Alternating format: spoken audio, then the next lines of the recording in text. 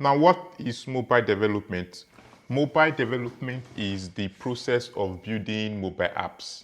Mobile apps are apps that you download from either the Google Play Store or the Apple iOS App Store. The example of mobile app are your Facebook app, your iOS app, your Twitter or your X, your TikTok mobile app, and other mobile apps right there. So what is Flutter?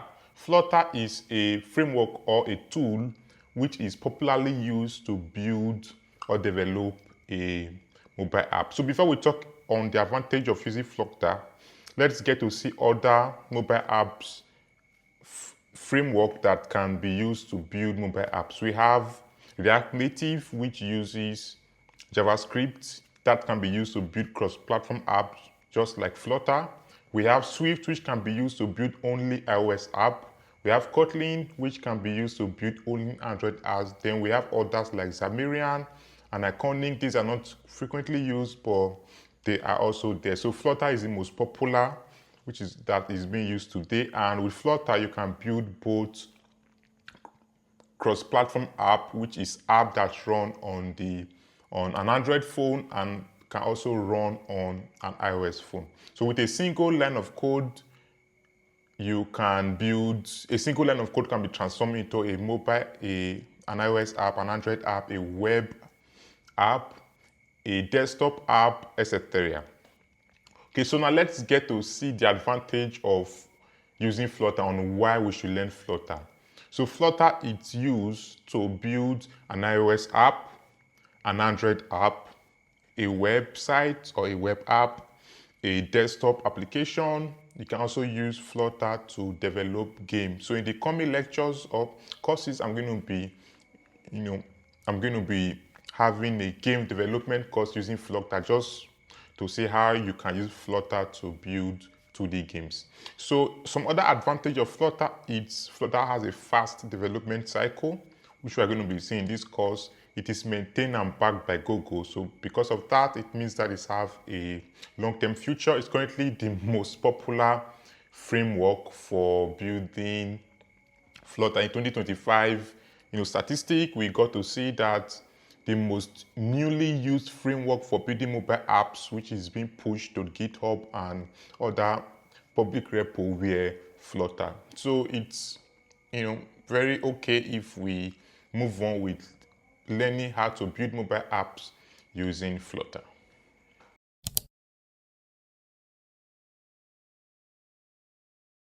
Now, what is a widget? In the course of this lecture, you're going to be hearing the word widget, used often. So what exactly is this all about? The widget is the building block of your Flutter application. So everything in Flutter, everything in a Flutter app, it's a widget. So right from your test feed, your button, your page, everything that you can see in a Flutter app, it's a widget. While a widget tree is a collection of widgets or a nested widget.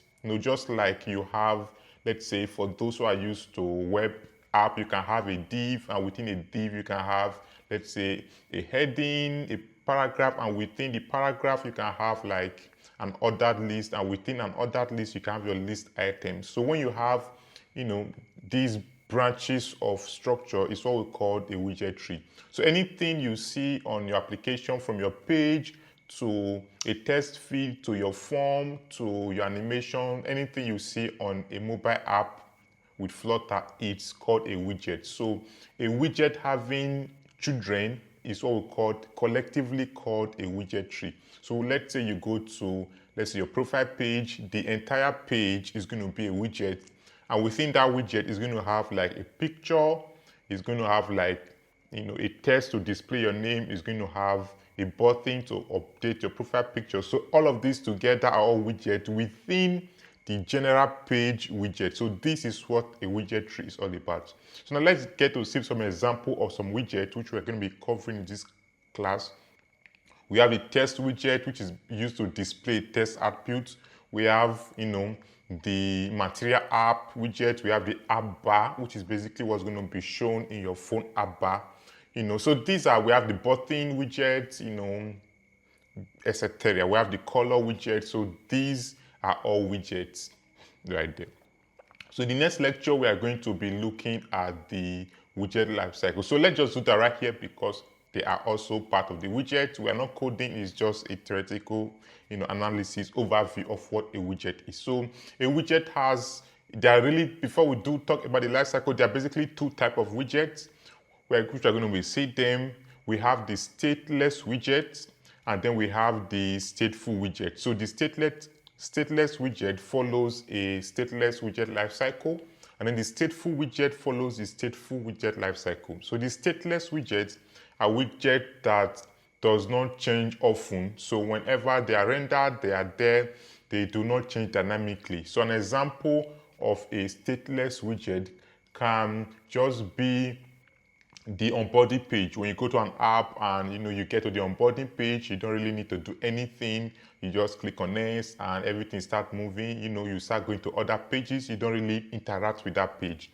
While stateful widgets are pages you interact with. For example, a login page where a user type in inputs, the app collects those inputs, send it back, get a response, return it back. So these pages where user interacts with are called they are built using stateful widget because there are going to be data, transfer. There's going to be data changes. We're going to be moving from different life cycle to another. So these are called stateful widgets. So stateless widgets do not change. They are widgets that are unchangeable.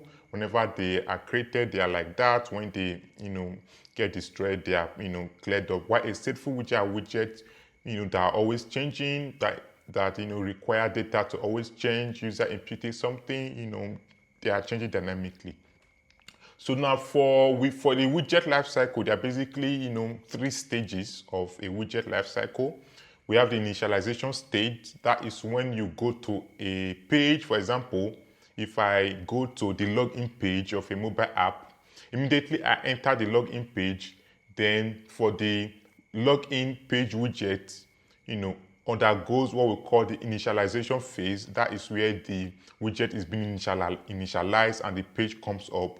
Then we have the updating phase when a user starts typing in his email, his password, then the widget undergoes the updating phase because right there, user is interacting with it and there's data changes. So that happened in the updating phase. Then when I submit or I click on the login button and then the login is successful and then I move to the home page, that login widget is going to undergo the termination phase because in that phase we are basically disposing that widget. We are completed the life cycle for that widget. We are done with the login page. We're now moving to the home page or the profile page. So that login page which we're exiting from them called the dispose function, which helps to terminate that widget. So we have the initialization phase, and in the initialization phase we have a method called init state, which is called, we're going to be looking at all of these. We have the updating phase where the set state is called. Then we have the termination phase where the dispose is called. Now take note that we have both the stateless and the stateful widget. So for the stateless widget do not undergo the updating phase because we do not have data interaction. So a stateless widget have just the initialization and then the termination phase. Let's say you have the onboarding phase where the user comes in, just click on next. Immediately you are leaving that widget, then it's being terminated. There's no updating phase right there. But for a stateful widget, like a login page, we have then the updating phase right here where the set state is called. So these are just the difference between a stateful and a stateless widget. We are going to head on to the next lecture and we are going to dive fully in.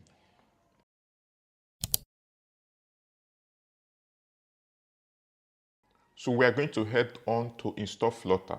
So first of all, I'm going to go to open my terminal up. For those who are using Mac, open your terminal, or if you have Git bash, open your Git bash, or open your command prompt, or open your PowerShell. And right there, just type in Flutter space -- version. This is going to help to check if you have Flutter installed. Click on enter. And if you have Flutter installed, it's going to tell you up right there that you have Flutter installed. So I have the latest version of Flutter installed right there, and we can see right here.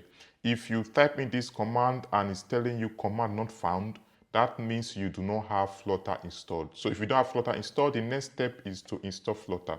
So I already have a link attached to this lecture where you can install Flutter based on your operating system. So for those who are Windows user, you're going to go through this link, which is already right there in the link within this lecture. Click on the link, follow the instruction right here to install Flutter on your Windows. For those who are Mac user, there's also another link for Mac users. Click on that, follow the instructions, and then this is going to help you install Flutter on your MacBook. For those who are very good at following documentation, so go to flutter.dev right here. This is the official documentation for Flutter. Click on get started right here. Then click on install Flutter the left right here. Click on install manually.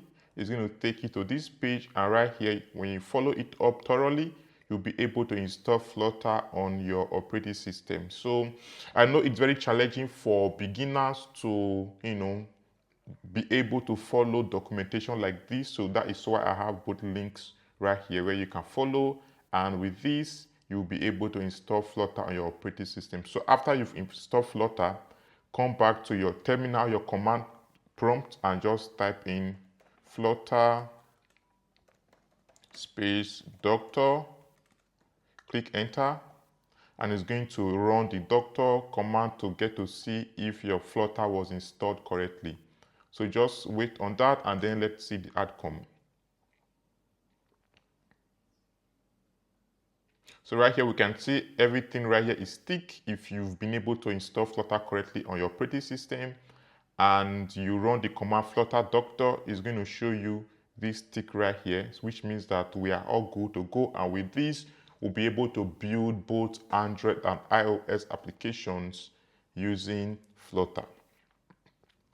So before we move on, we are going to get to see what the Flutter documentation is all about. So the flutter.dev is the official documentation for Flutter. So you can see right here when you go to docs, right here you can see, there are a lot of stuff right here. You can, get to see what widgets are right here. You can, there are a lot of stuff right here. This is the official documentation for Flutter, and they just basically tell you what a container is, those kind of stuff right there, right? Okay, then we also have the pub.dev. So this is the official repository for Flutter and Dart. So this contains the Flutter and Dart libraries or dependency, or you can call them packages that you can use on your application. So let's say, for example, I want to make a HTTP call in my Flutter app and I do not have that dependency. So I can come right here and just search HTTP right here, click enter. And then it's going to show me this right here. Click on that. And then it's going to show me an example of, how to, make use of this dependency. Then if I click on installing right here, it's going to tell me that to add this library to my Flutter app, I need to run either this command or this command right here, or I can go to my dependency and just add this up right here. So yeah, so that's what this pub.dev is all about, and that's what the Flutter docs right here is all about. So we're going to be making use of this we're just going to be following these up so we can get acquainted with them in the course of the lesson. So see you in the next lecture.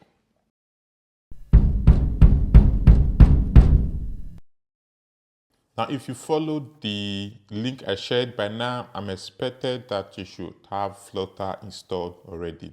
So also by now, you should have your Android Studio installed and then your Visual Studio Code installed. So we're going to be writing our code using a Visual Studio Code. If peradventure you don't have it installed, you can come to your browser and search for Visual Studio Code. And when you click on that, you're going to download the studio for your operating system. For me, I already have it up. So we're going to head on to create our Flutter app. So when you go to the documentation, which is doc.flutter.dev, you go to the resource, and within there, you go to the reference, you're going to just see the create a new app right there. And this is the command which we'll be using to create a new app. So I'm going to open my terminal, or it can be your command prompt, your, whatever you're using, your git bash, either of them is fine. I'm going to open that. I'm first of all going to be creating this project in my own directory. So I'm just going to create a different directory right here, call it Flutter projects. You can use an existing directory you have. If you want to create a new folder right there, you can just do that right there. Or if you don't want to use the command right here, you can come to your, open your finder or your folders right here. Just, you can create a new folder right there, or you can, just do what you want to do right there. So I'm going to come right here. This directory has been created. I'm going to seed into that directory right there. Like so, I'm going to be creating my project right there. So this is the directory right here, and the project is going to be up right there. So to do that, I'm going to be using the command flutter space create. Then I'm going to pass in a project name. For me, I'm just going to call this Flutter. Let me just say, you can be Flutter, you can say underscore. Let me just say app or something like that. So if you come back right here, we can see this. You use the Flutter, create, then your app name. If your app name it's like more than one word, you can use an underscore right there. So do something like this and just hit on enter. And we're just going to wait for this to bootstrap our app for us. We can see this has been created for me. We are being told to cd into the folder and then run this command right here to run the app. So I'm going to do this with my Visual Studio Code. So if I go to the project right here, we can see a folder Flutter app has been created for me, and these are the files we have right here. So I'm going to go to my Visual Studio Code, pull it up. I'm going to come right here to open my folder right there. So if you just open it up, it's going to be like this. Come to the left, click on open folder like so. And then try to go to where the project was created at, click on open, and it's going to open in a place like this right there. You can probably get rid of this if you don't want it to be. So these are all the files we have right here, and this is the next lecture. I'm going to be explaining each of the files we have right here.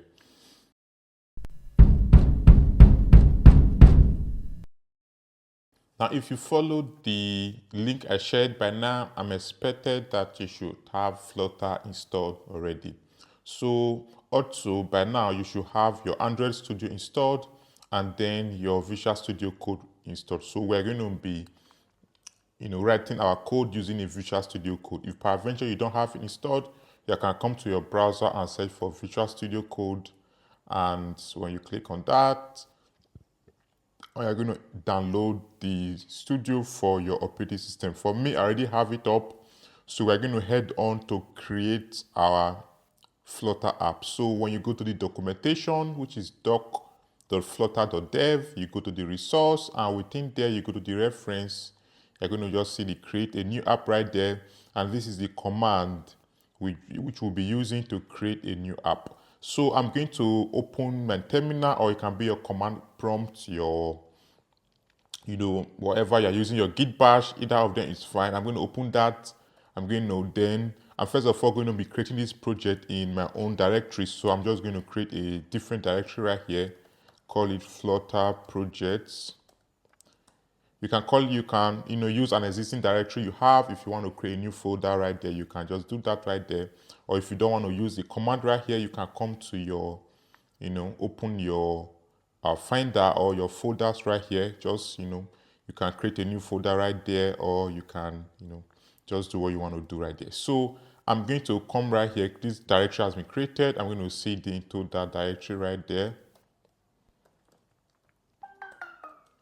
Like so, I'm going to be creating my project right there. So this is the directory right here, and the project is going to be up right there. So to do that, I'm going to be using the command flutter space create. Then I'm going to pass in a project name. For me, I'm just going to call this Flutter. Let me just say, you can be Flutter, you can say underscore. let me just say app or something like that. So if we come back right here, we can see this. You use the Flutter, create then your app name. If your app name it's like more than one word, you can use an underscore right there. So do something like this and just hit on enter. And we're just going to wait for this to bootstrap our app for us. We can see this has been created for me. We are being told to cd into the folder and then run this command right here to run the app. So I'm going to do this with my Visual Studio Code. So if I go to the project right here, we can see a folder Flutter app has been created for me, and these are the files we have right here. So I'm going to go to my Visual Studio Code, pull it up. I'm going to come right here to open my folder right there. So if you just open it up, it's going to be like this. Come to the left, click on open folder like so, and then try to go to where the project was created at. Click on open, and it's going to open in a place like this right there. You can probably get rid of this if you don't want it to be. So these are all the files we have right here, and this is the next lecture. I'm going to be explaining each of the files we have right here.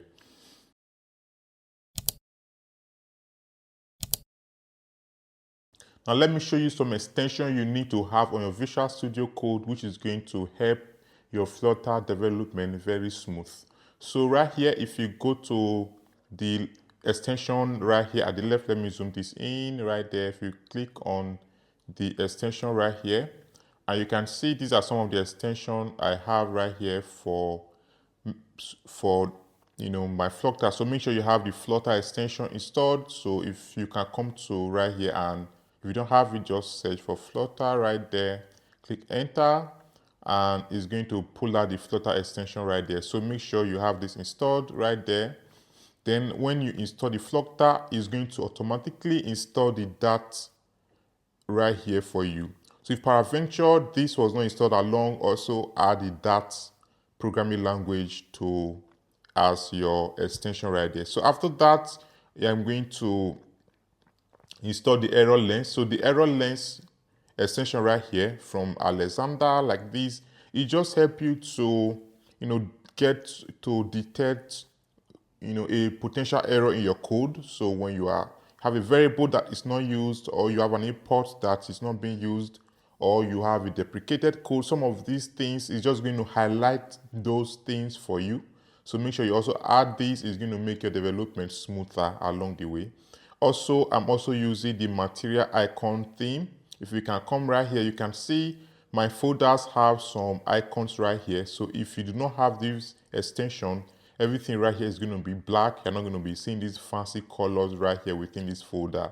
So this material icon theme is what is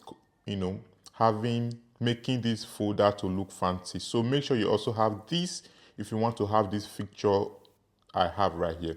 In addition, if you have done that and you want to use the theme I'm using in my editor, you can also add the Learn with Summit theme right here. So this is the theme I'm using for my Visual Studio Code. That's why my code is having this kind of color. So if you want to have exactly the same theme I'm using, you can add that. But if you don't want, you can use whatever theme you want on your editor. But make sure you have the Flutter extension added, the Dart added, the error lens right here, and then the material icon theme right here, which is going to help your folder have these icons right here. So these are the extensions you should add at your end, and we are going to see you in the next lecture.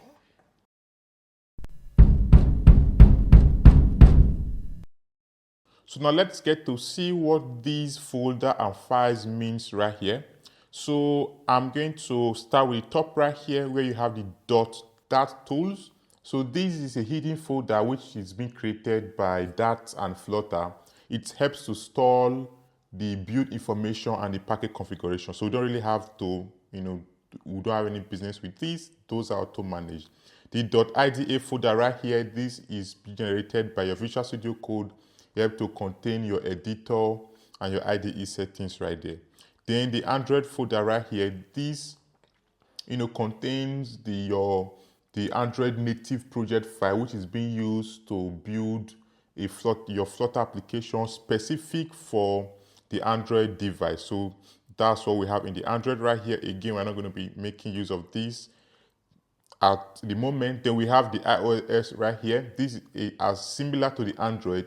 It contains the iOS native project file, which is used to build an app for the iOS environment. So if there's some specific information you want to like alter, for an iOS device, you can come within this folder and probably have them up right there.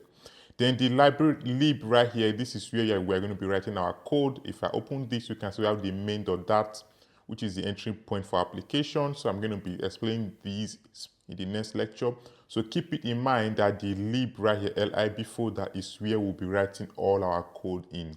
Moving down, we have the Linux folder right here. Again, similar to the iOS and the Android, it contains the Linux project file, which is used to build your application for a Linux desktop app. The same thing with the Mac OS. This is specific for a Mac, for an application that runs on a MacBook. Also right here, we have the test right here. It basically contains our unit test, which we used. It has a test file right here. You can add a lot of test file if you want to test your widget art, you want to write test, you want to write an end-to-end test, just to test application. So this is where that is being written at right here in this folder.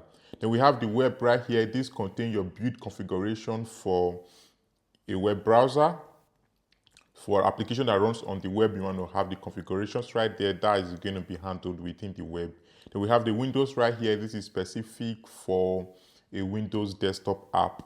Then we have the .git ignore. We are very familiar with this. This tells the Git which file or folder not to keep track on. Then we have the .metadata. This helps to track the Flutter project version and setting. It tells Flutter, to upgrade, or migrate the project. It just contains project version for the settings of the project version for your Flutter app right there. Again, we don't really need to deal with that. Then we have the analysis options.yaml file. So what this does is this set, it tells the DAT how to, set the linked rules, such as if you have a warning in your DAT code, if you have an error in your DAT code, it just helps to enforce those kind of strict coding rules within your DAT programming language. Again, we don't really need to deal with that. They have the Flutter app.im file. So this Flutter app is going to be your project name right here. So whatever you name the project, then when you say .iml, it's going to have that file. So what this does is it basically just contains the modules. It tells your IDE, which, how are your modules structured? So what modules do you have in your application? So that's basically what we have right here. We can see it's telling us that we have the library right here, which is the source folder right here. We have the library module, the test module, the .ida, the build right here. So, that's what this is. Again, we don't really have business with that. Then we have the pop spec log file. So this helps to track, the dependencies version we've installed in our application. Again, we don't really need to have a business with that. Then moving down, we have the pop spec.yaml. So what this does is it tells our app, it helps to keep track of our app, the dependency we have. If you are adding a new dependency, you just come right here, and that's going to be registered right here. If you want to add an image, a static file, you're just going to register that right here. So this is where we register, what the file contains our app name, description, if we are publishing to dev. If you have a new dependency you have added, you come right here to register it right there, so that it can be then re-updated and reloaded in your application. So we're going to be working with this along. Whenever we have a new asset being added, we're just going to register it right here. Whenever we have a new dependency, let's say we want to make a HTTP call, we're just going to come right here, register the HTTP right within the dependency right here. If you want to, let's say, add a state management like a provider, you want to use, block, those kind of stuff, you just come right here and register. So any new library or new dependency you want to use on your application, this is where you come to register it, okay? So also, if I run my app, I'm going to be seeing a build file right here. So let's just try that out. So right here, if you've installed your Flutter correctly, you're just going to come right here with your Visual Studio Code. Down right here, you're going to see the no device right there. So just click on that and then select a device right here. So for me, I'm just going to select, let's say, Pixel 5. I already have the emulator set up. So if you do not have it set up, when you follow the tutorial link that was shared in when installing, you're going to be able to install your app. So I'm just going to open my simulator up right here, or an emulator right here. And then as that is coming up, I'm going to go to the lib folder right here. I'm going to go to the main.dat again. The main.dat is the entry file, or is the entry point for our dat application. So for whatever, when we are building complex app, whatever kind of app we are building, this is where the app is run right here. So you can see right here, we have the main right here. This is where the app is run. In the meantime, we have a lot of things right here. So just ignore this right here. I'm going to be explaining this the next lecture, what they are. For now, just assume you are not, see anything, right? Just know that the main.dat file right here is the entry point of our app. And if you want to run your file at the right here, you're going to see a plus right here. Just click on that plus right there, and it's going to start to run your app right there. So it's going to start to run that. Make sure you selected your emulator right there, and then just wait for your app to be launched properly. So because I'm launching this for the first time, it's going to take in some time for our app to launch. So let's just wait and then see what comes up.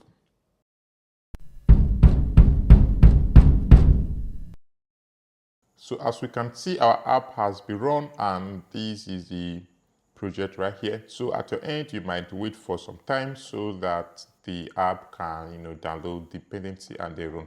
Alternatively, you can, if you don't want to run using this icon right here, you can come to your terminal right there within your project. You can pull up your terminal right there. Let me just pull this up. You can pull up your terminal. Let me get this away. You can bring up your terminal right there. Make sure you're in the root of your project. When you type in ls like so, you are going to see all the file. Make sure you're in the root of your project right here, and then you can just run Flutter. As we can see right here, you can run the command Flutter run. If you do Flutter run, you click next, enter. That's going to also run your project right there. So when your project is up right here, let me move this. Let me just get this a little bit up right here. When your app has successfully been run right there, you're going to be seeing it right here, and at the top, you're going to see something like this right here. You're going to see something like this right here. So what this does is that with this, you can, when you click on this right here, that's going to hot reload. So what that means is that if there is a change in your UI, you can click on hot reload. That's just going to reload the changes in your UI without rebuilding your entire application. So what this other one right here is to restart your application. You click on that, it's going to just restart your application. So most of the time, you're going to be using this to restart when, let's say, you made a change in you added a new class right there. Let's say you have added a new class, you had a major change in your main, you had a new widget, a major new class widget. You made a change in your pub spec right here. Let's say you added a new dependency and you've downloaded it. So you just need to click on this to restart, which is going to rebuild from the cache right there and display it right here. But when you make a little change to your UI, you just need to click on this fire button right here, which is going to hot load the changes right there. So that is it. Also, if you come to the left right here, you can see that when we started our app, we got a new folder called build right here, which was added. So what this folder does contain is, it contains all the build file of our app. It bundles all the build file within this build, and these are the files that are being executed right there. Okay, so now this is the app right here. When you click on plus, it's just going to keep incrementing the button right here. You can see right there, if I click on this right there, it's going to hot reload, and we can see the state is being preserved. Also, when you hot reload your application, it does not change the state. So that was what I was trying to say, that the state it's preserved. When you restart right here, when you click on this to restart, it's going to destroy the state and restart everything up right here. So let's just watch and see. And should be expecting this to start counting from 0 when it has been fully restarted. Okay, so those are the difference between you restarting your app right here and then you hot reloading. So I think this is just going to take some time. It's trying to restart. Let's just wait for that, and do that again. You can see that has been restarted and everything is now 0 right here. Okay. All right, now, so as we said, the main dot, that is the entry point of your application, and right here, you're going to see a bunch of stuff which you're not familiar with, so we don't really need to bother about that. I love things right here, and just some kind of stuff that are a little bit confusing, so I'm just going to have a little bit of explanation, get rid of everything, and then we're going to start from absolute scratch, and we're going to teach everything right here. So what we can see right here is we have a stateless widget right here, which is basically the home page right here, which is my app right there. And then this stateless widget has the build method. What the build does is, the build method is coming from the stateless widget right here. When I click on the stateless widget right there, let me click on it, it's going to open it up, and we have different, methods right there. We also have, here is where the build method is coming from. Okay, so let me just push this up, and that is why we are overriding the build method right here. So when you see override right here, this method is coming from this stateless widget, which we are extending right there. Okay, so the build method, it helps us to build our UI. So it just helps us to build our UI with this data right here. We can see right here, we have the title right there, we have the theme, and the theme is currently purple. If I want to change it, I can just change it to green like that. And when I do that and I hot reload, you know what, before I do that, let me shift this a bit so we can have this displayed. Let me shift this up. Let me reduce the size of this a bit. Let me see if I can do that. Let me reduce the size a bit. Okay, not that one. I think this is our project right here. Okay, let me check if I can reduce the size of this app. Okay, that's really okay. I think I'm just going to do that when I'm done with this lecture, so we'll not waste time. All right. Okay, so let me just maximize this so we can see right here. Okay, so we can see right here, this is the entry point, the main, and when the app is run, it's going to run this class called my app.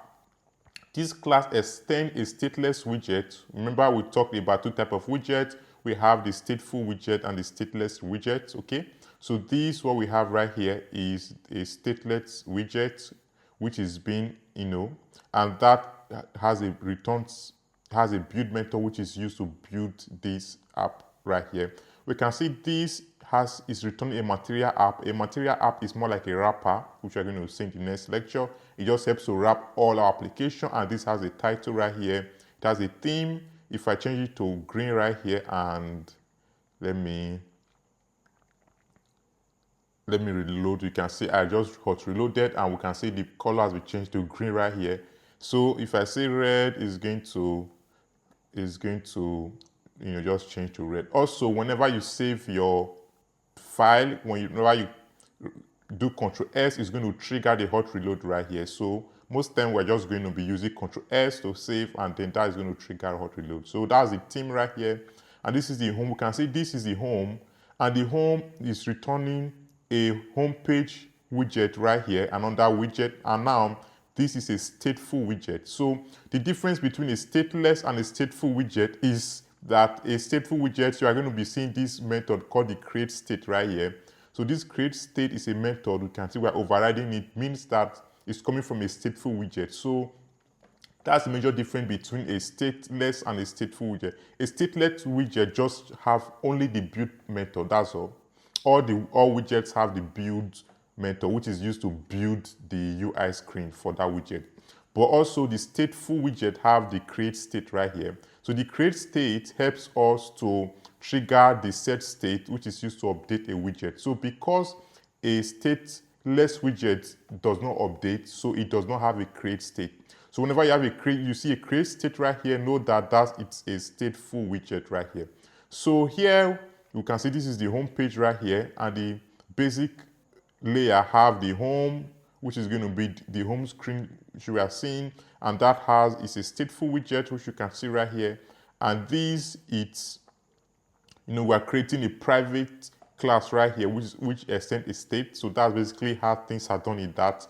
When you have say an underscore first, which means that that class or that method is a private method and is going to be usable only within the scope of this feed right here of this file. Okay, so this is just to increment the button, and this is the build to build, and we have the app bar, which is what we have right here. We have the body, has a center widget and all kind of stuff right there. We have a floating button right here, which is this right here, and all of that. So I'm just going to get rid of this, and we're going to start explaining this. We're going to start building this from scratch. So I'm going to just get rid of everything right here, get rid of everything, and in the next lecture we're going to start everything from scratch. I'm going to be teaching you step by step on what you need to do. So if you want to stop your application, you're going to see this big red stop right here. Just click on that, and that's going to stop your app, and that's going to be it.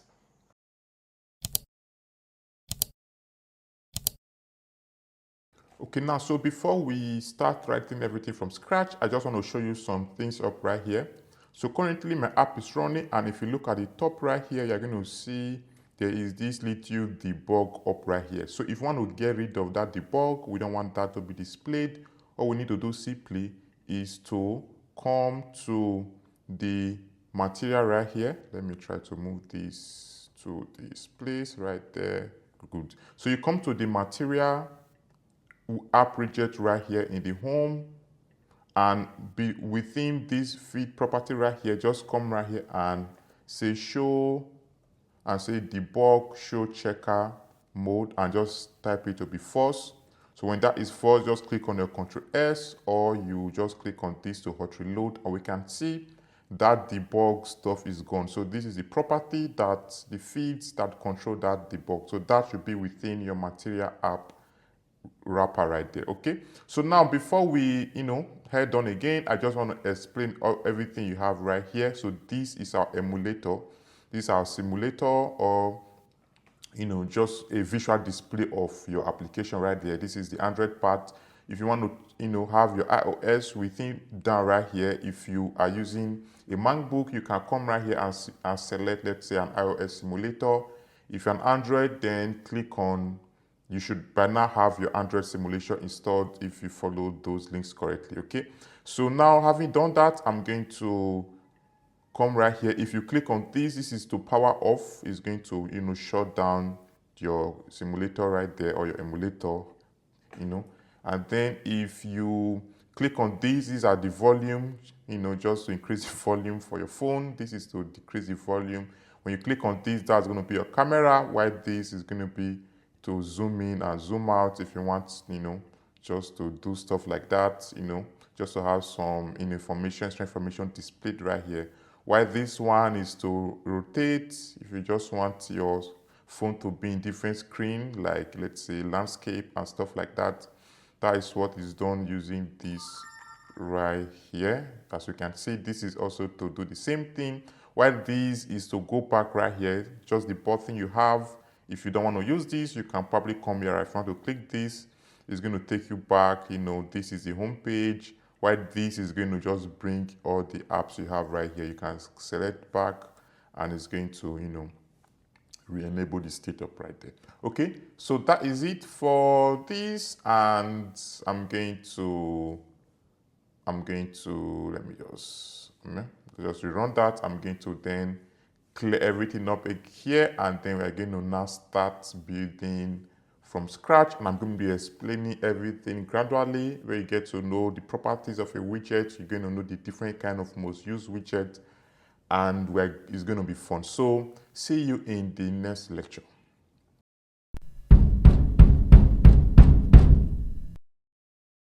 Okay, so before we start to write everything afresh, I'm just going to quickly explain what these, start debug right here, and then start run without debug is all about in this drop down right here when you want to start your app. So let's say you want to track each line of code. You want to know you want to add breakpoint to your code and want to see which code is being executed and where has the code gotten. So you can probably do that by coming right here and just click add breakpoint. You can add a breakpoint here. I can add right here. I can add right here. I can add right here. I can, let's say, come right here, have a breakpoint right there. I can probably have right here, probably let's say have right here, and let's just say have right here. Like that. And you have this already, so you can come right here and just say start debugging. When you click on that, it's going to enable you to start moving from line of code to line of code, so you can get to see the exact point of execution of this code. So this is very helpful when you want to when you probably have a large applications and you want to track where an error is coming from, and you just want to get to see that. So this can be one way to do that. And I just restarted my app, so let's just wait for it to come up and we're going to test it out. Okay, so right now our app is started and we can see our breakpoint are still there. So right here is going to try to come up and you can see the code is currently right here. It's about to execute the run app right here. So at the top right here, I can decide to click on this right here to step over, which is going to move the cursor to the next part, or I can click on this to step into. This is going to help me to move, to the next flow. So let me just click on that. You can see that has moved right here. If I click on it, we can see this is where the code has gotten to. This is where it's currently being executed. I click on that. It has gotten to this part right here. It's been executed. Click on that. So we can begin to do that, and we can see how the codes are being executed and the different parts of the codes of the different lines that are being executed at different point in time. So that's the essence of that. So I'm just going to stop it up right there, and then I can just run without debug, and with that it's not going to keep track of all this stuff right here. So I can simply double click to get rid of these stuffs right here. Okay, again, I'm just going to quickly let you guys know what the pump spec is all about. So this is the pump spec, and this basically contains the information and dependencies we have for our application. So you can see right here, this is the name, the description.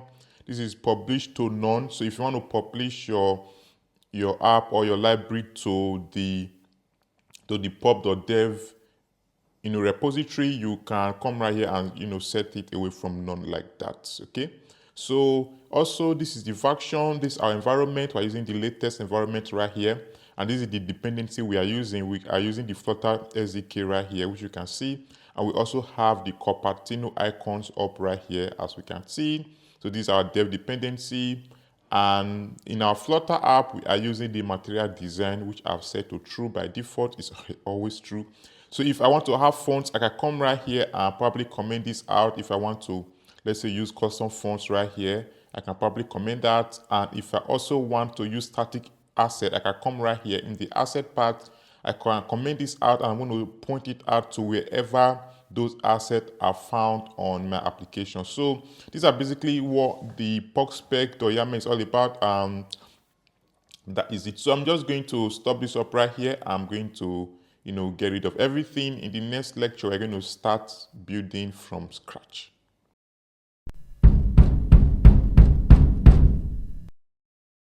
So let's start everything up. I'm just going to Control A and delete everything right there, and I'm just going to start everything from scratch. So first we need to have our main method, which is going to be the entry point. So that's going to be void main, like so, and like this. And I'm going to then come within the main method to have my run app, like so, and I want to run my app, so I can call it anything. So let me just call it my app like that, and then I'm going to invoke it. So we can see right here, as I type in the run app, it imported the material dart for me. So these material dart right here, it's where our widgets are coming from. So all our widgets are coming from the material app right there. So now let's create this widget right here. So moving down, I'm just going to use the shortcut STL. So STL means stateless widget. If you want to have a stateful widget, you can just move your icon down like so and select the stateful widget right there. Okay, so I'm going to be using a stateless widget. I'm just going to call this my app like so, and that's going to be my app right there. And if I come right here and just click on run like those, so let's see what's going to happen right here in the screen. I'm going to be expecting a placeholder, which you can see right here, which is just like a blank kind of empty screen right there. So let's just wait and see what's going to happen. Now, before that is going, as we rightly said, the main dot is the entry point for our application. So as we can see right here, this is the entry point. So this is where all our app is run from. So if you have, let's say, a different kind of file right there, that's not going to be the entry point. So this is going to be it. So let me wait for that to run and let's see the outcome.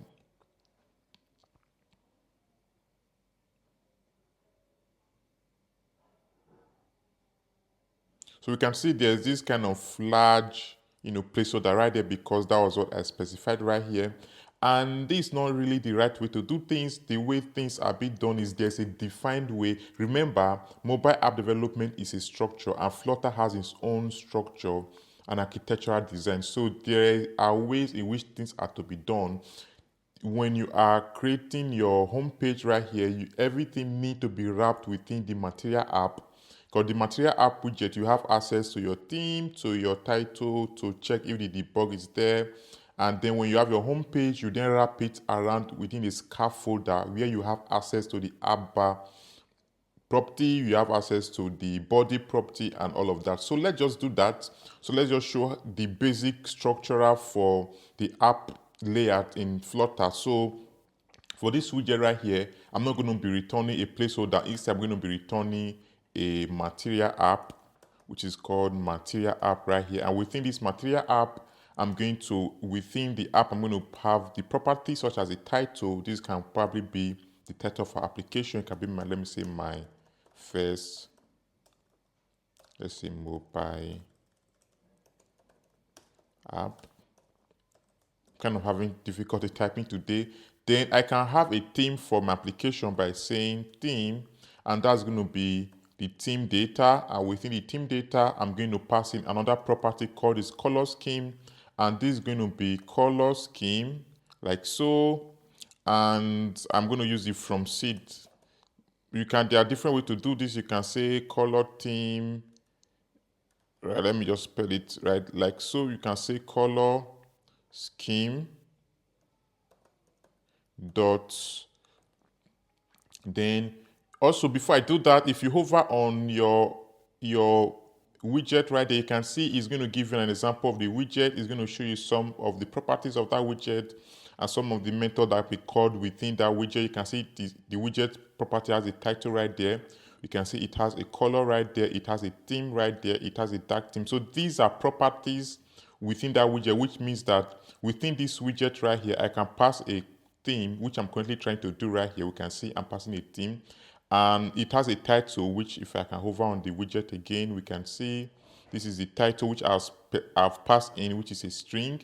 It is expected to pass a color. You can pass a color if you want to. You can pass a dark theme, which you're going to probably just be doing. You can also pass, these are different feeds. You can pass the show debug material grid, which was what we probably did, or show debug banner, which is this like this. You can set all these feeds up right there. So if you're having difficulty, trying to know what a widget does, hover upon it with your cursor, and you're going to see the feeds and properties that can be passed to that widget. Okay, so now we're passing a title, we are passing in a theme, and if I hover on this color theme right here, we can see if I hold the file on that, it's going to show me some information about that theme like that. Okay, and when you say a dot, it's going to show you it's going to give you access to different methods that can be invoked on that property right there. So you can see if I say dot, I can get a dark, I can get a from seed, I can get me from swapped, I can get high contrast dark. So let's just use the from seed first of all. And by default, I need to pass in a seed color, and for this I can say colors right dot, let me just say use deep blue like so, right? So we can see like that, that's going to be our theme. And if you want to pass in a color, you don't just say blue, you have to say colors dot, right? So that's how things are done in Flutter.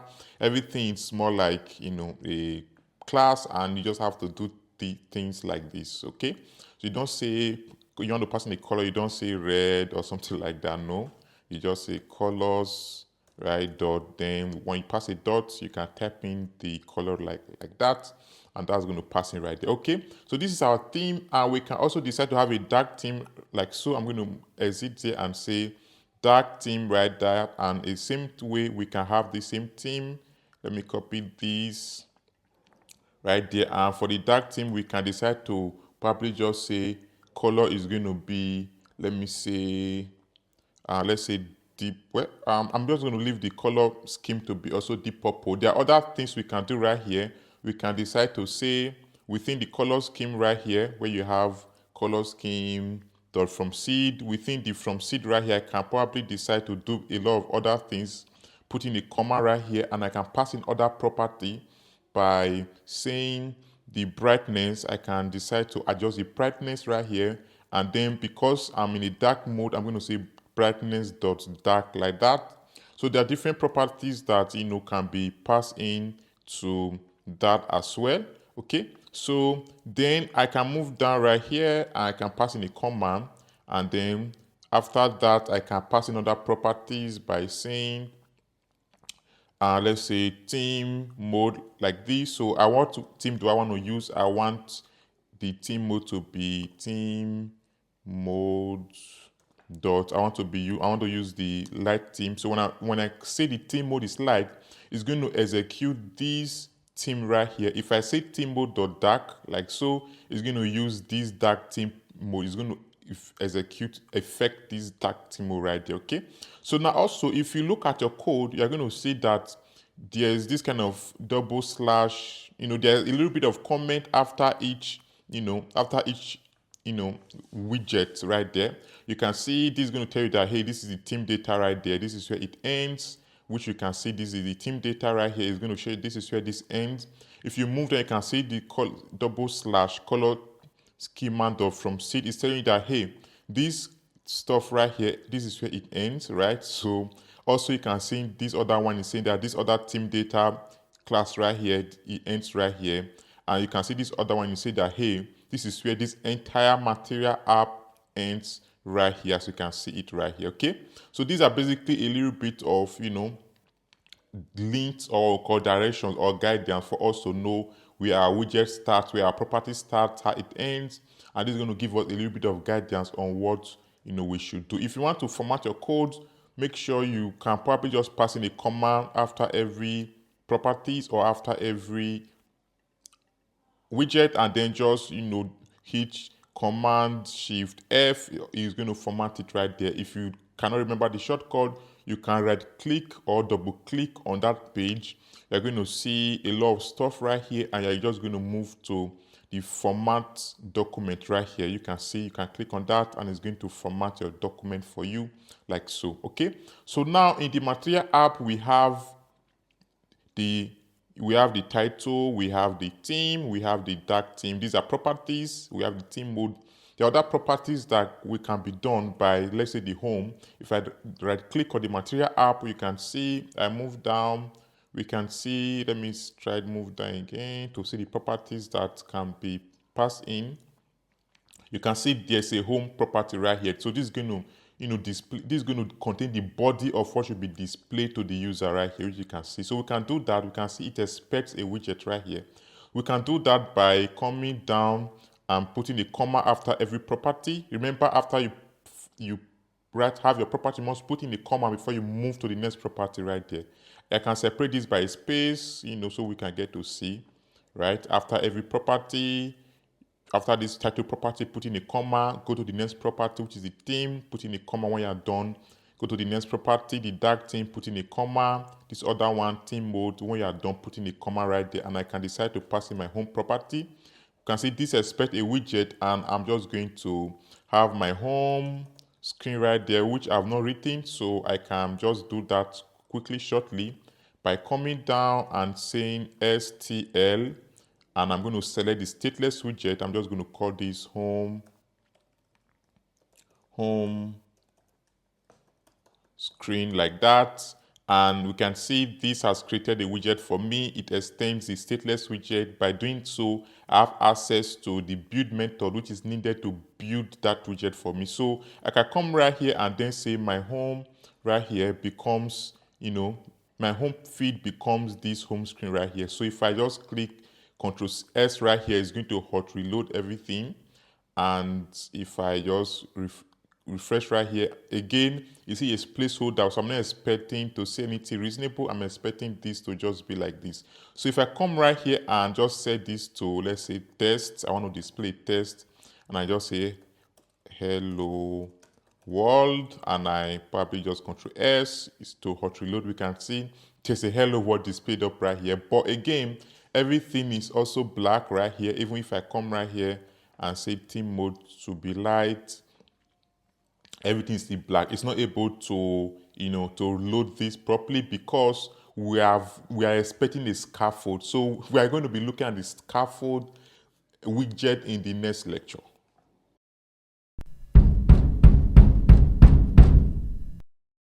This course is available on Udemy and other complex courses with projects all are available on Udemy, link below. So click on the link, enroll right there, and I'm going to catch you up. So let's continue. So now let's get to look at the scaffold widget. So as we said earlier in the last lecture, the Material App, which you can see right here, is the wrapper for our entire application. So all our entire application, including the home screen right here, they are all going to be wrapped by the Material App. Here we have access to the title, the theme, and some other properties right there. So now let's get to see the scaffold, which is a generic wrapper for all our pages. So the Flutter is expecting you to have a scaffold which is going to help him display your content correctly. A scaffold have different property like the app bar, the body, the bottom navigation, all of that. So a scaffold is a very important widget in Flutter. So let's get to see. You're going to be getting used to it all the time. So come right here. So I'm going to return a scaffold like that, SCA scaffold widget like that.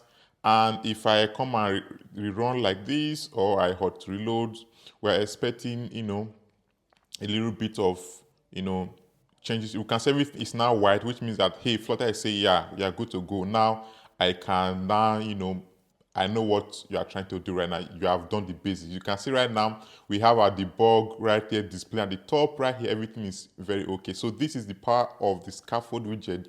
It's very cool and is the basic building block for structuring your Flutter application. So right now, I may want to get rid of this. Debug right there by coming to the Material App right here, adding a property called debug. Debug show material banner. I'm just going to call it first right there. Ctrl S to save. It's going to remove that debug right there. So I'm going to go. Okay. So now within this scaffold, I'm going to, head on to, if I hover on it, we can see we have different properties like app bar right here, which we can use, the body, the floating action button. There are different properties right here, which are very cool. And these are basically widget. You can see this is a widget. Everything is a body, is a widget. Floating action body is a widget. So all these are the properties that are expected right here to be used within the scaffold. So the scaffold is a very important widget which is used to build the body structure for our app. Okay, so now before I do that, you can see right here there's what we call the build context. So what exactly is this right here? So the build context, if I click on that right here, you can see this is the build context. This is where it's coming from. And it contains a lot of stuff right here, get mounted, get owner, the widget. There are a lot of information right here, within that right there. So what does it do and what it's all about? So the build context, or which basically the application context, contain the information for that widget or for that page or for that screen or for that app. So it basically contains, the information that we need, right? So we're going to be seeing how to use this context right here to get the theme color right here. Remember, the theme color was defined in the Material App right here, and now the home screen is within the home right here. So we're going to be using the context to have access to this theme color right here. So that's basically what the context is. It contains information needed for that widget or for that page. Okay. So now within the scaffold, I'm going to do, just start doing some stuff, and I'm going to first of all have the app bar. So open that. I'm just going to say app bar right here. We want to have our app bar display at the top, and that's going to be a type app bar. And within that app bar is going to have its own property, which is the title, right? And the title, if I say title, and if I do that, I want to show you guys something. If I say title, we can see if you say if you start typing, it's going to show you the data type for that. We can see it's saying that, hey, this title is going to expect a widget. So be very careful what you want to, the data type you are passing. So it's expecting a widget right here. Okay, so when I say title, and then I'm going to pass in the widget. So let me pass in the test widget right here because I want to display a simple test. So that's going to be the test widget right here. So this is basically how to display test in Flutter. If you want to display something rapid within a test right here, I'm just going to call this, let me just say, my first mobile app, like so. That's going to be the title right there. So if I, Control S right here is going to hot reload, and we can see we have our, test display. That's our app bar right there. So we can do a lot of stuff. We can decide to say, center title to be true. Control F save, and it's going to push this to the middle right there. So there are a lot of things we can do right here, and we can decide to have a background color for the app bar, so we can differentiate it from others by saying background color, and then this is expecting a color, so I can decide to say color I can decide to say colors dot, let me say amber, or I don't know, you can just say red like that. And if I Control S, we can see I'm expecting a red back. You can see there's a red background color right here in my app bar. But I want to get the background color from this theme data right here using the context. So I can do that by saying theme right dot of, I'm going to pass in the context right here. So I have access to the application context right here, and then I'm going to say dot color, where is it, dot color scheme is going to have access to this color scheme right here, which we can see right here, to this color scheme right. You can see the color scheme right of the theme. You have access to this color scheme right here from the context, right? Okay, and then I'm going to now say dot primary color. Should this say primary color? Let me just say primary container like that. And then if I Control S to save, it's going to hot reload, and then I'm going to expect this. You can see this has now been changed to the theme color, right, which is like a deep blue kind of stuff like that, right? Deep blue light, okay? So that is it. And if I come right here to change the theme color to a dark, and I Control S, we can see my body is now black right here, which means that the dark theme color has been affected on my body like that. So let's take it back to the light, and then let's head on with our development. Okay, so now this is the app bar right here. We've set our background column. We can decide to pass other items within our app bar right there by using the other feeds within the app bar. There's a property called actions like that. This is an array. It expects an array of items, so I can decide to pass in the icons at the top right there. So I'm just going to start by having the icons. Let me just say icon button like that, and then it is expecting a method right here. So let me just make this an empty method right there, and the icon to be displayed is going to be icon, and then I'm going to say icons dot, I want to have, let's say, the search icon like that. If I Control save, I'm expecting a search. You can see there's a search icon right there in my emulator right there. So you can put in the comma right there, right? Put in the comma. I want to have multiple icons. So because it's an array, I can probably have multiple icons. I can have, like, let's say, a menu kind of icon by saying icons dot more. Let me say that should be more underscore vet, yeah. And then the other one I can probably just say maybe dot person like that. I don't know. Let's say percentage or something. Control S. And we can see there are different icons right here. We can see them up right here. So I can just get rid of this last one. I don't really need that. And that's going to be it. Okay. So you can see right here, if I hot reload, we can see there probably there are not enough space right there. So there's another widget which is just going to help us to have an empty space. It's called size bus, like so. So when you pass a size bus, you can just pass in a width of the space you want. Let's say 30. Control S is just going to, if I put this within this place right here, let's do that, passing your comma right there, Control S. You can see it added some extra space right here within the first icon and the second icon. So this is a way for you to just add some empty space right there in your app. So I'm just going to be adding some comments right there so that when you can see the code right there, you can get to know what it's doing right there. So we can decide to add a last, icon by just saying icon like that. A different way to add icon by saying icons. By saying icons dot, let's just say account cycle like that. And then if I just put in a comma right, if I save, you can see I'm expecting this profile page right there, profile icon. So let me just make this 20 to be a little bit, to be spaced to be a little bit smaller like that. So here we can see this icon, right, can also have other properties. So you can decide, you can specify the size of this icon. Let me hover on it right there. If you hover on it, you can see these are the different properties. You can pass in the size, the fill, the weight, the grade, the color of the icon. You can do a lot of things, right? So just put in the comma right here, and then let's pass in other property like the size right there. I can make the size 28. Put in a comma, I can just say, let's say the color. I want the color icon to be, let's just say gray. I don't know if that's going to be okay. I can say colors, right, dot gray. Remember when we let me just use green. When we want to pass in a color, you say colors dot to access the color right here. So Control S like that, and we can say the color of that person is not green. So let me just make it gray to be a little bit, a little bit better like that. And we can see right here it's not gray. So this is a little bit, let me just make this 10 to be a little bit close right here. Okay, so these are basically some of the, this is the app bar. You have, we have the title, we can set up the title, we can style it, we have the background color, we have our actions, which are basically linked list of stuff right here. And each of these actions can either be you can have an icon button or an icon, and they can have methods right there.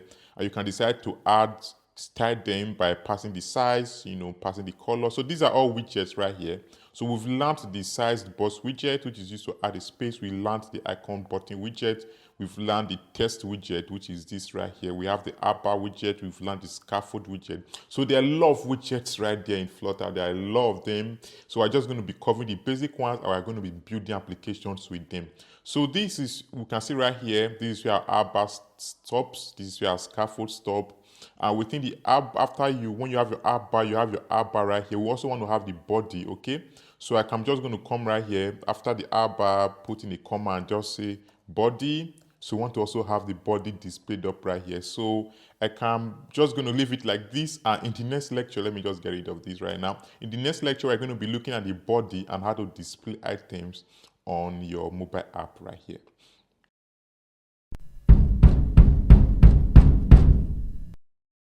Okay, so now let's look at the body property of the app, of the scaffold, right? So we can see this scaffold, and what we discussed in the last lecture was the app bar properties of the scaffold, where we talk about the app bar, which is the top navigation bar. You can have different properties like the title. You can pass in actions where you have like, different buttons line up right there, etc., background color and all of that. So in this course, in this lecture, we're going to be looking at the body property of the scaffold, which is going to help us to display content right here within the body.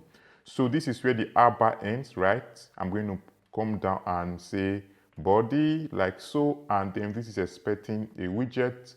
This is expecting a widget. So I'm just going to wrap this, use the center like so. There's a center widget right there, and within that widget, let me just move this up and zoom this a bit in right there. Let me just try to make it a little bit handy. Okay, now this is the center widget right here. If I hover on it, you can see these are what it means. The center widget, these are the properties of the center widget. It can take in a key, it can take in a child, it can take in a width and a height. These are factor, and these are the data type. A child is a widget, a height factor is a double like so. Okay, so I'm just going to pass in the child right here, and the child is a widget, and we're just going to use the text widget like so. And what text do I want to display? I want to display, let's just say hello world, something like that, and let's just do something like that, right? Okay, so that is it. If I click on this to hot reload or Ctrl S to load, and we can see right here we have hello world displayed up right here. We can add styling to this widget. So let me click on the test widget. You can see the test widget have different property. We have the style right here where we can add our style. We can have the software app, we can have the overflow, mask line, and different properties right there. We can even have the color and all of that. So let's make use of the style. We want to style the properties, the test of this widget. So put in a comma right there, right? So when you put in a comma like that, you can hit enter, so everything will be on the next line. Let me just hit enter right there to arrange everything on the next line like that. Okay, okay. Now I'm going to pass in a style. I want to style the property of this.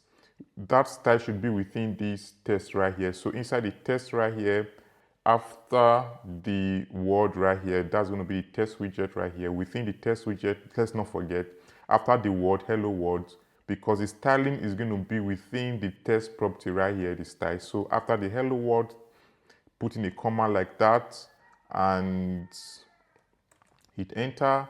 And then I'm going to say, let's say style like that, and that's going to be a test style. First of all, let me even show you guys something.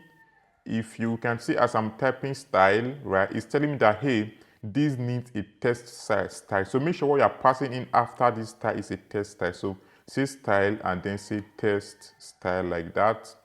And what do I want to do? If I hover on the test style again, it's going to give me properties again, such as the color, the font size. So these are basically, you know, with this right here, you can basically just hover and know what to do next, okay? So let's move the test style. Let me pass in a font weight like that. I want this to a little bit be you know, bold. Let me make it 24 and then put in a comma, and then let me, that should be font size, not font weight, font size like that, which is a double. It can be 24.0 or, you know, 24 is going to be converted to a double.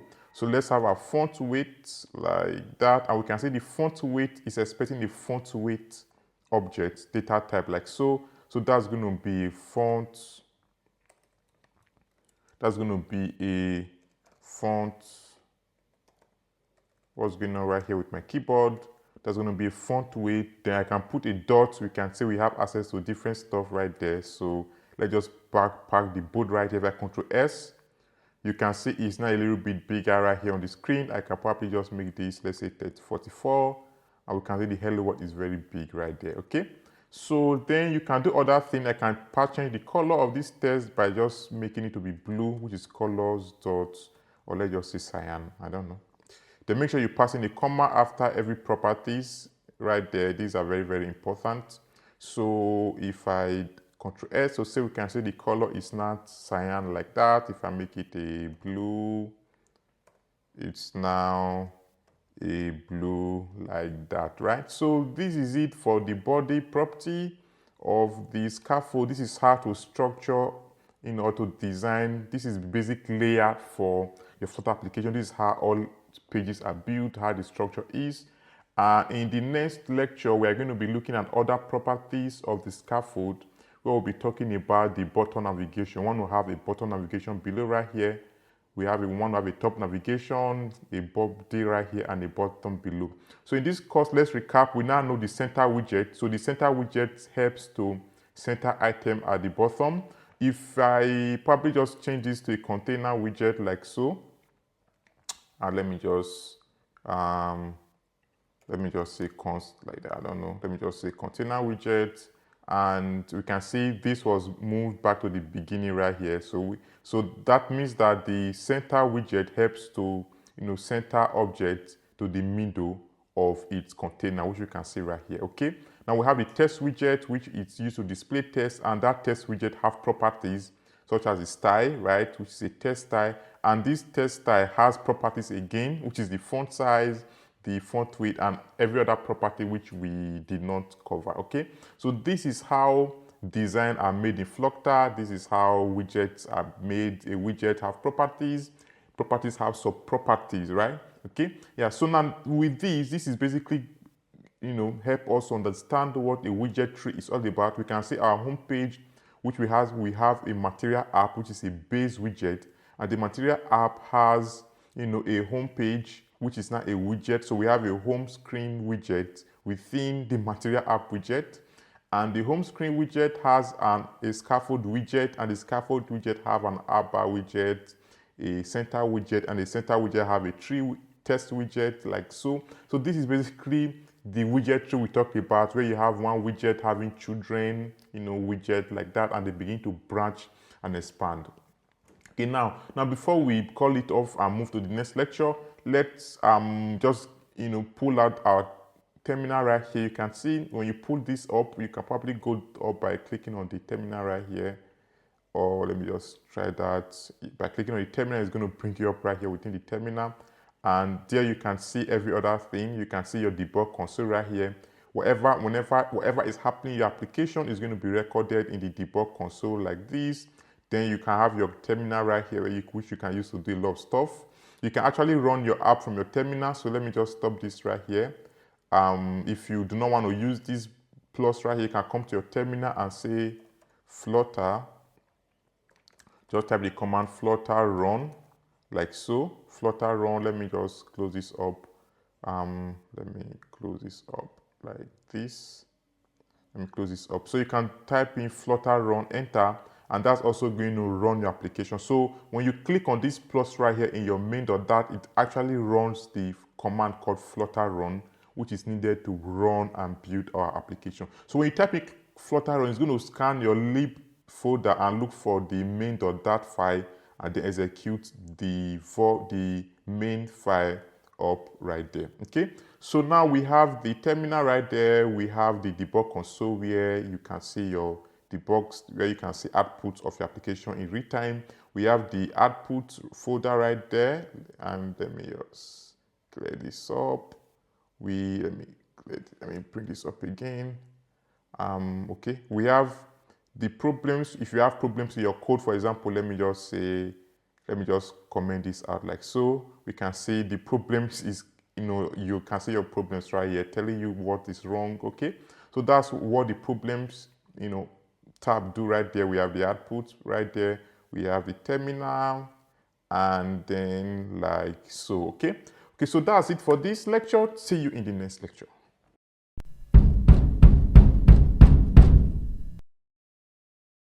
Let's head on to have the bottom navigation bar. So right here, we want to have a little navigation bar at the bottom.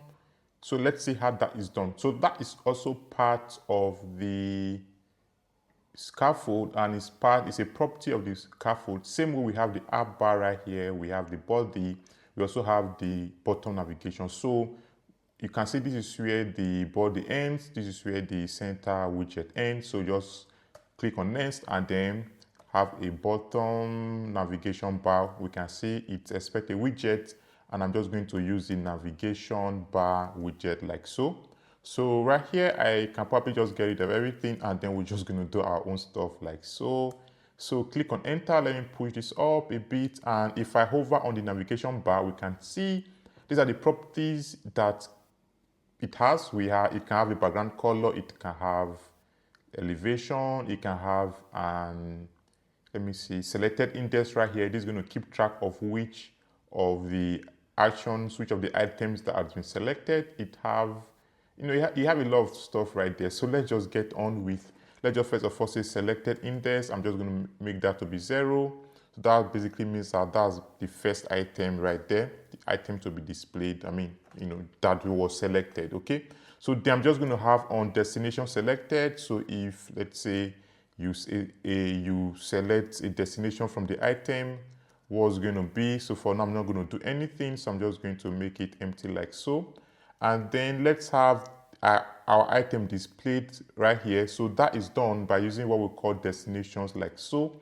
The same way in our app bar, to display properties along the app bar, we have what we call the, we have what we call the actions right here. Same way in the bottom navigation, we have what we call destinations. This is going to contain the items displayed at the bottom right there. Okay, so now in the destinations, we are going to be having you can see if I hover on it, let me hover on it again, we can see it requires a list of widgets right here, which can be the destination. So come right here and then let me say our destination is going to be the navigation destination, like so, right? And then if I hover on that, we can see it, it means an icon, all this stuff right there. We already know what they are, so I'm not going to be doing that anymore. I'm just going to be moving ahead. So this is the icon first of all, and that's going to be the icon like so, and that's going to take in the icons. So I already know how this is done. I can say icons dot, then that should be icons dot, then I can probably just say the home, let's say home outline like that, and then that is going to take in the selected icon. So if this is selected, what do you want to be what should be displayed? I want the icon to be, I want the icon display to be icons dot home only without the underline, like so. And then we can see it says that the name parameter label is required right here. Okay, so let's do that. And then I'm going to pass in a label like that, and that's going to be called, let's just say home. So that's what's going to be displayed right there. Okay, so let me just Ctrl S to save, and let's see what's going to be the output right here. And we can see we are saying there's an error right here, navigation bar fade assertion, okay.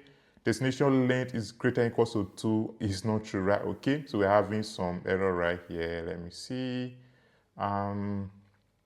We can see that we need at least 2 items right there, okay.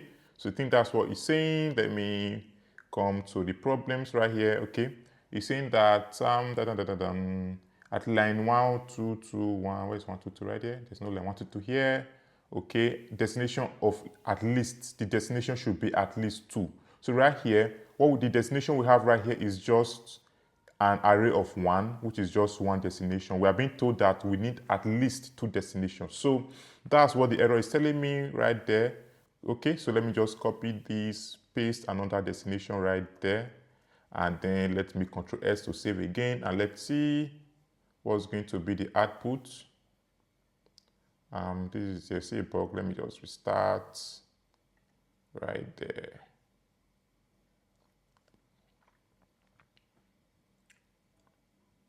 And we can see right here, if you can see your emulator, you can see there are 2 home right there and this other one right there being displayed right there, okay?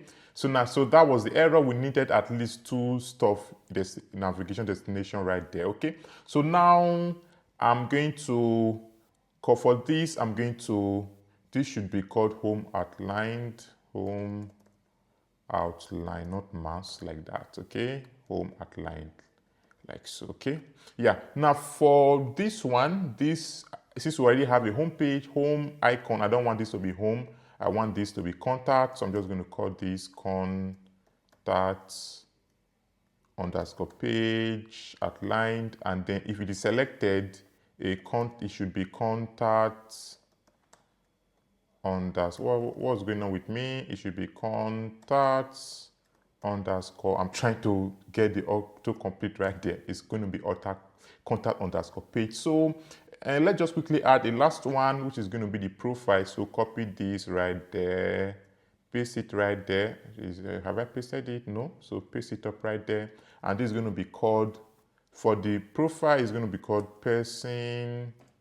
Let me see, person underscore outline, like so. And this other one is going to be called person, not percent, person, P-E-R-S-O-N, like so. Ctrl S to save, and let's see the output. We can see we have 3 navigation bar at the bottom, navigation like so. Again, let me try to go over this again so you can probably understand. So again, within the scaffold right here, we have a property app bar, which is displaying the app bar. We have the body property right here, which is displaying this text right here. And then we have the bottom navigation bar properties right here, which is a navigation bar. So that's going to help us display this stuff right here. So this requires the navigation bar right there. And the selected index is basically the destination items that was selected. I'm just going to come back again right there. So now we have the destination right here, and then we have the destinations item that are being listed, which is the home right here, which is this home. For the other one, this home have an icon, which is going to be the home outline, and if it is selected, the icon is going to be the home. It's going to be selected when the index is there. So this icon is going to be displayed when it is selected. So the label is going to be home. For the other one, the label should be called contact. Yeah, that should be called contact. And for this other one, the label should be called profile, like so. So Control S again, and then we can see right here we have the label contact and then the label profile right here. And now if this second one is selected, for right now if I click on it to select, it does not do anything because I have not have the implementation right there. So because for now this is a stateless widget and we are not changing the state. Remember, a stateless widget, once it's defined, you cannot change the state right here. So for me to implement that method whereby when you click on this, it's going to be moving, it's going to be like changing the state, I need to change it to a stateful widget, and that's going to be done in the future. I don't want us to get confused. I just want us to know how the basic widget work, how to display property on the screen, which is what we are doing right here. So now if I change the index right here to 1 and I save, you can see the contact right here is now being notified as the selected page right here, which you can see right here. The selected page has come right there. If I change the index to like 2, I'm expecting the profile to be selected, which you can see right here. So for now, I'm doing this manually, but later along the course, we're going to be doing it, when you click on each of them, it should change the selected index to the value right there, okay? So that's it. That's it for the destination, for the navigation bar right here, and that's how to use the navigation bar to display navigation at the bottom. So right now we've been able to have our app bar, we have our basic structure, our body, and then we have our bottom navigation right there. So we're going to head on to the next lecture. Now, so before I do that, I just want to say these courses code are already right there. So if you go to the lecture right here, let me just try to see. I just let me just go to my branch right here. Okay, so if I go to my branch right here, what is this? If you go to my break, you can see we have different lectures right here. For now, I only have 2 lectures. So by the time I'm done with this right here, I'm going to push it again to become the lecture 3 right there. So by the time we are done with this course, this should probably be way longer than what we have right here. So for each of these courses, for each lecture, I'm going to be having the code up right there so you can follow along properly.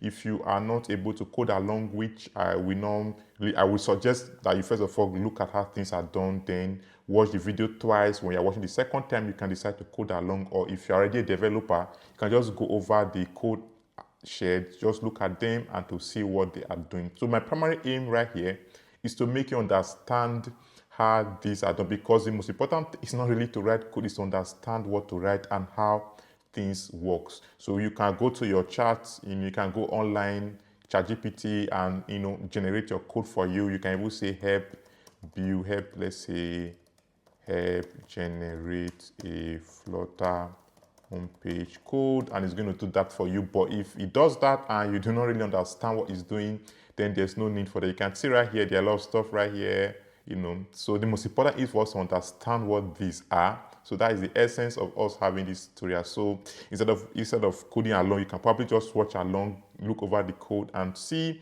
why things has been done like that and why these, what these things mean. So see you in the next lecture.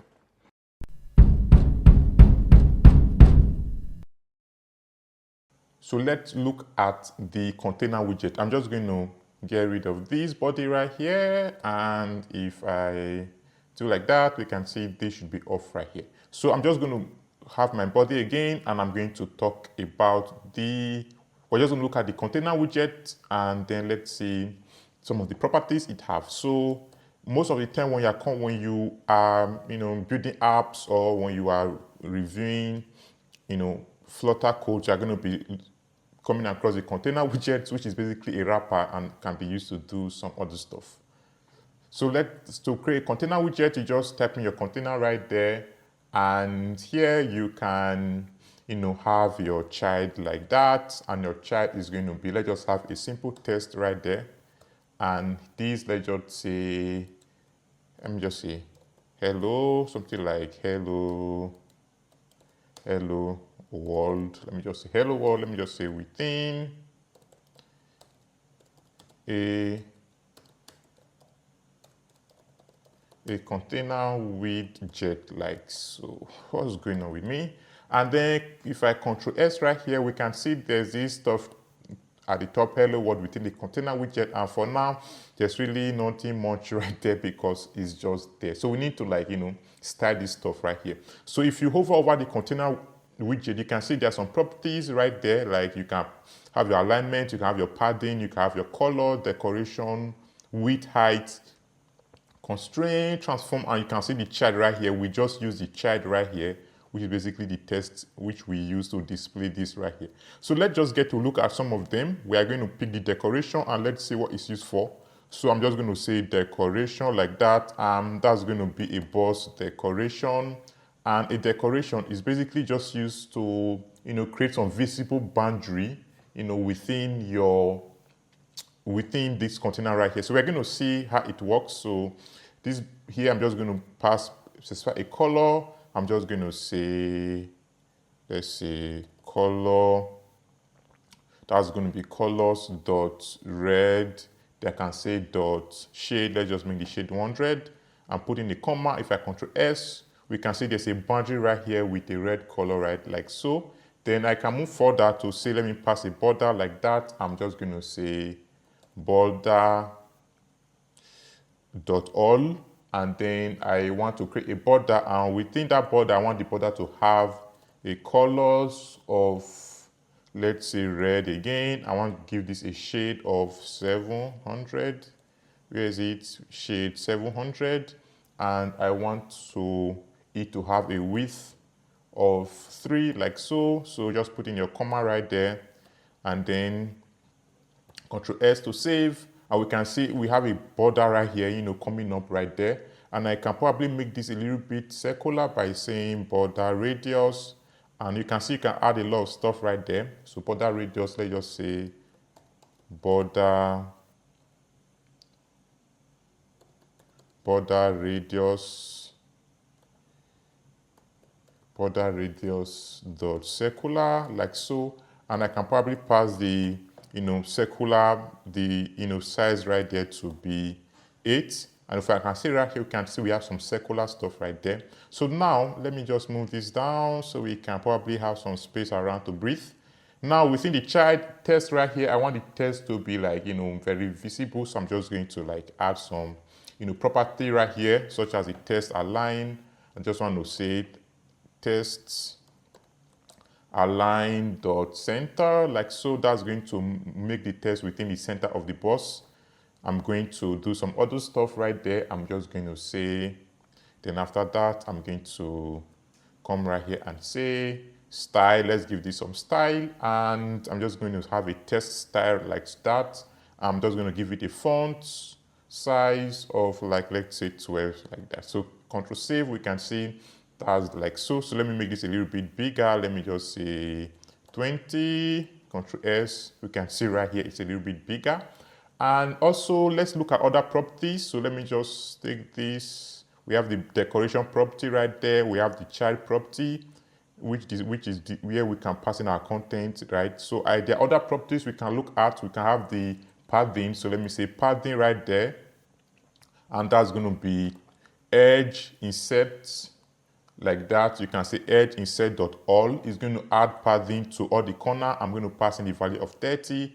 If I save it right here, you can see it added a padding within the container. We can see this is the container and this is the decorator, and it has this boundary right here. So when I say padding edge insert dot all, it added the padding within that container of 30, across all edges. So if you want to add padding to different parts, you can, let me just comment this out, to up, down. You can do that by saying padding. I'm just going to say edge insert. Instead of saying edge insert dot all, I can say edge insert dot from.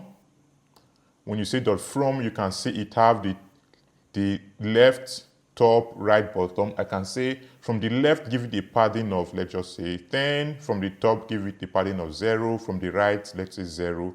I don't know, 0. From the bottom, I can say 10. If I save, we can see right here, it's, let me just say from the left, let's say 50. So we can see the changes right here. We can see from the left, there was padding 50, top 0, down 0. If I make top to be like 20, we can see there's top 20 right here. So you can either use either of them to, to add padding to your container like so. So let's just leave this first one up right here.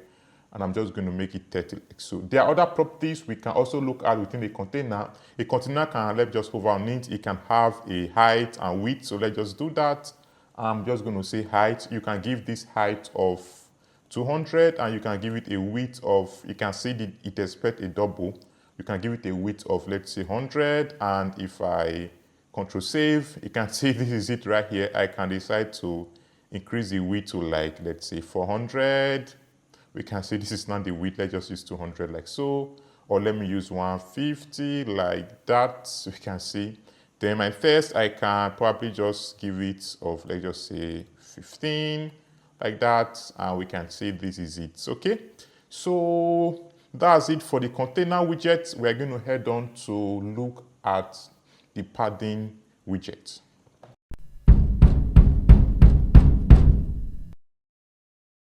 So let's look at the padding widget and its properties. So I'm going to come right here. So I'm just going to zoom, just leave it as it is. So right here, I'm just going to call this padding widget and property.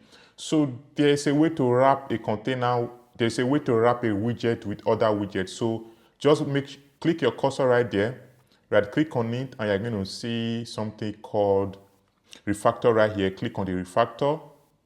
And you're going to see a lot of stuff right here. You can decide to extract or wrap your widget within other widgets. So there are different options right here.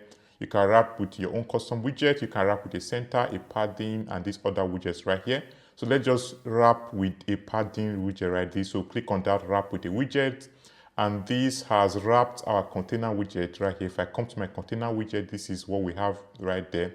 It has been wrapped with the padding widget right here. So the padding, it's now the parent component widget, and the child is now the container right there. And that container again has other children child, which is a text like that. So this is basically the padding. And if I just save this right here and I hot reload, we can see paddings have been, invoked on this container right here. We can see the container right here is this right here, and this is basically the container, and this is the styling within.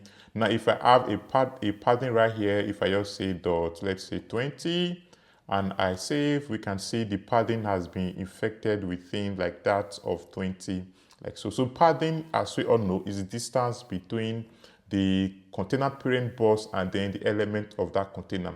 So in this case, the element which you can see right here, it's the container right here, right? Everything right here from this red, everything is a container. And the parent right there is going to be the full body right there. So when I'm, passing a padding right there, is going to shift this from the full body right there. Okay, so that's the padding right here. If you don't want to use .or, there's other property to use. Let me just copy this. Or we already saw that with said padding, there's it. Okay, I think I did everything. You can say, let me just comment this out. We can see if I comment the padding out, this padding property out, is giving me an error saying that the name padding is required. So that means you must, if you're using the padding widget, you must have a padding property invoked. That must be done, okay? So now this is the insert, or let's look at other padding example. You can say, if instead of using insert, or you can say edge, where is it? EDGE, edge. You can do edge, insert, dot, we insert with s dot, we saw the from, where is it? LTROS like so. So that should be edge insert dot f LTROS, which basically means you are inserting the padding from the left, which can be 20, let's say the top, which is this, the other one can be, let's say 4, the right can be like 8, and then the bottom can be like, let's say 50. And that's going to, change the padding, as we can see right here. So there's another one thing to use. Instead of using from LTS, you can say edge insert dots.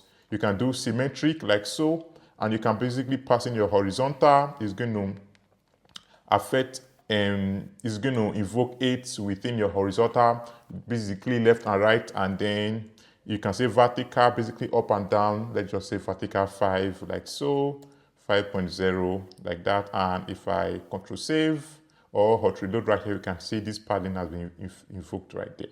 So this is an example of how to use padding, and we're in the next lecture, we're going to look at the column widget.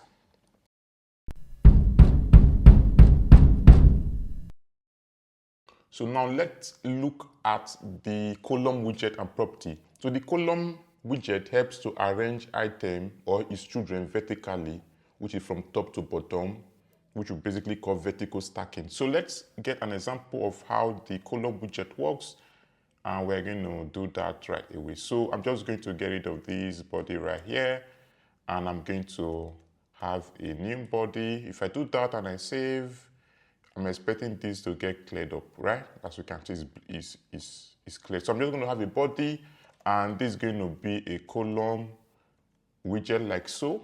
And within here, I'm going to have my children. A children are the items that's going to be within the column.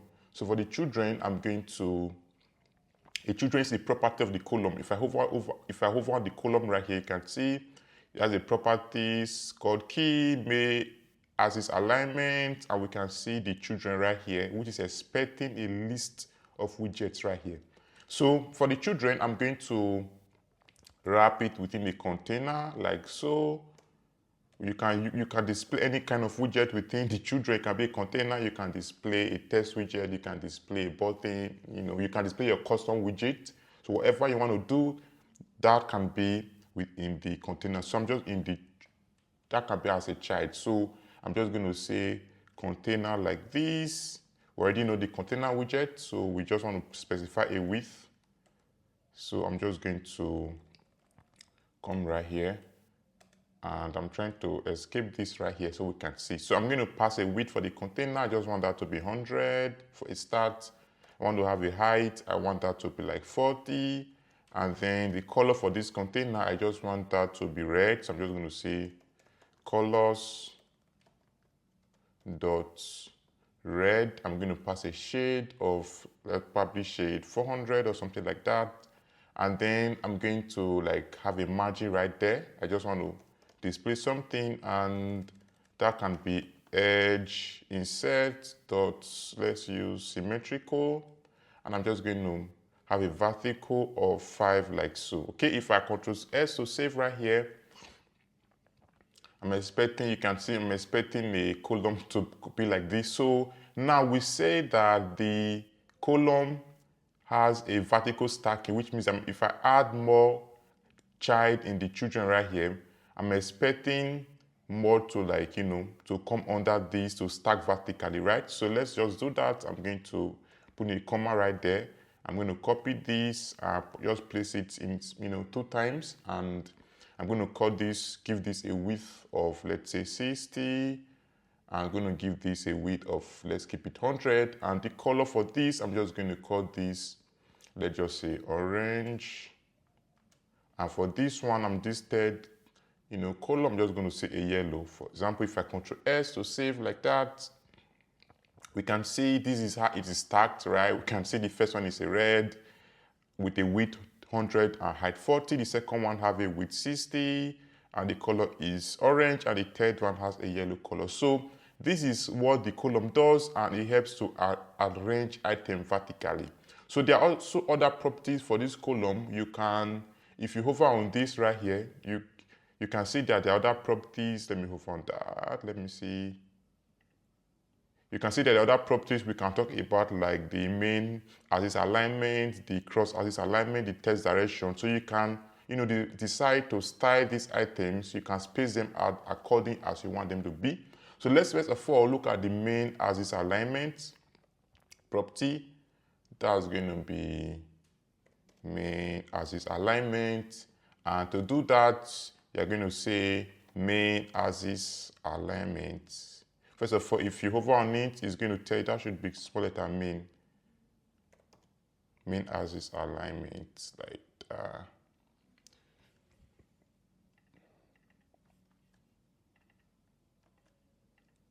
And before then, if I hover on the column right here, you can see the main as is alignment should be within a column, and it's a type of main as is alignment example. So I was doing that within the children, which was wrong, right? So that was why it was not able to detect. So come within the column right here and say main, you can say right here, main as is alignment, and it's, getting that. So I can say by default, it's going to be main as is alignment dot start. If I, Control save again, we can see this is the default behavior. This, if you don't specify it, is going to be the main as is alignment. This tells you that, hey, the items being displayed is going to start from the top and then begin to arrange down right here, because the main as is the vertical column, which is top to down. That is the main as is. So if I decide to say main as is dot, let me say space invuli, let's use space invuli and C, and Control S to save, we can see it has been spaced, all items have been spaced invuli. So if I say dot space around, is going to spread it around. We can see if I say dot, let me say another property, dot, let's say dot end, everything is going to start from the bottom instead of from the top. Let me Control S. We can see they all started from the top right here. They all, was arranged right here, like so. Okay, so I'm just going to leave it as space invuli, something like, or let's say space invuli, and it's going to, be like this. There's also another property which we can say we have the cross as is alignment. So the cross as is alignment in this time is going to be the opposite side. Since the column displays item from the top to the bottom, the main as is going to arrange the item from the top to the bottom. Then the cross as is going to be the opposite of the main as is, which is going to arrange item from the left to the right. So let's do that and say cross as is alignment. That's going to be cross as is alignment. By default, it's going to be start. If we can save, we're not going to see any change. You can see it started from the from the base right here. So if I say, let me say, if I say center is going to move it to the center like this. If I say, let me check another property like that. If I say stretch, let me see what's going to happen. You can see it stretched it around, right? From the left to the right, they are all stretched around, right? So which other property can I see? Let me say end or something. I'm expecting everything to move, you can see. Because the column is right here, the item is moved like this, okay? So let's just leave it as start. And so this is it for the column property. So these are the major properties you're going to be, using within the column. So now we can see that we have, if we look at this container widget, this is a widget right here. We can see this container widget and this. These three widgets have the same thing in common. They both have the same width. You can pass it the same height, and they both have the same margin. So instead of me doing this like this, I can actually extract this into a method by right-clicking on that and say, I can refactor, and you can extract into a method, or you can extract the widget like so. You can create the custom widgets and then just render that. So we're just going to do that shortly. So at the top right here, I'm just going to come to the top right here before your build. This way you can define your methods like that, or your custom widgets. You can probably do that in other folder and then reference it right here. We're going to be doing that shortly, but for now, let's keep everything intact so we can follow. So I'm going to be creating a widget which is going to be used to display these items like so. So this is going to return a widget, like it's going to be a widget first, and then I'm just going to call this build boss like so. So you can decide to say, you can call anything. You can say build boss, or let's say container. Let's just say, you can say custom container, or you can say my box, or you can say, call it my boss. It can be anything, it doesn't really mean anything. So let's just leave it as my boss. And I can put an underscore. When you have an underscore like that before your naming, it means that that method or that feed is going to be private, only going to be accessed within this class right here. So this is going to be used right here and is going to be accessed within this class. So for that, you have to put in an underscore to make that private. So I'm just going to do like this and then have my block right here. So for this, I'm going to pass in, I'm going to pass in the color right here, which is going to be the color. I'm going to be passing in the width like so. And then right here, I'm just going to return a container like that. And this is going to say the width is going to be the width being passed in. Then the height is going to be the height being passed in. Where is it? Let me just, am I even passing in height? Okay, let's just make the height 40 because the height by default is 40. And I'm just going to say color is going to be the color be passed in, which is going to be this color like this. Let's just reference that. And then the margin, by default, we had a unique margin all through. So let me just copy this to be the margin like that. And then you can just end this with your code block like so. So this is going to be our custom widget right here. We can use a container, and I can use this widget, right there by coming right here. Since everything here is a container, I can come right here and say, instead of me doing this, I can just come right here and, remove everything right here and just return my boss like so. And I'm just going to pass in what I have to pass in, which is going to be I'm going to pass in the color and then the width. So for this, I'm just going to do something like this. And the color, let me see, the color for the first one was red and the width was 100. So I'm just going to say underscore box, my boss. Okay, the color was color dot red dot, I think shade 400, and then the width was 100 like so, like that. Yeah, okay. So also we can do this in other places also, and I'm just going to copy this and paste it right there, and this other one is going to be orange and this other one is going to be yellow. And for this, the width is 60. And for this other one, the width is 100. So now if I save right here, I'm expected to see, multiple items right here. You can see, so if I get rid of these other ones, this one right here, get rid of that. And now we can see we are using our custom widget right here, which we can see like this. So exactly as, it were. So this how to create your own custom widget. You can create your own custom widget right here. You can have your specific folder, have multiple widgets, and reuse them in any part of your application. So that's it for this. I'm just going to, I can probably move further by wrapping this right here, by wrapping this column with, let's say I can decide to wrap the column with, let's say, a container and then wrap it within the center. So let me just do that right there. I'm just going to come right here to the column right here. I'm just going to right click on it. Remember that right click, refactor. You can say wrap with, let me wrap it with a container like that. And right here, I'm going to specify some container property like the width and height. So I can say width is going to be, let's say 150. I can say height is going to be, let's say like 300. And if I control save, and we can see right here, use size bars to add, stuff like this, to add white space. And okay, we are being told to, like, if we want to do that, we can use size bars and stuff like that. Okay, let me use a decorator to add stuff. It's a property of a container. So let's say decorator, and that's going to be boss decorator like that. I want to add some body so we can see some, I just want to add some, some, what do we call this? Some border around so we can see the full container, right? So this is a container. I just want to have some border around so we can probably visualize it clearly. So here I can decide to add a border and say border dot all, and that's going to be the color for the border is going to be colors dot, let's just make it teal. Is anything like teal? Okay. And then I probably can have the width, which is the size of the border, is going to be 3. Put in a comma, and if you want to add other items like the border radius, you can do that.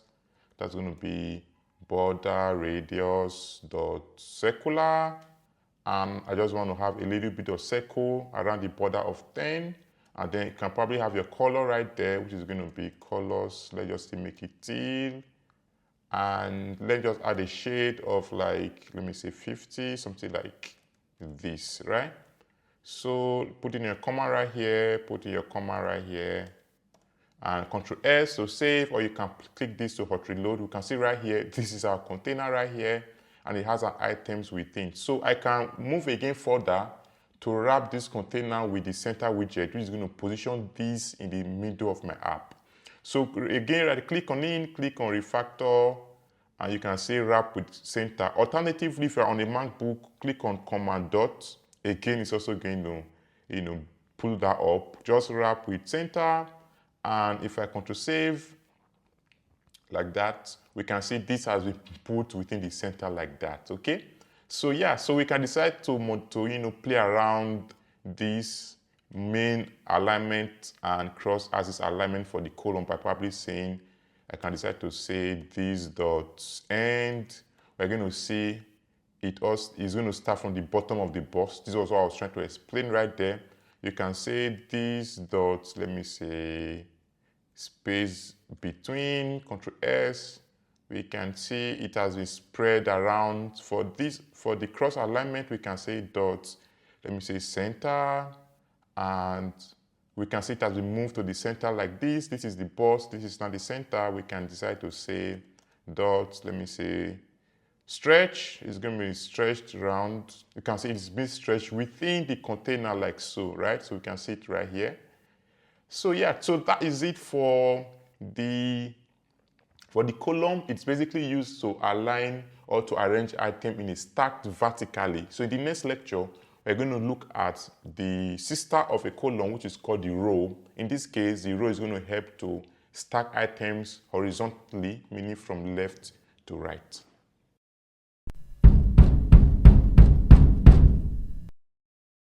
So now let's look at the role widget. So the role, on the other hand, as we rightly said, helps to align item horizontally, which means from the left to the right. So the column helps to stack item vertically, which you can see right here from the top to the bottom. While if I change this to a row right here, it's going to stack this item horizontally, that is from the left to the right. So let's try that and see. So right here, we're not going to do much. I'm just going to change this column right here within my body to row. Let's keep it simple. Just change it to row, like ROW, like that.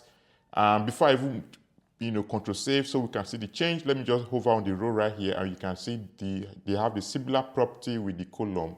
It requires a children of widget. It has a main axis, the cross alignment, text direction, and every other thing. So let me Control S, or let me hit on this to hot reload, and let's see the change. So right now we can see items are being stacked from the left to the right. We can see the red is the first item right here. Then to the right of the red we have the orange, which is specifically specified right here. And after the orange we have the yellow, which we did right here. Okay, so this clarifies the fact that items are being stacked from the left horizontally straight down to the right. Now, if you look at your screen, you can observe there's a little bit of an error right here. It's having this kind of was a black kind of yellow stuff right here. So this occurs when you have a pixel overflow. Let's say you specify a width and the width could not contain when the width of the child item cannot contain the width of the parent item, it leads to what we call a pixel overflow, which is what we can see right here. So this basically shows when you are on a development mode.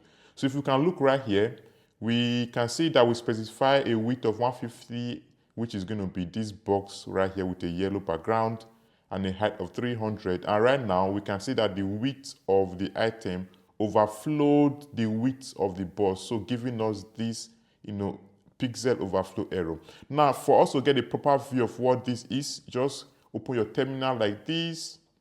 You can just go to your terminal or, like that. And within that, you're going to come right here and you're going to go to your debug console, right? So for those who are new to this, this can be very confusing. Right here, we have your problems tab right here. You have the output tab, we have the port tab, and we have the terminal. Now within the terminal right here, we have the debug console, which is this first one right here. And then if I close that and open the second one is your actual terminal where you can probably do Flutter run, Flutter pub get, those kind of stuff. But the first one right here within the terminal tab is your debug control, your debug console, which is going to show you what's going on in your application, the major errors you have, and like that when you're printing items, when you're logging items, they are going to be shown in the debug console right here. So now let's inspect our debug console. Let's move down.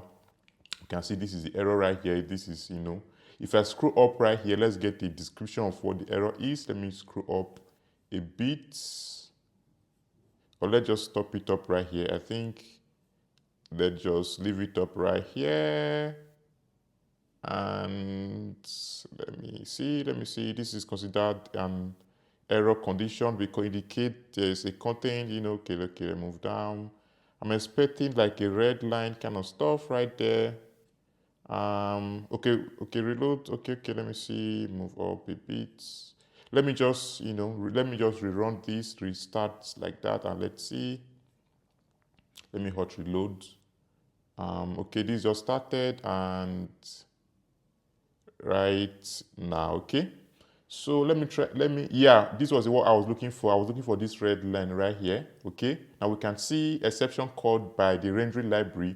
And right here, we can see a render flex overflowed by 116 pixel on the right. So this is the specific error that is being shown, which is telling us that, hey, your container overflowed, which means that your child item overflowed by 116 pixel on the right side, which means the width overflowed by 116. So for us to correct this, we need to add this 116 overflow to our actual width of the container, which is going to provide enough space to contain the item. So when you add 116 to your existing width, that's going to be, let me just check if I'm single with math, that's going to be 266, right? So 150 plus 116 is going to be 260. So when I control save like that, we can see we added some extra width to our container right here, and now that error is gone like that. So if I probably just rerun this, we can see that error is gone. We're no longer seeing the display of that stuff. So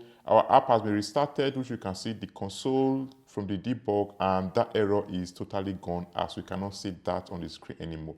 Okay, so that's also a way for you to debug when you have a screen overflow. You can check your console to get to see what is going on, and then you can remodify your width like so. Okay, yeah, so now you can probably add more width. Let's just make let's say 270 or something like that, and we can see, it's also okay. Yeah, so now let's, play around the main axis alignment. Remember, because the role helps to align items from the horizontally from the left to the right, the main axis alignment will then space item from the left to the right. So let me just call this start, and let's see. You can see everything started like this. For the cross, which is going to be from the top to down, let me just call this start. Let's see. You can see right here. So my cross axis alignment, I made it start, which means that it pushed all my item, to the top, because this is being arranged from the top to the bottom, right? While the main axis alignment helped to arrange item from the left to the right, because that is the main axis of a row, which is horizontal. Okay. Now, if I come right here and say, let this to be space around, I Ctrl S, we can see we are not able to get enough space because our width is too small. Let me just make my width 300. And we can see now we are able to get some space like this. So if I cut this end, it's going to stack towards the right, everything. Let me save it. We can see everything has been pushed towards the right. If I say, which other one do we have? Let's say space, there is space between. I'm going to be expecting everything to be spread around horizontal, which you can see right here. So for the cross-axis alignment, if I say end, I'm expecting this to be moved to the bottom of the container like this. So Ctrl S, let's see, we can see it has been moved to the bottom. If I say center, it should move to the middle, which you can see right here. Yeah, so this is basically how the role, what the role widget and properties are.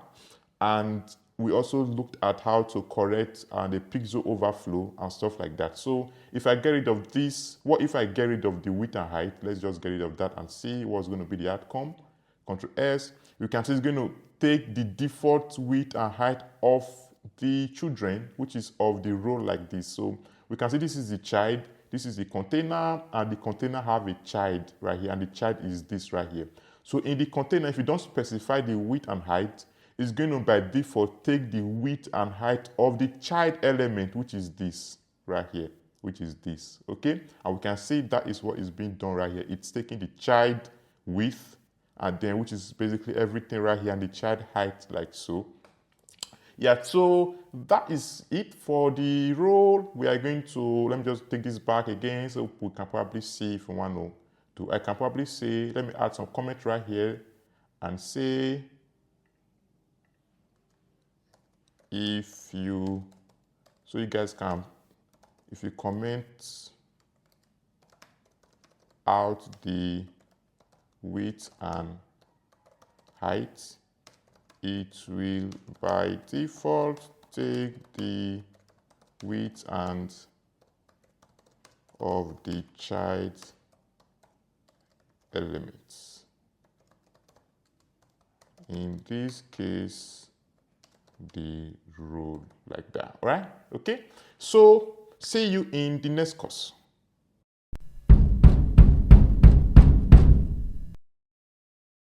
So let's proceed to look at the expanded widget. So right now, let's say I want these child element to fill the available space. We can actually do that. For example, let me just come right here. Let's say this was 50. Let's just say this was 50 like that, and this was, let's just say 20, or let's say 30, and I save right here. We can see these are very small right here. As we can see, the box are not very small. What if I want the box to fill the available space? I can do that by using a widget called expanded. So let's do that. I'm just going to come right here, and within the children right here, I'm going to wrap each of these with the widget called expanded. So I can just click on that and say refactor, and then I can say wrap with widget, or I can sit right here, wrap with expanded. You can also wrap with it expanded or flexible. So let's wrap with expanded like that. We can see right here that has been done, and this other one, let also do the same thing, refactor, wrap with expanded widget, and this other one, let also wrap it with expanded. When I control save right here, and let me just hot reload, we can see right here the child has been expanded, which means that the boss has filled the available space. So that's what the expanded widget is all about. You can also try the flexible. Let me see if I can remember. Let's just check it, the flexible, and let's see. Let me hot reload. We can see flexible. Okay, flexible was not filling the available space. Okay, that is, I think that's what expanded does like that. I just wanted to try that out, and yeah. So expanded has helped to fill the available space. Okay, so this is the expanded widget, and you might be needing it when you are designing. I'm just going to add some comments right here, and then I'm going to, we're going to move on to the next lecture.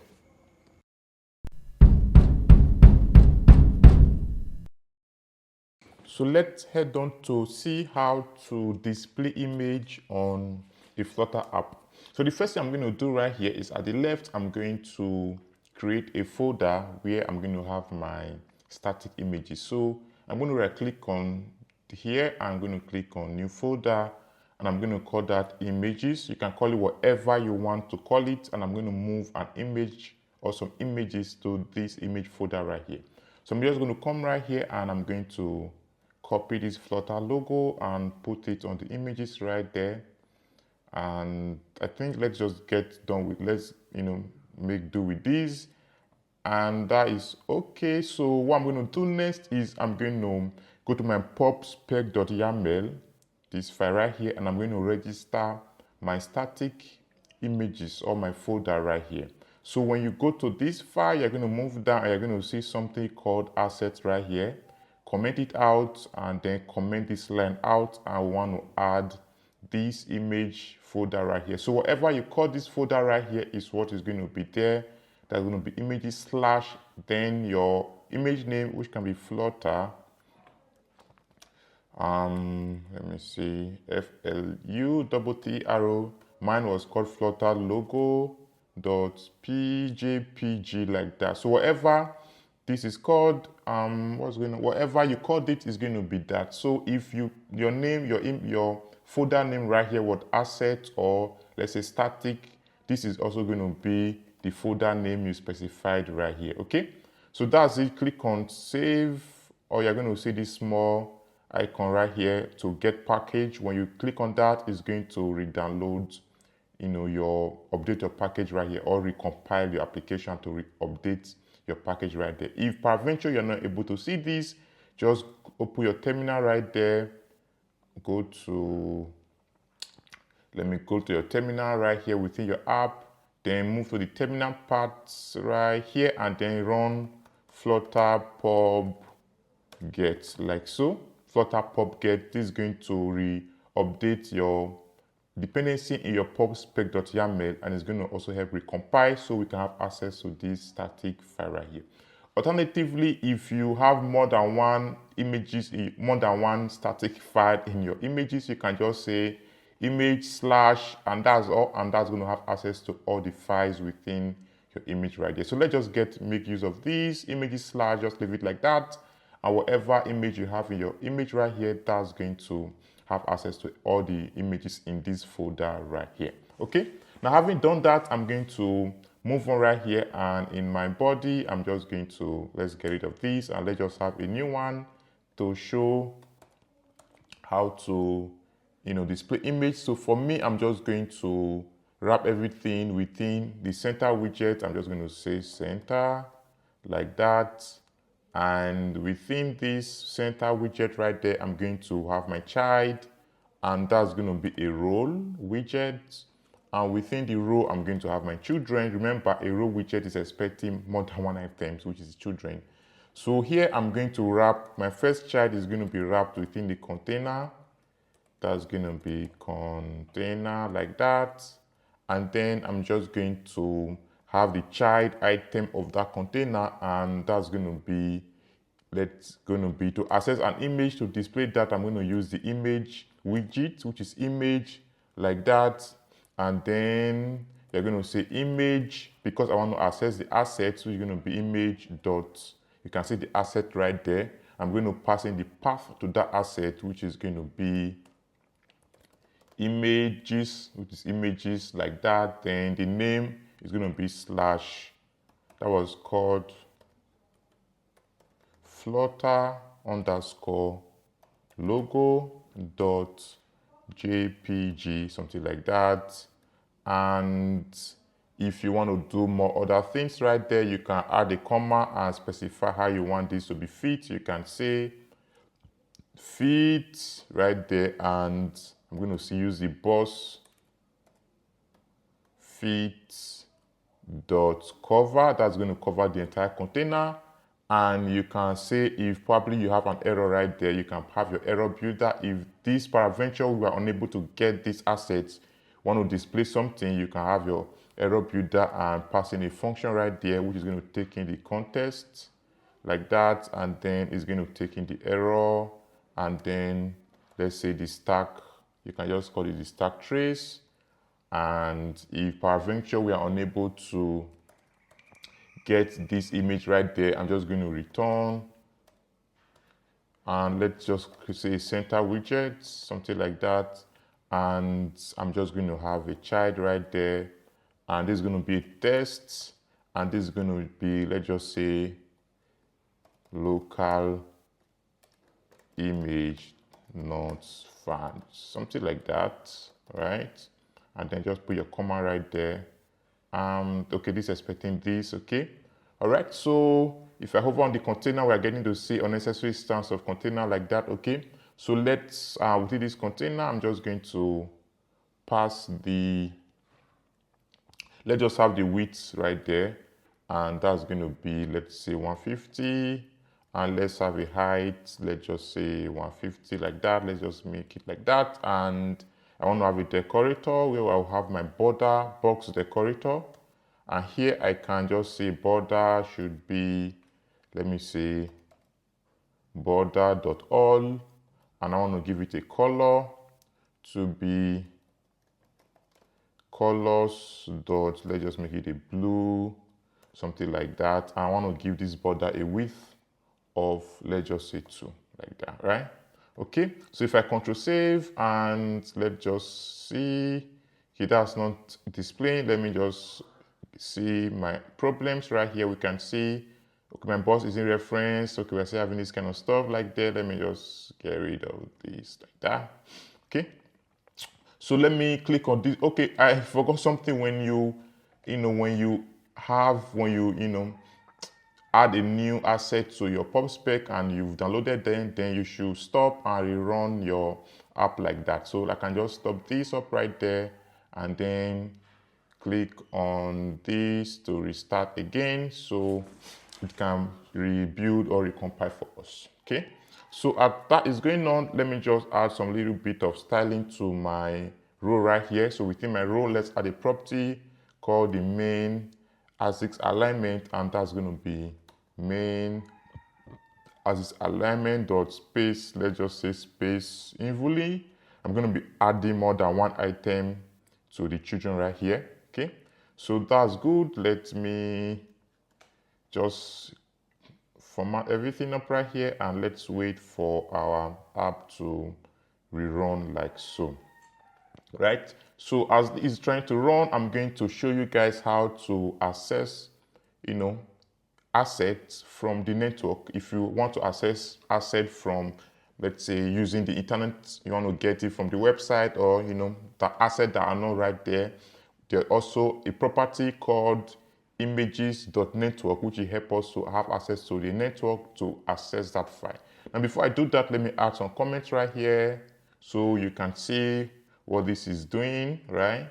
And then I'm just going to say this container is to access the local asset image, and which stops here, and I'm going to have another container right here which is within the children. This is the first container, child, and let's have another container widget, and with this one I'm going to be using this to access the image over the network. So let's call this network image right there, and within this container we know what to do. You can pass in your property. Let's pass in our width again 150, then pass in our height to be 150. We just want a box right there. Then let me just copy this box decorator right here and have it up right there. And after that, I'm just going to have my child widget, and that's going to be, want to access the image from the network by using image like so. Then when you say image, then you say dots, you have access to the, you can say, when you say dot, you can say, let me do that again, dot, you can see the asset. If you want to access your assets right here, you can say network. This is going to help us to access the image over the network. And then then you can pass in the URL of where you want to access the image from. I'm going to be accessing an image from the Pixum. So if I come right here and let me see, I go to pixum.photos / let me just say /id, and let me say /250. Let me just do this one. If I say enter, you can see this is the image of this. So this is what we want to access right here from this URL. We just want to access and display this right there. So I'm going to come right here, pass the URL of the network right there, put in your comma, and then right here I want it to fit, which is going to be bossfit.cover. Where is it? Bossfit.cover. I want that to cover the entire container, and then if this image is not being displayed, there's what we called loading. Before I even do that, I want to have a loading builder. Let's say we've not been able to get this image. I want to display like a circular progress indication when we are trying to load the image. Then when we get the image, then it's going to be displayed. Then if we have an error, I can, display image not found. So let me guys show you how to use the circular progress indicator. So right here, I'm going to be using loading builder.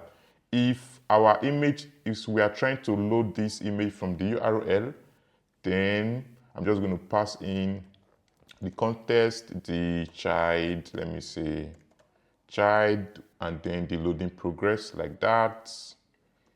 Then right here is a function. So when I'm trying to get this image, then it's being loaded. I'm just going to say if loading progress, if we are still trying to get the image right there, if it's null, if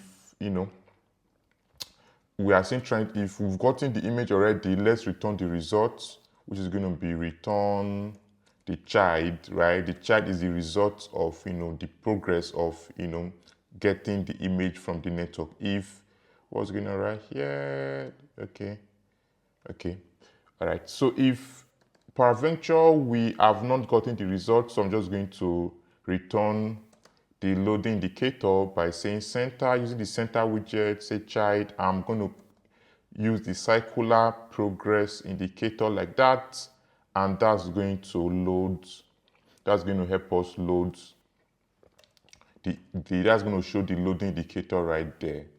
Okay, so was this like this? I think that should be like that. Yeah, that should be like that. Okay, so now if peradventure we have error trying to load the image like so, I'm going to then use the error builder. If we have error trying to load image, pass the context down like so, pass the error which was encountered, and then have your stack trace down like that. And these are the parameters that the error builder needs. And right here, I'm just going to return the center, and that's going to be the child, and that's just basically going to be a test. And I'm just going to say, let's just say network image or error getting image from error. Let's say error getting image from network like that. Okay, so let me just make this a little bit big so we can see correctly what we are doing. So that is it. So let me pull in my stuff up. We can see here we're able to get the first static image, which is like that. And right here, if you want to display, if you want to make a HTTP call, or you want to access the network right here, which we are basically doing on an Android device, what you have to do is to go to your, it's good to come right here, go to your Android right here, go to your, that should be app right there, go to your main right here, then go to the Android.manifest, and we're going to say, hey, I want you to allow me to have access to the network, right? So that's what we want to do. And right there, you are going to come here and say uses, that should be uses network. That should be uses permission. Want you to grant us a permission to make use of the network like so. Remember, Android is more of an architectural thing, and for you to make some stuff, you have to seek for permission. So that's going to be uses, and then let's say the Android, the name, that's going to be Android.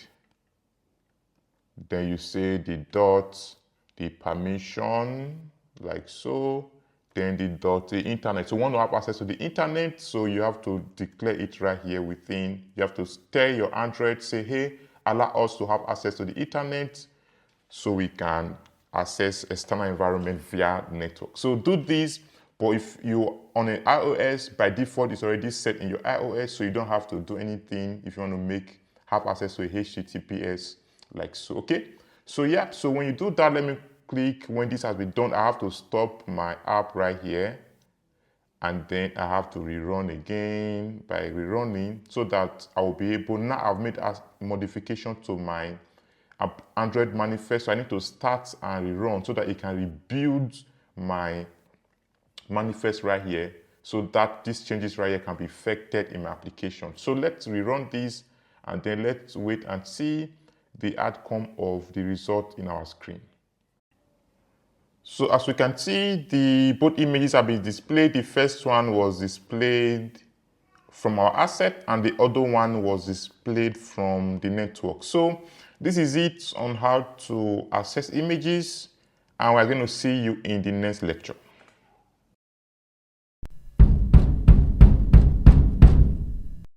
We are going to look at how to display a scrollable list of items using the list view. So I'm going to come right here in my body right here. I'm just going to get rid of everything right here, and I'm just going to have a new body, and this is going to be a widget called Listview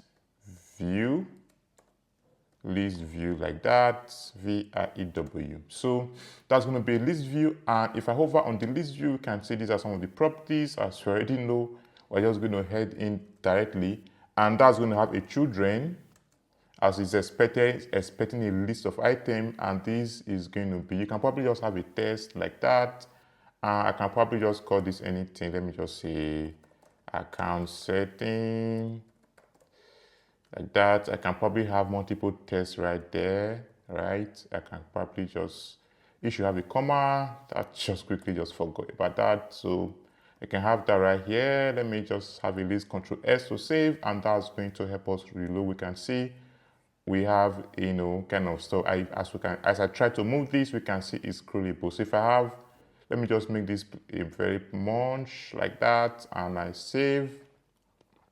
All right, here we can see if I move, right, we can see it's scrollable. So let me just call this, let's say last item, and let me just call this first item so we can get to see the difference, right? Control S, and now we can see the first item is at the top. If I move it down, it begins to scroll until it gets to the last item right there, okay? So that's what the list view does. It helps to, create a list of scrollable items, right? So I'm going to, instead of me having, this like this, before I even do that, let me add a padding right here. I can have a padding, and this can just be, let's just say edge insert, and let's have a padding of 16 all around. And within the children right here, I can decide to wrap this text with a list tie. So I'm going to click on that, and you can see there's a wrap right here. I'm not able to get the list tie right here. I'm going to say wrap with widget like so. I'm just going to call this the widget list. As you can see here, we have the list ties right here. So the list tie is basically just a widget that, that helps, just to wrap an item in a column ready manner, something like that. So for the list tie, this is going to be called the title, no longer the text. That's going to be called titled, and like this.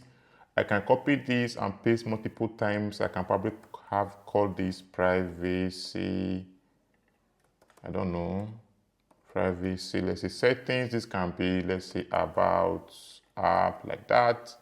And I can probably just, if I save it, let's save it and see, we can see this how it is. I can, probably add an underline under each of the items so we can get to see the difference by using what we call a divider.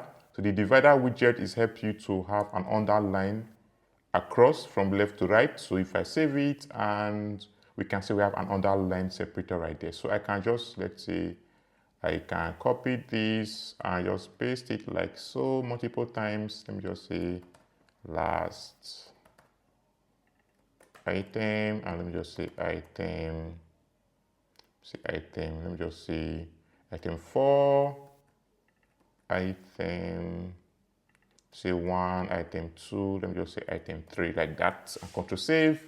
And right now we can see these are the items right there, and they're scrollable. Okay, so now that's what the list view is. It helps you to, it's ideal for displaying a small amount of items on the screen. So let's not forget, the list view is ideal for displaying a small quantity amount of item on the screen. So what this does is it helps to load these items immediately on the go and they are displayed on the screen. So what if we have an instance where we have like a million list of items? It will not be ideal to use a list view to display a million list of items on the go, because that's going to overwhelm our UI and it's going to cause our app to break.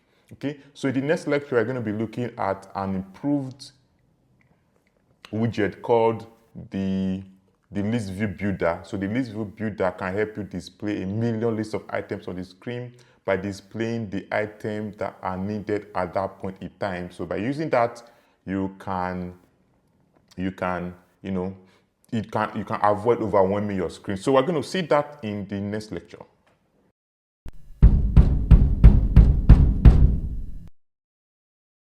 Okay, now so let's get to look at the Listview Builder, which is optimized for displaying long infinite lists. So I'm just going to get rid of everything right here, and this is going to be called Listview like this dot builder, like so, and it's expecting an item builder. So let me just probably do that right next, and I'm going to, when I hover on it right here, we can see these are the fields it needs the item builder like so, which is a function that returns a widget, and it needs the item count like that. So the way it's done, you have to pass in your item count, which is basically what total number of items do you want this to be displayed right here. It can be a million, it can be a billion, or it can probably just be, let's just say 50. And then I'm going to pass in the item builder like that. And this is going to take in a context and the index right there, which is the index of each of the item like so. So personally for me, I like to define the data type for this. So for the context, it's a build context like so, context, and then for the index, the data type is an integer int like that. Okay. So now having done this, you are going to then return, I want us to return the list size like that. And here I'm just going to, before I do what I want to do. So what the item builder does is that the item builder is more like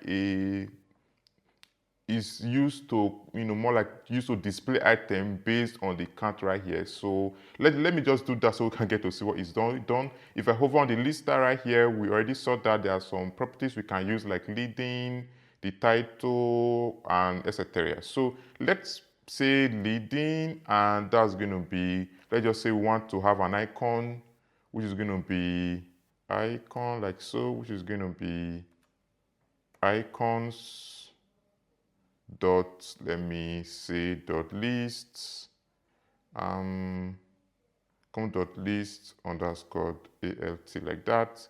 And then let me say the title is going to be test, and that's going to be, can be anything. Let me just say list view item, and let me just say number, and I want to get the number from the index by using the $sign like that, and this is going to help me identify the index, which is this right here. Okay, now having done that, I'm going to say subtitle. I just want to have a subtitle which will be displayed under, and that's going to also be a test. And I can just say let me say only visible, let me say items are built, can just be anything. And then I can say trailing, and that's just going to be an icon again. I'm going to display everything so we can, and that's going to be icons dot, I want an arrow forward trailing, and arrow that should be forward. Can we just find forward like that? And let me say iOS like so, and I'm going to pass the size of the icon, which is going to be like 14, and after that I'm going to like have an untap. There's what we call untap method. When you tap on each of the items, what you want to do, you can specify what you want to do. We're going to specify an empty method right there, And this, I'm just going to enter up right there. Okay, so Control S to save.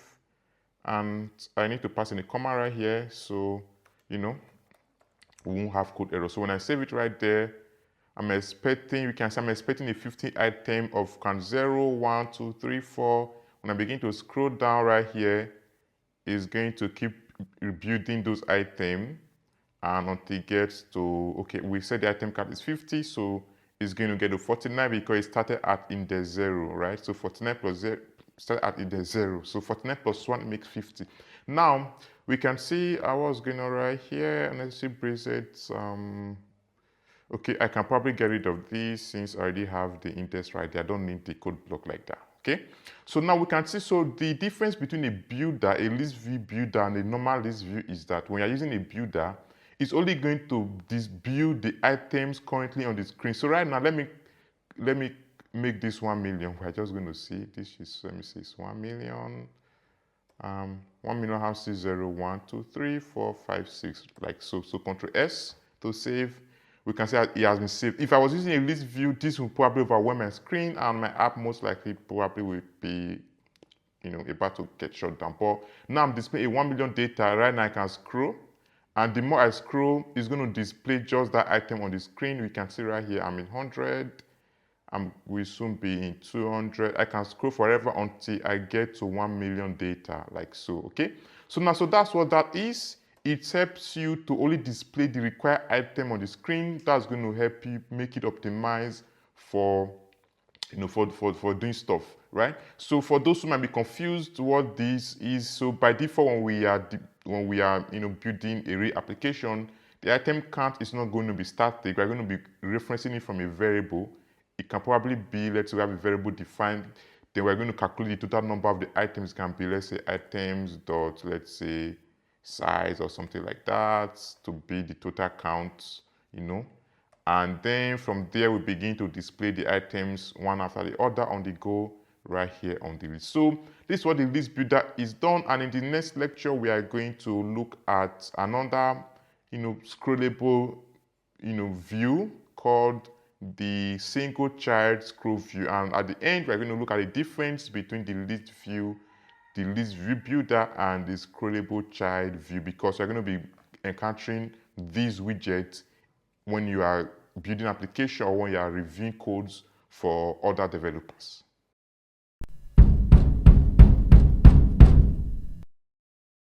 So let's look at the single child scroll view. You're going to be coming across this widget all the time, so let's get to see what that is and what are the difference between that and the list view.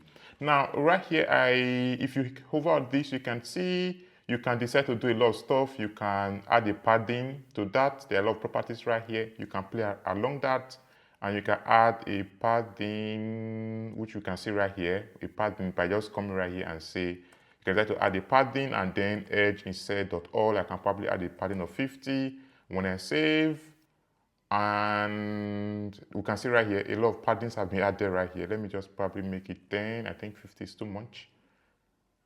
And we can see the padding right here, okay? So I'm just going to get rid of this, and I'm going to head on to have the single, as the name implies, the single child scroll view, which is like this. Right here, if I hover on the widget, we can see these are the properties. We have, the scrollable direction. Okay, this was one property I didn't talk about. There's what we call a scrollable direction. You can specify which direction should be scrolled to. Do you want it to be vertical, to be horizontal? By default, we can say by default this is by vertical. If we don't specify that, it's going to be by default vertical. I just want to bring this up so you guys can see this exists. You can add your padding as you saw. You can have a lot of this stuff right here. Okay, so now let's get to see. Now here you can, I can decide to say, okay, scrollable direction, which you can see, which is axis dot vertical. This is going to help me scroll up and down. And right here we can see we have a child. Okay, so this is one of the difference between this and the other. For the list view, you can see you're going to see children, but for the single child scroll view, you expect a single child like this. And right here you can decide to make this anything. Let's just make this a column like this. And within this column, I can probably pass my cross-axis alignment, which is going to be dot start. and here I can decide to pass my children right here within the column, and these children can decide to take in the list of children like that by having, let me say, test. I can have a test, and I can just say, I don't know, let me just say single child scroll view stuff, like single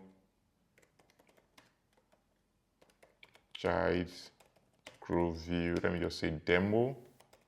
And right here I can decide to probably add the style to this, and then let me just say test style, and this is going to have a font size, let me say 18. This styling is specific for the test right here, if we can see, because the styling are within the test widget like that. So okay, let me move this down so we can just see what it is. And here I can decide to say my font weight. Is it font weight? Let's say font weight. Font weight, where is it? Okay, that should be within the text style. I can come right here, put in the comma and say font weight. I can probably just make it font weight dot bold and stuff like that, right? Okay, now I can move down right here and just pass my divider. The divider is used to have an underline right there. Put in your comma, and then I can have my other child item, which is a container. We can see this is the children right here of the column. It has one child test. I can have another child divider. I can have another child container like so. And right here I can specify my height. I want this to be very long. Let me just make it 1000 width like that, 1000 height. Then I can have a color, and that's going to be colors dot, let's say yellow. Then let me just say shade 100, yellow dot shade, let's just say 100. And then I can, this container is going to have a child obviously, and that also is going to be a test. So you can see these are widget tree. We can have a couple of widgets. Let me just say this whole block is 1000 pixel tall, something like that, tall. Okay, then I can probably within this test I can have my styling right here. I just say test align to be like, let's say center, test align dot center like that. Okay, now I can move down, put in a comma right here after your container, then move down to pass an empty space. If you want to have an empty space, there's a widget called size bus. This is going to take a height, and I can probably just say I want a 50. It's going to give you a 50 empty space like so, and that's going to be there. And I'm going to move down, and then let's say have another child test right there. I can just say, and this can be anything, and this can be, let's say, end of scroll content. I just want you guys to be able to see, the scrollable and how it ends. And here I can come right here and say have a style specific for this test. And again, that's going to be a test style like so that I can pass a font size of, let's say, 20. And then I can pass a color of, let me say, colors dot, and don't let just say blue, something like we're just playing around. And if I save right here, we can see this how it is. And if I scroll like this, we can see this is it. It's kind of not looking good, but I mean, we get to understand. Just want us to get to see what the single child scroll view is. So let me just make this 1200 like that. Let's say 12, and yeah, so save that. And then yeah, I think it's a little bit, you can see and scrollable like that. Just something like that. Yeah. So now the difference, as we said earlier, is that the single child scroll view only takes a child. So within this child right here, you can decide to have maybe a column, a row. You can decide to have, let's say, a widget that takes a children. But the most important thing right here, if I scroll it, go over it, is that it requires a widget, a child widget right there, compared to a list. Let me say a list view. Where's the list view? which, let me hover on it, which requires, let me see, which requires a children, which you can see right here, right, a children. So that's the difference between a single child scroll view and a list view right there. So a single child scroll view is, is efficient when you just want to render a list of, when you want to render a child list in a single page, just something like that. So it's a little bit more efficient than a list view, and a list view builder is more appropriate for displaying an infinite number of data. So this is a single child scroll view. I'm going to see you in the next lecture.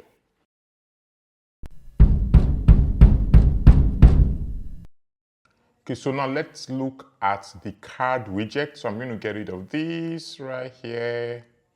The body, I'm just going to, just start writing again, write new, and I'm going to wrap this within a single child scroll widget. So for those who might probably say, why do I want to do this afresh? That's going to help us to get acquainted or get more familiar with what this widget are. So that is why I'm, whenever I want to, teach a new widget, instead of just adding it to an existing one, I just have to write everything from scratch. So we get familiarized with these widgets we already know.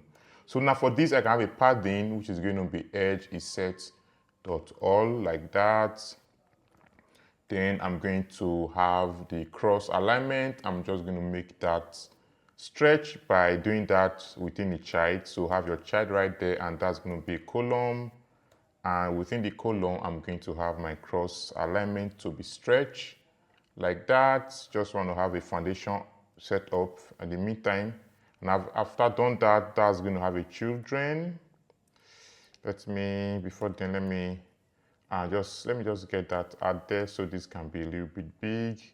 And single child scroll view has a padding, has a child, and this column is expected to have children. So put the comma right there, and this is going to have children, and this can be a lot of things. So let's just have our test and our space up right there.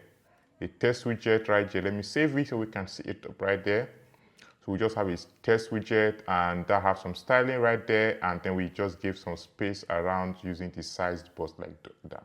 So now let's get to see the card widget. So within the children of this column, I'm going to add another widget right there, which is going to be the card widget by just typing the card, and we can see this is the card widget. If I hover on it, we can see the property. You can pass a color, an elevation, a child, which is a widget, and some other properties right there. So I'm just going to head down to pass that elevation right there. I'm just going to give it an elevation of 4.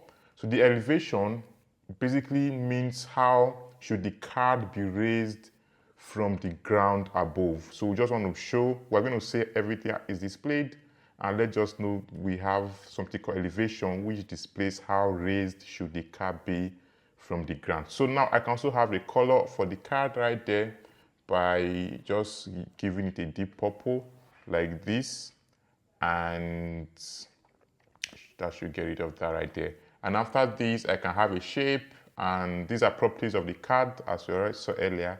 I can give a shape, and that's going to be the rounded rectangular border. I want to give a shape to this card. Within that rectangular border, it also has some property. If I hover on that, we can see it has some property like the side, and then the border radius as well right here. Okay, so let's first of all start with the border radius. This is going to be border radius. Let's make it circular, dot circular like that, and then let's give it a circle of 10. And then I can have a side as well. That's going to be border side, and this can have a color, and I can probably just use this color right here. Let me use this up right here, and I can just make this 0.5, and then I can have a width which is going to be 1.5. So that is it. These are some of the properties of the card. Let me just give some space around so we can see the properties. And then within the card is expected to have a child. So I'm going to do that right here. And then after that, I'm just going to say pass in a child right there. And this child, let's just wrap that within a padding. And here I'm just going to say padding is going to be edge insert dot all, which can be, I just get this right here, edge insert dot all, and then I'm going to give it padding of 8 like this. And then after that I can't, why is this thing, let me just move this down like this. You can pass in a comma right there and format it, and then it's going to auto move it down for you. So after that, after the padding, I can, within the padding right there, I can pass in the child, which can be, let's use the list ties, right?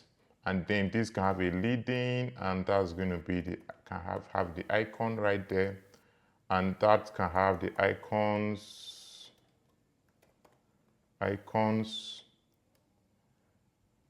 dot accounts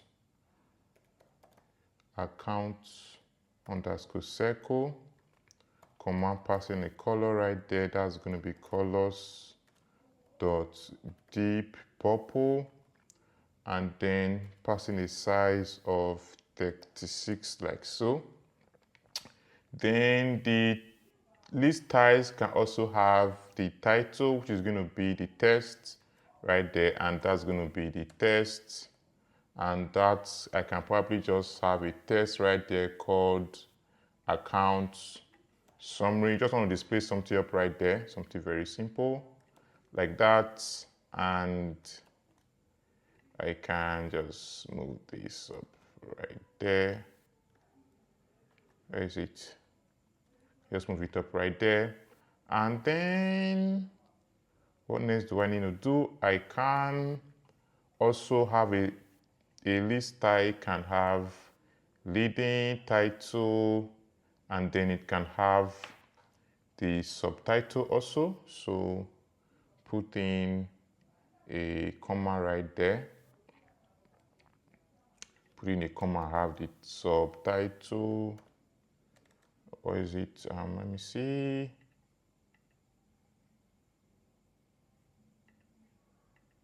Okay, let me pass another one like this. And then have a subtitle like that. And then that can be, let's say that can be within a padding again. And, you know, and I can just do that like that, like so. And yeah, so if I just control save right here, and let's see, I'm expecting the card to be displayed. Let me just make sure you can see this is the card right here being displayed. And I can probably just move down right here because it's a scribble widget. I can move down to say size box. Where is it? Size box. And I can probably pass a height of, let me just say 1000. So this can be scrollable. And I'm going to say, just have probably another text right there wrapped within the center widget. And that can have a child, which is going to be just a text. And probably right here, I can say this is the end. I just say scrollable area ends.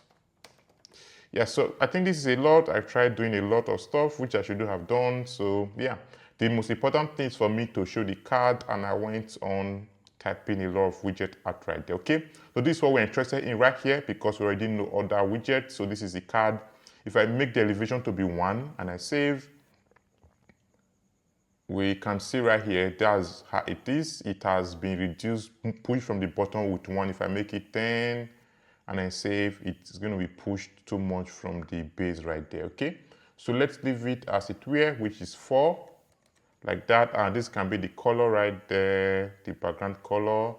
And this is the shape. We are, having a rectangular, a border radius around, which is a little bit rounded like that. And it's having a child right there, which is a list type, which is basically for us to display what we can have right here, the icon, the title, which is account summary, the text right here below, which is the subtitle like that. Okay, so this is basically the card and how to use it. So what I'm going to do next is to, instead of me to, write this multiple times, I can actually, as you can see right here, the card, I can actually, come and let me just do that. I can copy this card right here. And let's say I write it multiple times. For me to have some list of cards, I can write it multiple times, save it, and then I can have multiple cards right here. So instead of me to do this, I want to have a custom widget elsewhere where I can just reuse and then pass in these values dynamically. So this is going to be done in the next lecture. Let's hang around.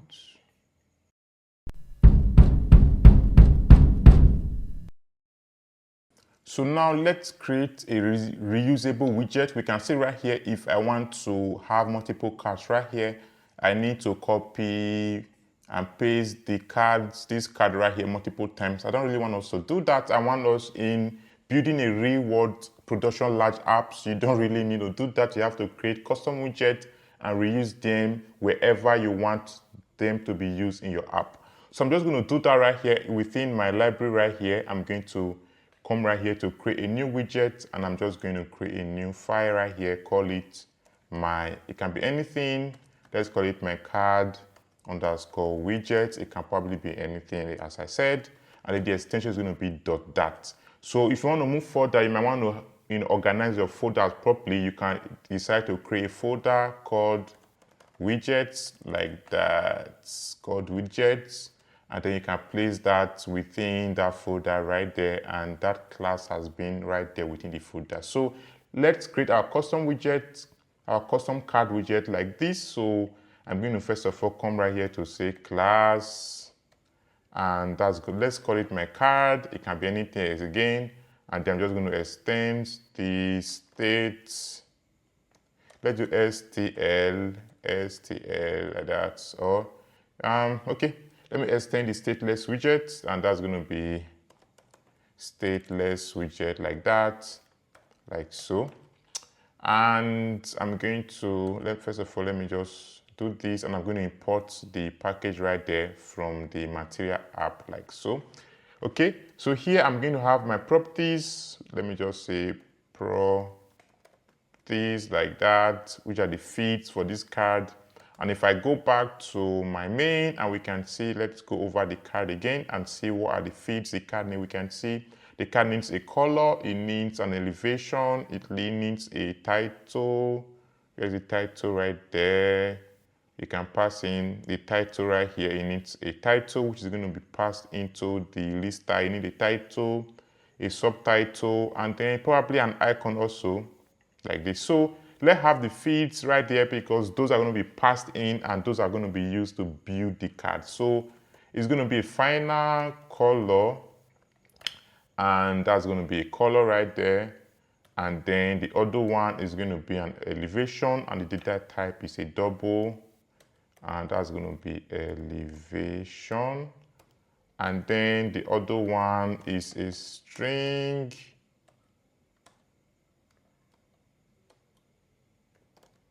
and then that's going to be the title, and then we can have the subtitle. Let me just copy this and paste it up right there, subtitle, and then we can have the icon, which is going to be final icon. Let's call that icon data, and then that's going to be icon like that.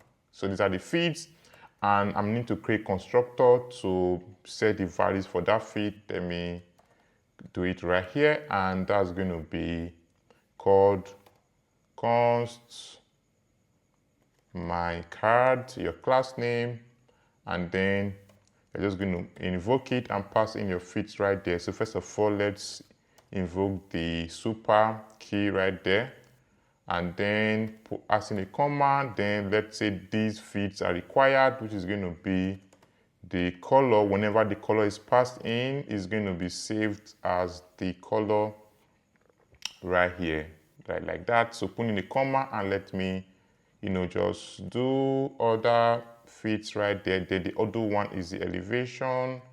The third, parameter that we pass into the constructor is a title, and then we have a subtitle, and then we have an icon like that, right? So that is good. And then after that, I need to override my widget like that. If you don't really want to do this, you can come right here and do stateless widget, and when you do like this, it's going to by default, create this for you. You can just call this my card like that, and that's all it's going to create. You can probably just leave it my card widget or my card, and it's going to just auto create your build for you. Okay, so let's just make use of that, and let me copy everything right here and paste it up right there, something like that. Okay,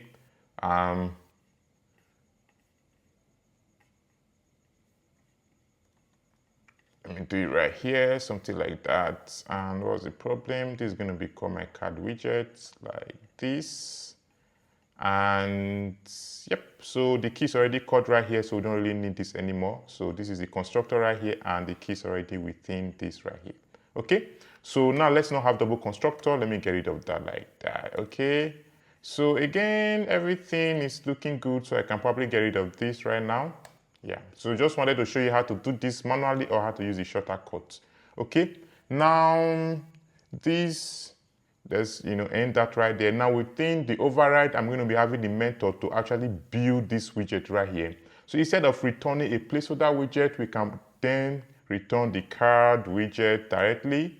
I don't really need this cons, get rid of that. And within the card, I can copy everything right here for this card, which, where is it?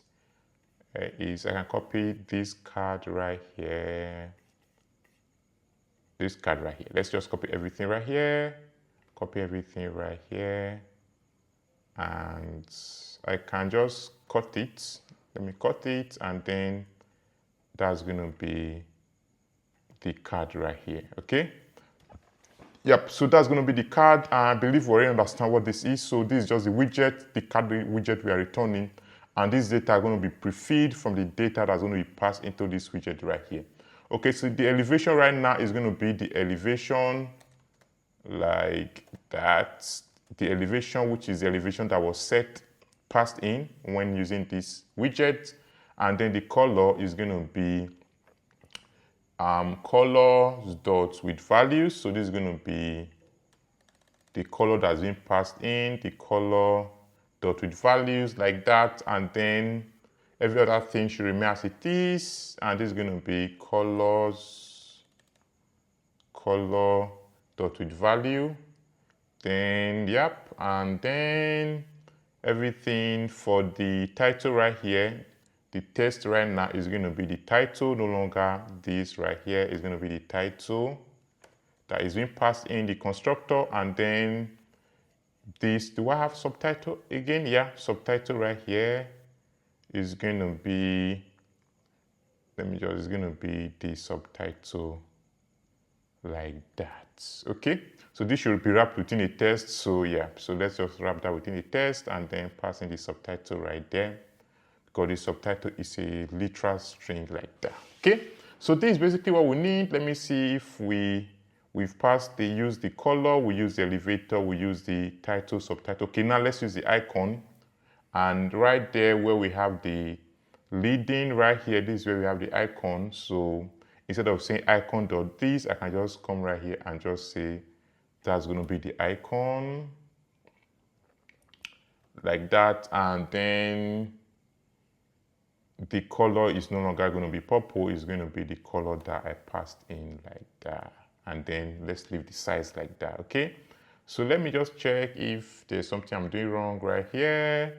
Then the title, okay, so for the color, instead of me doing this, I can just say the color is going to be the color that has been passed in. Let's use that color like that. That should not be constant. Let's just say color like that. Okay, so let me see. Elevation is going to be used. This fits right here.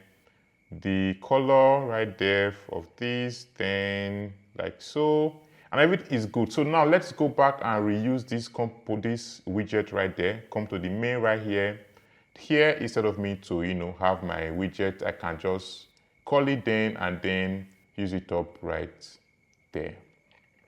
Okay, so now to do that, I'm going to, let me just, have a comment to say reusable card custom widget, and here I'm just going to say call my card.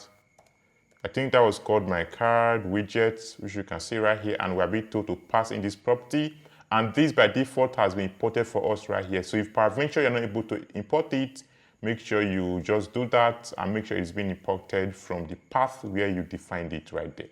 Okay, so that has been done right there. I need to pass in the color for this card, and I can just move this to the next line so we can see it or see it properly, or you can do just format your document, and that's going to help you move it up right there.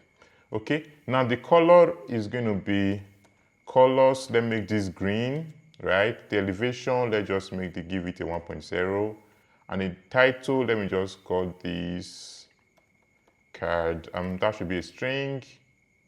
Let me just call this card 1, and what should be card 1 be? Let's just, what text should we display? Just say account summary, like that. And in the subtitle, what should the subtitle be? Subtitle should be, let's just say, let me just have like a stuff like this. That should be a literal string like this. And then the icon is going to be icons dot accounts underscore circle, like that, right? Okay, now put in your comma right there, let's not mistaken, so that we can proceed with order of this. So I can copy the, if I save it right here, let me save it first of all. Okay, we can see this is it, kind of not too pretty, the color not too good. Let me just say colors.blue, I don't know, and save it, and we can say, okay, this is a little bit better. So I can decide to reuse this multiple times by copying it and pasting them right here. When I paste it, I can add, let me just add a divider by saying use the divider right there, and save it, and it's going to have an underline right there. I think the divider does not look cool, so let me just use the size bars up right there, right?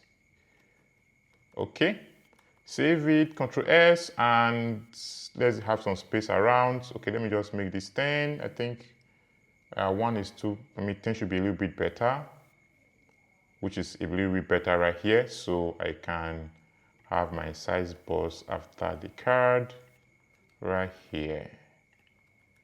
Yeah, let's make it 10. So that's it. I can just copy this and reuse this card again. I can have multiple of this card if I want to. I can have, like, I don't know, just a large quantity of them, and I can change this wherever I want.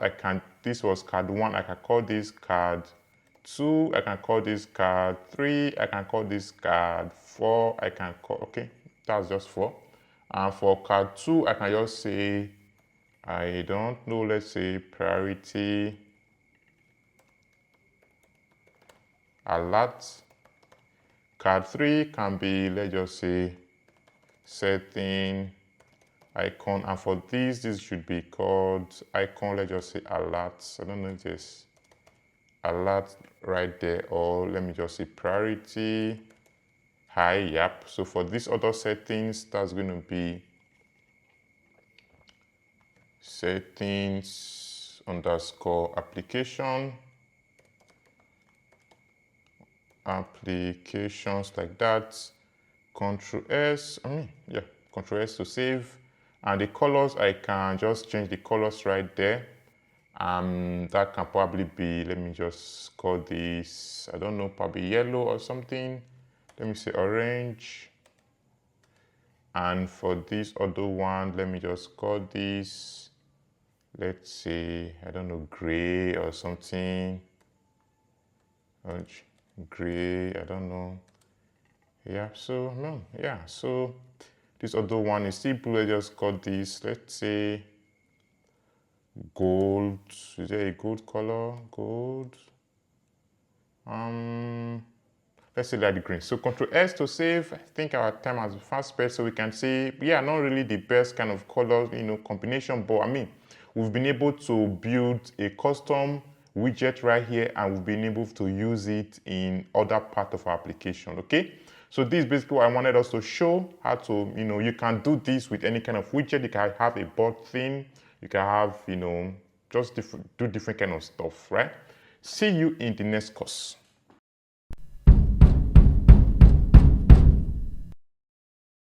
So what we are going to do now is to implement a functionality where we can, when I click on the contact, is going to, the contact is going to be selected. When I click on the profile is going to be selected, something like that, right? So for us to do that, we need to first of all change this class to a stateful widget, because as I already said earlier, some time ago, we already saw that for us to do that, we need the widget to update. So right now, if I come right here, where is it again? If I select the contact, we need the widget to update so that this little background will now be right here. And if I also click on the profile in the navbar, we want these backgrounds, we want the profile index to be selected. And for us to do that, we cannot do that using the stateless widget, because the stateless widget do not have the updating state. So we need to convert this to a stateful widget so the widget can be updated when this functionality are be done. So for us to do that, I'm going to change this home screen right here to a stateful widget by right clicking on it, click on refactor. You're going to see convert to stateful widget like that. So press that, and you can see that has been converted to a stateful widget. We now have the create state right here, and everything was extracted in the home screen state, and you extend the state, which you can see right here, and then every other thing, which is the build, and everything remains the same. So the difference between the stateless and the stateful widget, let's just probably just do that so we can see the difference. It's just the create state like so. So let me have two widgets right here. We can see we have two widgets. This one is a stateful widget. It has a state. We can see it has the create state right here like this. And then the other one is a stateless widget. It does not have the create state right here. So this is the difference between a stateful and then a stateless widget, okay? So now let's move that in. Now we have, where were we? Okay, that's this. Now we have our home page has returned to a state widget. So what we need to do right here is come to this place and define our index, which is be head when we click on either of these. So if I click on home page, the index selected should be home. When I click on the contact, the index selected to be contact.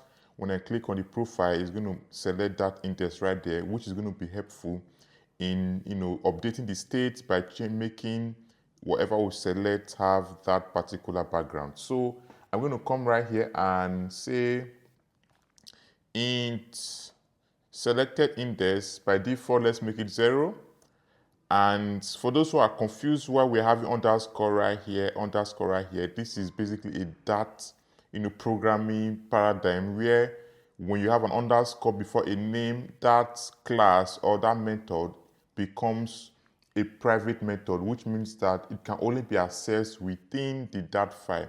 So this can only be accessed within this main.dat file right here. Okay, so this means that this is a private class and this is a private variable like that. Okay, so now what we're going to do now is I'm going to move down to where we have the bottom navigation right here, and the selected index by default we made this 0. Right now we're going to set it to the selected index we defined right here, because this value is then going to be updated based on if we click on the icons on the bottom navigation. So when I click on, let me move that again. When I click on the home destination, the index should be 0, should be updated to 0. When I click the contact, the index should be updated to contact. When I click on the profile, the index should be updated to 3, like that. That's 0, 1, 2 should be updated to 2. So this can be done when we are using a stateful widget, which is what we are doing right now. Okay. Now, having done that, if you move down right here, you can see the button navigation have the selected index, which is what it uses to detect which index is currently selected. That is going to be done on its own, going to be auto-managed on its own. And now right here, if you move down, you can see the unselected right here, and it has a method right here. So what we're going to do now is we're going to say, use the set state right there. Remember, the set state is used to update a widget. As we can see right here, to update a widget, you use the set state like that, okay? So now, what we're going to do right here is, if a user selects the navigation, if you select your destination right here within bottom right here, where this on destination selector will be triggered, and what do you want to do? Want to use the set state to change the value of the selected index right here. Want to change the value of the selected index right here to the index which we are currently at. Okay, so that's going to be, I'm just going to come right here and say selected index equals to the index, which is index like that. Oh, you can see this index is being passed in and is being called when we click on either of these. Now, you might be surprised that within our destination list right here, which you can see the home, the contact, the profile, we are not specifically calling the on destination selected. That is because it's been done for us by, it's been automatically done for us by Flutter. So that's why it's a framework. So when you select either of these index, it's by default going to call the on destination selected, and it's going to pass in the current index of that item right there as the index. And right there, we're going to set it to this index. And when we set it right there, the set state is going to be triggered, which is going to make our widget to update, thus making the icon right there to now be the selected one based on the index right there. Okay. Now this has been done. Let me just click on this to hot reload, auto restart, and then let's test this out. Okay, by now that has been restarted. So if I click on contact right here, we can see the contact has been selected. When I click on profile, we can see the profile has been selected. When I click on contact again, we can see right here, click on home, home is not being selected. So this is working very fine, and it's kind of a little bit getting more fun. Yeah, so this is it on how to, navigate. Let's not say navigate. This is how to change. Let's just use the word change, the index of selected item in your bottom navigation. As we move further along in the course, we're going to see how to navigate from one page to another.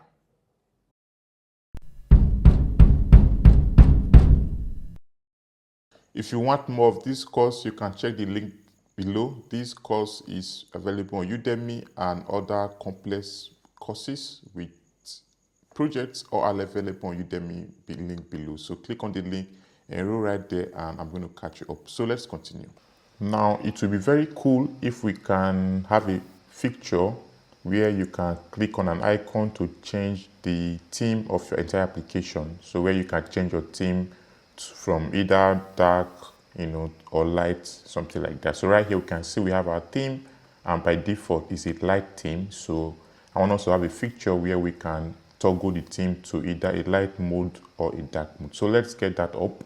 So first of all, I'm going to come right here in my home screen, and these are the icons right here, and I'm going to have, just copy paste this one. I'm just going to have the little icon displayed up, which I can toggle right there. So this is going to be icon button, and I'm just going to call this icon right here, let me just say light icons dot light mode. So I don't know if that is there, light mode like that. And when I save right here, we can see there's this little light icon right there. So what we want to do, we want to have a feature whereby when I click on this icon right here, it's going to turn to dark mode, and when I click on it back, it's going to come back to light mode. And when it's on dark mode, this is going to be light, and if it's on light mode, this is going to be dark like that. Okay, so just to toggle the theme of your entire mobile app. So these other ones right here might probably comment them out, and might not really need them. Let's just leave these three right here. Now, because this needs a stateful widget, I'm going to convert my app right here to a stateful widget, because for me to be able to change the theme dynamically, this has to be a stateful widget, because the widget has to undergo an updating state. So let's do that. Right click on this and then click on convert to stateful widget. And this has converted this to stateful widget. So right here, we can head on with our implementation. So what I'm going to do right here is, within my app, I'm going to define a variable to hold my theme data, so that when I click on this button right here, it's going to toggle it on and off. So I'm going to call it theme mode, and that's going to be called theme underscore theme mode. And by default, I'm just going to set it to be light, which is going to be theme mode dot like so. So that's going to be the first thing we have to do. And after that, below that, I'm going to have a method which is going to be used to toggle it on and off. So it's going to return a void, and I'm going to call it toggle theme like this. And I'm just going to use the set state right here. You can see right now we have access to the set state, and that's going to be used to toggle this. So I'm going to say theme mode equals to theme mode. If the theme mode is light, which is going to be theme mode dot light. So if this value right here, which is the theme mode right here, if it is light, what do I want to do? I want to change it to dark. That's going to be theme mode dot dark. Else, if it's already dark, then I want to change it to light like that. So that is it right there. This is going to be a method for us to toggle the theme like so. Okay, so having done these two, I'm going to head on to, let's move down, and I'm going to come right here. This is the build right here. And right here, instead of me to set the theme mode to be light forever, I'm going to set the theme mode value to this value right here, which is this. So I'm going to come right here and say theme mode is going to be this right here. So this is going to be what we are going to use to actually set the theme data, and that's been set to the variable I declared up right here. Now, having done that, I'm going to come to the home screen right here, and I'm going to pass the untoggle callback down. Remember, this is my app right here, and our app right here just contains this right here, and we need to find a way to pass, this is our home screen right here, and this is the home screen is what contains the app bar, and where our actions is right here. So we need a way to pass these methods right here, the toggle theme right here, down to our home screen, which we can access right here within the app bar. So that's what I want to do. And right here in my home screen, I'm going to have right here, you can do it anywhere. I'm going just to have final. That's going to be final, and that's going to be called void callback. Where is it? Void callback, and I'm just going to call the method on theme toggle like that.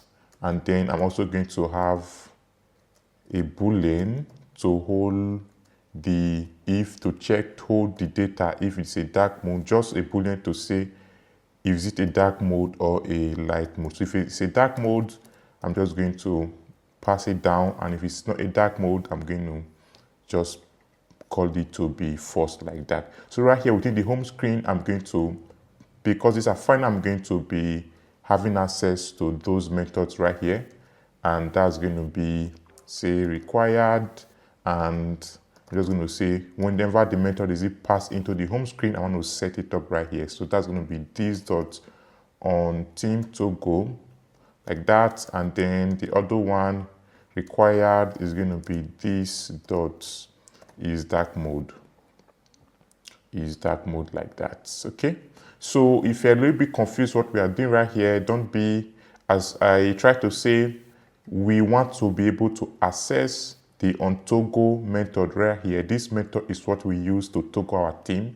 We want to be able to access that method within the home screen, so we have to pass the method down to the home screen component or the home screen widget, so that we can have access and to set the theme mode right there. So whenever the home screen instance is created right here, we are expected to pass the onToggle method down and also pass if the dark mode is on or off, if the dark mode is true or false. This will help also conditionally render what is being the icon that is being displayed up right here. Okay, now the required means that what is required means that when you are creating an object of the home screen, you must pass the onThemeToggle function, and you must pass if it's a dark mode. So when these are being passed, it's going to be set up right here. Now within the home screen, we can have access to this method and then do what we plan to do. So I'm going to move down to the actions right here.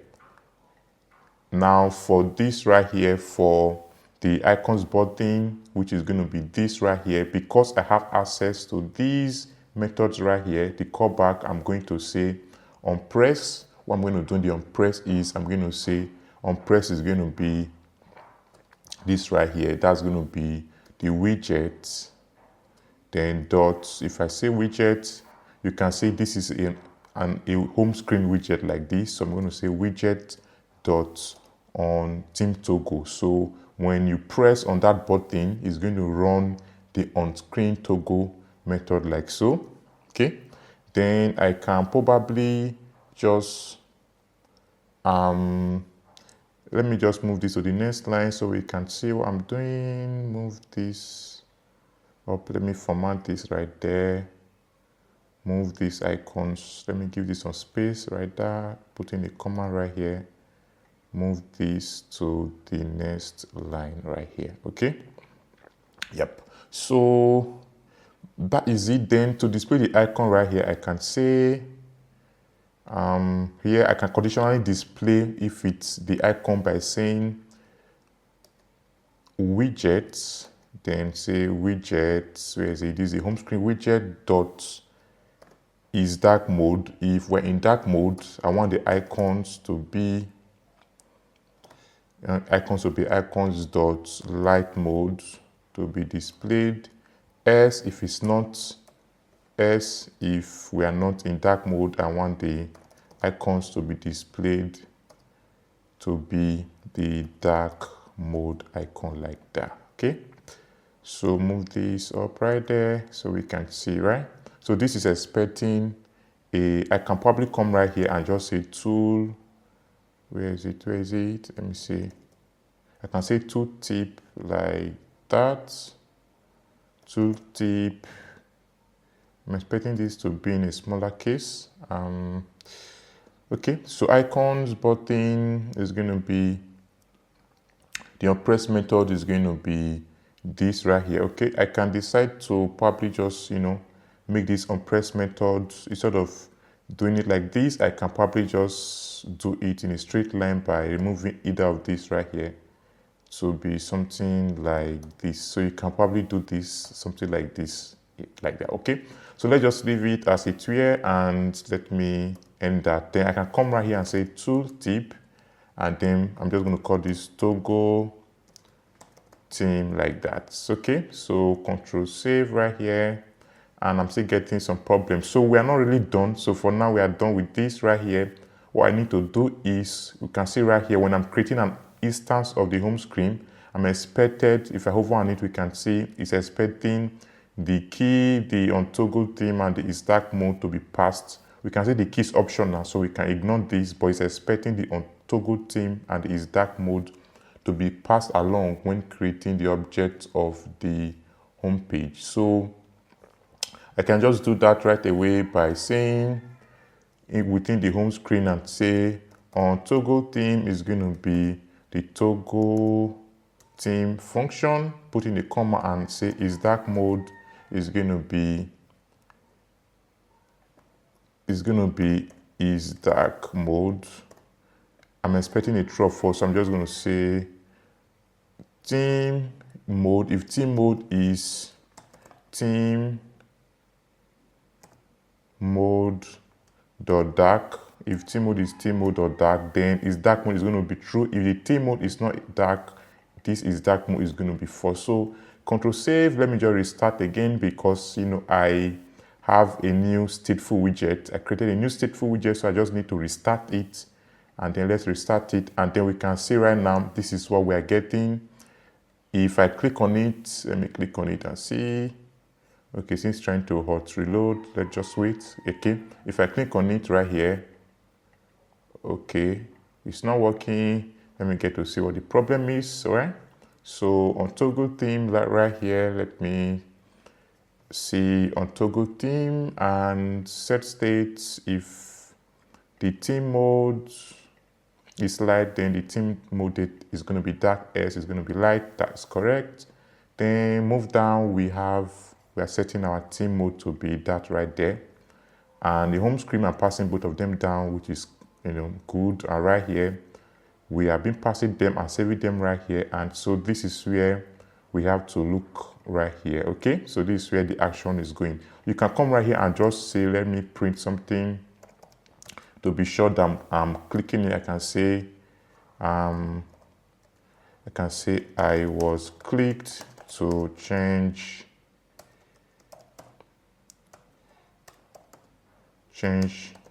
theme mode, like that. So Control save, and then just open your terminal, go to your output right here, and let me see if, just restart again, let me see if I'm clicking it, if I'm going to be seeing the logs right here. Okay, so now let me click that again.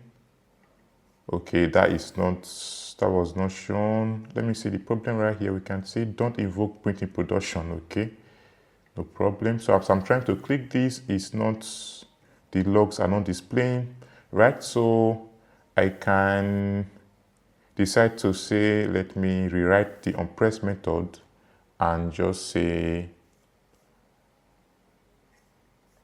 let me just say widgets dot on theme toggle, like that. So save it, and let me restart this again.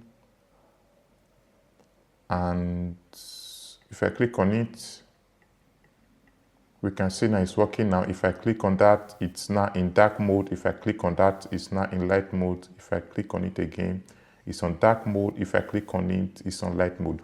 Now the problem with this is that, let me just click on it to be on the dark mode right here. So if I click on restart right now,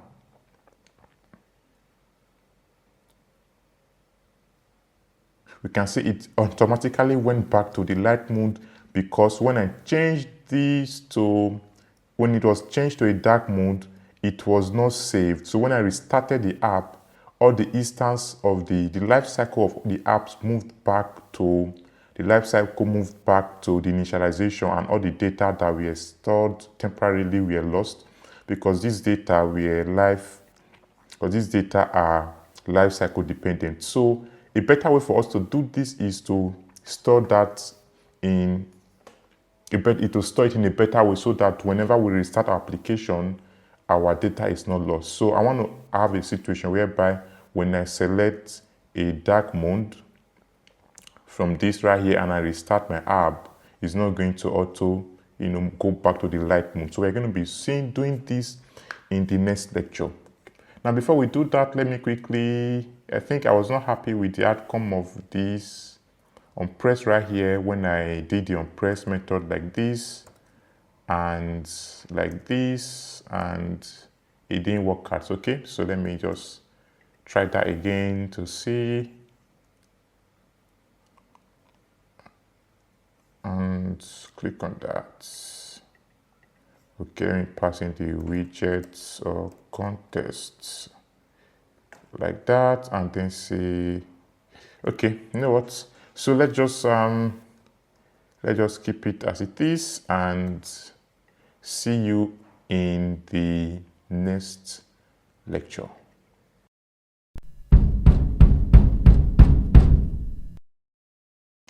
So now let's look at shared preference. Now we got to see that whenever we restart our application on our app close, our theme switch implementation, we have to reset from start because those data were not permanently stored. So they're basically being held in the state of that widget. So a way where we can store these theme color permanently is by using a library called shared preference. So what is shared preference? Shared preference helps us to save small data permanently on the user's phone. Take note that it's not a database, so it's just more like a tiny book. Just take it as a tiny book in your app that helps you to remind you of things that you jotted down. So it's a way to save small piece of information permanently on the user's phone. So all the data being stored by shared preference stays on your user phone right here. Okay. Now for us to do that, we need to add that as a dependency. So you can go to your pub spec right here, and within the dependency right here, you can add your shared preference. If a quicker way for us to do this is to hit Command Shift P, is going to bring something like this up, then type add dependency, Command Shift P, then type add dependency like that, then click on this add dependency right here, the first one, add dependency, then type in the dependency name. For ours, that's going to be shared. As you're typing it, you can see different dependency popping up, so that's going to be shared preferences right here. So click on that. As you are adding it, we're going to see it being added right here in our dependency, as you can see right here. So that's been added, and the latest version is being added right here. Now after this has been done, at the top right here, you're going to see this download button. Click on that. That's going to help to re-download these packages, and then we can then have access to this. If peradventure you are not able to get this, plus download button right here, open your terminal and come right to your terminal and run Flutter pub get. If you run this Flutter pub get, it's going to help us download your dependencies right here. It's the same thing with having this plus in this download button clicked within your pub spec right here. Okay, now make sure that this dependency has been added right here within your dependency, and now we can have access to the shared preference. So I'm going to be using this to store our theme data so that whenever our app is restarted, we are not going to lose our theme right here. So go back to your main.dat, and we're going to be making some modification to the toggle theme up right there. So right here in the toggle theme, first of all, which is this method right here, let me move this down. Let me just add a comment right here so you guys can see when going over the code like that, right? So right here, I'm going to first of all, within the toggle theme, I'm going to bring in my shared preference. I'm just going to call it pref, P-R-O. You can call it anything, EFS. And that's going to be, I'm going to await the shared preference. We can see we're having the shared preference right here. Click on that, and when you click on the shared preferences, you can see that has been imported for us right here because we now have the package, right? So make sure this is being imported. If you are not able to import it, just right click on that, and you're going to see, let's say, import, something like import right there. Okay, now here I'm going to say shared preference dot get instance.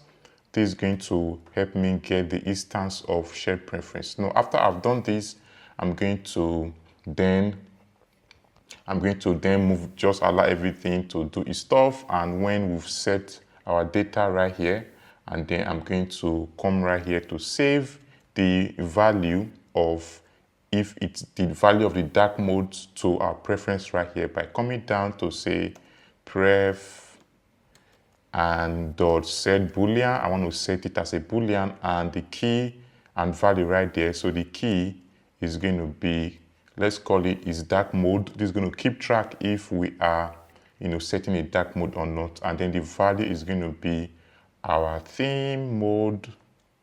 If our theme mode is dark, it's going to set it to be dark. If it's not dark, it's going to set it to be, white like that. Okay. So let me add comment right here to say save the user's choice to the phone storage, which I'm just going to call shared reprint. So this is the first thing we need to do right here.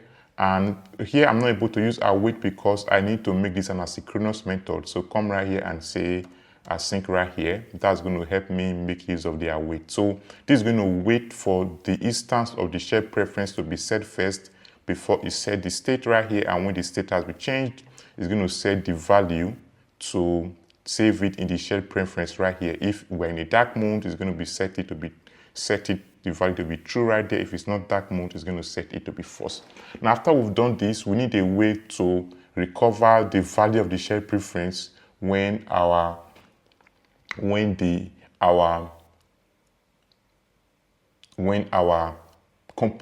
using the word component, let me say when our widget is mounted or when our widget is in the initialized state. So let me have a method called load save theme. So it can be anywhere. Let me have it right here below. And that's going to be a future like that, and it's a void. And I'm just going to call it load. Let me say load save theme. So we just want to, whenever our widget is, initialized, we want to get hold of the save theme so we can, pass it down. So this again, I'm just going to use an async because I'm expecting an await right there. So here, I'm going to bring in my shared preference instance. We know how to do that by saying we just want to make it final. Let me call it pref. Like that. That's going to be await shared preferences.get instance. This is going to get the instance of shared preference, and then I'm just going to get hold of the value of this is dark mode right here by saying final. And the data type is Boolean. I'm going to say if is dark mode is equals to the preference right there dot get Boolean. Remember that was saved as a bool, and then the key right here, which we need to use to get the value, was called is dark mode. So this is a key right here, and by doing this, it's going to help us get access to the value, which is either true or false, and we're going to save it right here called is dark mode like that. Okay, so I can just add some.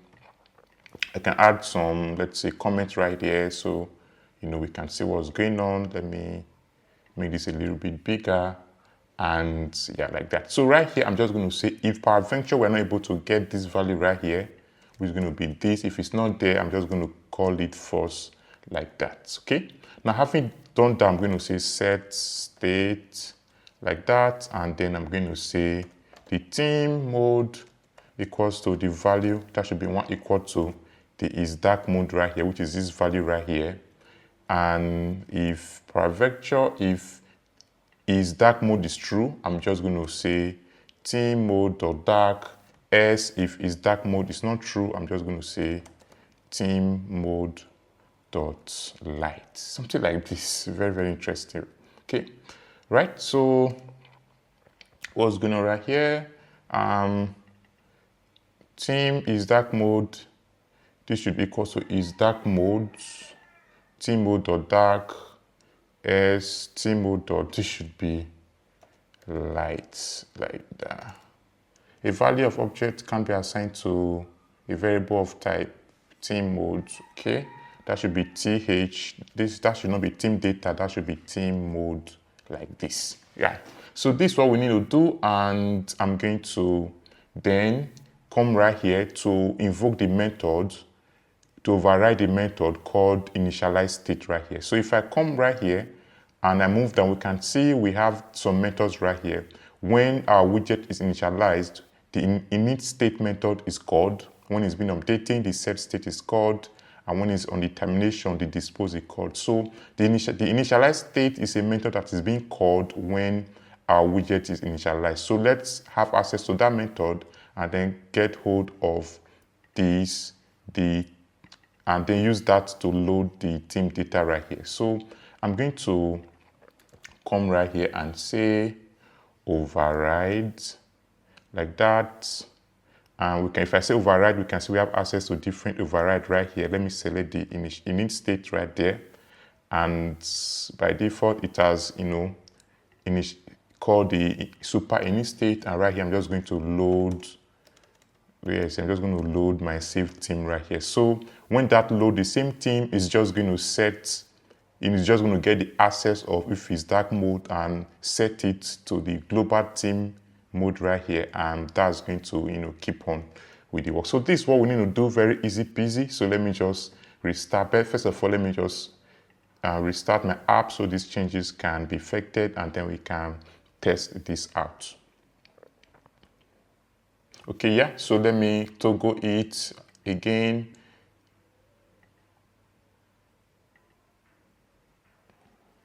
And what's going on right here? Let me see if we're having a major problem. No problems, okay?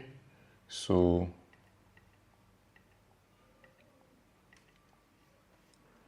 let me, so where's the toggle right there? Is dark mode, stuff like that, okay? Let me just start this, and let me stop it, and then restart again, and then we're going to see the outcome.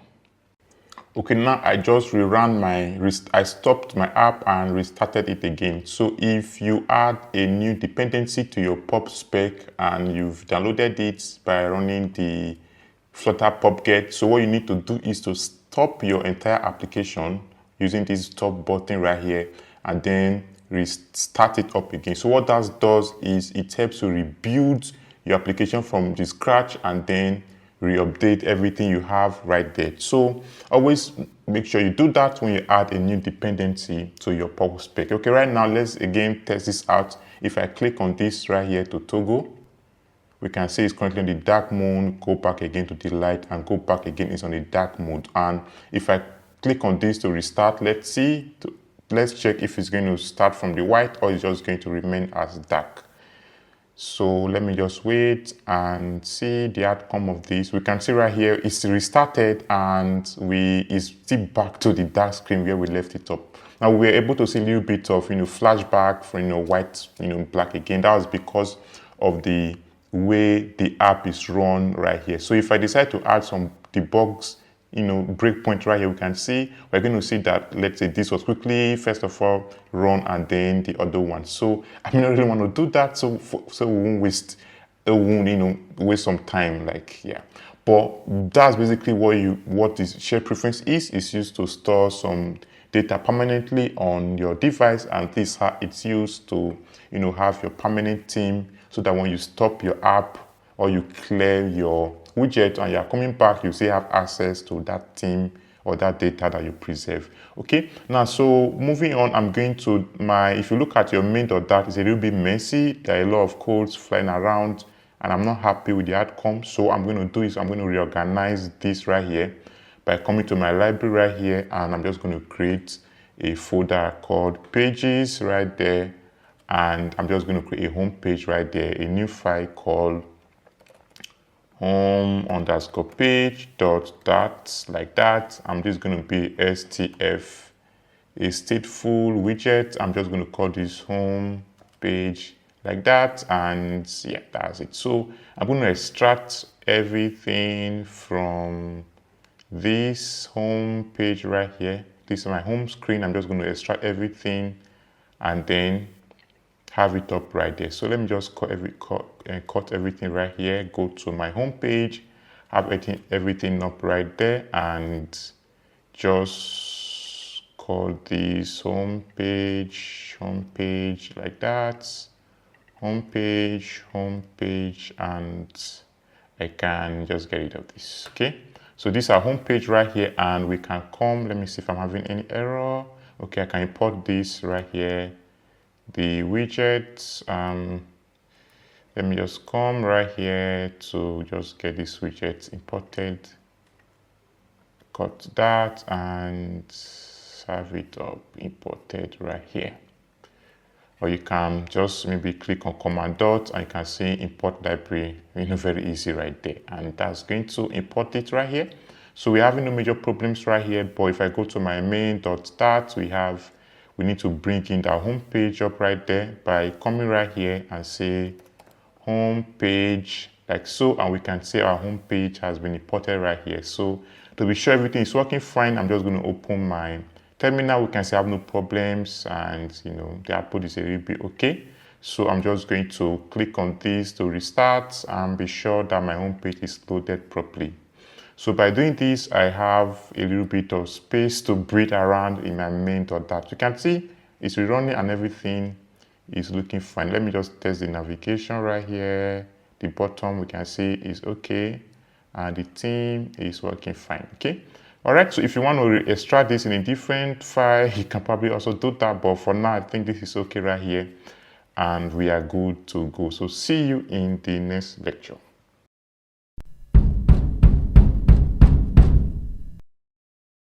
So in this lecture, we are going to learn how to collect users' input from a form and then save it. So we are going to be having a little registration page or a registration form where users can pass in their name, their email, select their gender, and then select their age group, and then hit on register. So let's see how that is done. So I'm going to do that in the home page right here, and that form is going to be within the body right here. So I'm going to get rid of this existing body right here, and then that's going to be a single. Let's use a single scroll view like so. And I'm going to be having my implementation right here. So before I do that, I'm going to come to my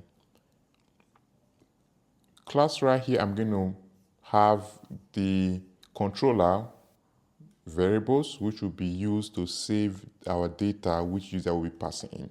So in Flutter, there's what we called, a text editing controller, which is basically used to read, write, and control the text which the users will enter on a form feed. So let's have that right here by calling it final, obviously, and that's going to be called text editing controller. And I'm just going to call it name. Let me just call it name controller. This is going to say store the user name that is being imputed on the test form, and it's going to be a text editing controller like so. And I'm also going to have this to be, let me even make this a little bit bigger. I'm going to have the other one, which is going to be the email controller, as this will be used to store the email value the user will type in the form feed. Also, we're also going to be having to store the user sex, that's going to be a string. Let's use a string like this, and that's going to be the sex, the user select. We are going to be having a marker where the user can select a sex, male or female. By default, let's make this a male, and then the other feed right there is going to be the age range. I'm going to be having an age range from 10 to 20, 20, 30, 30, 40. So by default, let's just make it 10, 20 like so. Okay. So right here, we can see I'm getting this, error right here. Not like error, it's more like just a code linked. That, as we already said, this dependency is coming from this right here. It's coming from this extension called the error lens like that. Okay, so in case you have that error lens or you're seeing something like this, it's just, more like a suggestion of what is currently be going on right now. Okay, so now I'm going to then move to my body right here, which is the body segment, which is this, and I'm going to have my form feed displayed up right here. So first of all, let me have a padding and give it an all edge of 16 like that, and then the single child scroll view is going to have a child, which is a column like that, and this column is going to have children, which is a list of, is going to be expecting a list of items right here. So let me have my cross alignment as is, which is going to be cross alignment or start like that. Okay, so now within the children right here, I'm going to first of just have a test which is going to display just the registration form that will say user registration form. Then after that, I'm going to then give it a little bit of vertical space around by using the size bars. And after that, I'm going to start having my main input feeds right there. So let me have a little bit of comment, say the main input feed. And here I'm going to be using the test field like so. And this test field, if I hover on it like this, we can see these are the properties right there. You have the controller, which is going to be storing what the user is inputting. You can see it's a test entity controller. We can have a lot of things. You can style it. You can align the test. You can, we have a lot of stuff right here that you can, property you can work around with. So let's get up with some of them. I'm going to be having my controller right here, which is going to be the name controller.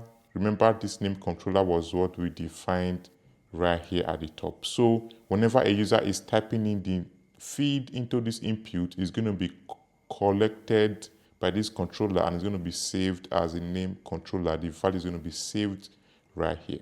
Okay, so that is that, and I'm going to go on to have some property, which is decoration, and this is going to be input.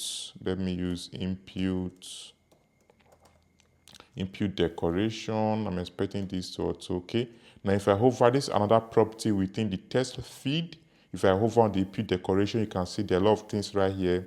You can pass in the label, you can pass in an icon, and a lot of stuff right there. Okay, so let me just have my label right here, which is going to be a name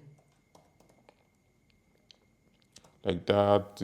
Should that be a name? Let me see. A label, that should be label test, not label like that. The label test is expecting a label is expecting a widget, which you can see right here, while the label test is expecting a string. Okay, so this is going to be displayed. Let me save this and see what's going to be of it right here. So I can restart this and let's see what is being displayed up right here. You can see this is the user input feed right here, name like so. I'm going to continue by having a border right here. I can say border, and that's going to be, let me use the outline input border like that. So put a comma right here, save it. Let me toggle this to the white screen like that, and we can see there's a border being displayed around like this. Okay, so that is it, and I'm going to head on to add some some height around like that, and then I'm going to head on to have our next test feed, which is going to be the email like that.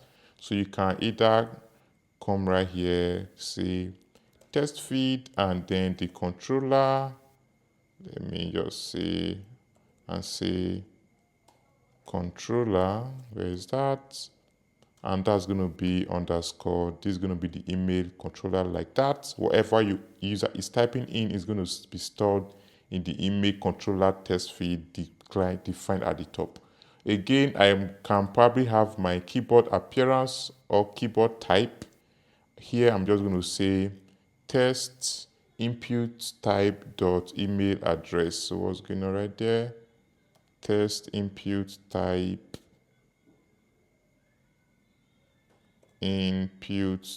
dot email address like that. So this is going to show the email friendly keyboard on a mobile device. Okay, I can decide to pass a decoration, which again is an input decoration like that, and I can pass in a label name, label test, and this is going to be email, and then I can pass in my border if I want to, and that's going to be the outline output border like so. So if I save this, we are expecting, you can see this is the email feed right there. So that's it. I can give it some space around again and have it up right there. And then moving on, I can have, let's say, let me just have another test to say sex like so. Let me save it, and we can see I'm expecting this to be displayed up right there. So here I'm going to have my radio group a user can select from either a male or female. So that can be done by using the widget called radio group like that. Let me type it out. What's going on right here? That's going to be radio group widget. And we can see there are a lot of stuff right here. It already gave me some stuff, but I'm not going to be using this. I'm just going to be, first of all, defining, the string like this. This is going to be putting a string. And right here, I'm going to then come right here to define the properties right there. So here I can decide to say group value, and this is going to be whatever the user select, and that's going to be the selected sex right there as defined at the top right there. So here I can decide to say the child of this is going to be a column, and here is going to have children as we expect. And for these children, we can have the radio list style like so, and then the value is going to be, let's say, a male. When if a user select this right here, the value is going to be the male, which is going to be saved as the group value right here. And then I can proceed to say the title, which is going to be displayed, is going to be, let's use the test widget. We're expecting a widget like that, and that's going to be called male like that. I'm going to copy this to, I'm going to copy this to in multiple places, and that's going to put in a comma right there, and then the other one is going to be female like so. Okay, so here if I hover on this, you can see the name parameter on change is required, so that means we need the onChange. What the onChange does is if a user select either of this item, that onChange need to be triggered. So I'm going to come right here to say onChange when there's a change, and let's collect the value right there, and then let's run this function. What do we want to do? Want to set states like that, and we just want to say the selected sex, it should be the value like that. Selected sex should be the value coming in from the top like that. Okay, and then if you want probably to do more, you can just probably log like that, add a log. The log should be from your Dart developer, and probably just want to log the value like so. Okay, so that's it. You can do something like this, right? Okay, so I think if I control save right here, let me just control save, and let's see what we have right here, and I'm going to pull in my output right here. If I click on female,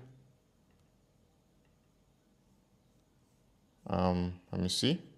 I think I'm having some problems right here. We can see this right here. Okay, I can remove this, and selected range isn't used. Okay, those are just some warnings right here. I'm being told to remove this, and this other one is not being used. So I think in the next lecture, I'm going to have the feeds where the user where we can see the selected age group range, where a user can select from a drop down the age group.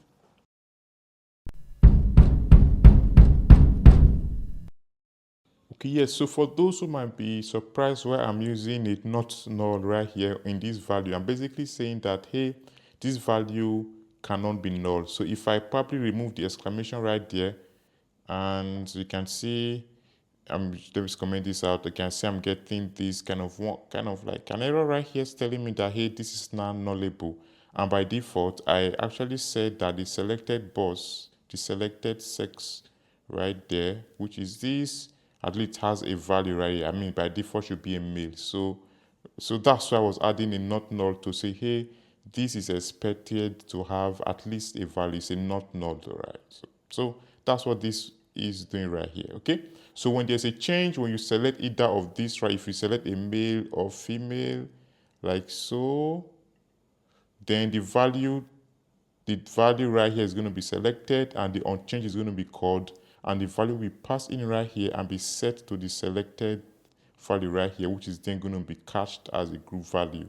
and set to the selected sex right, where's it? Right here, okay?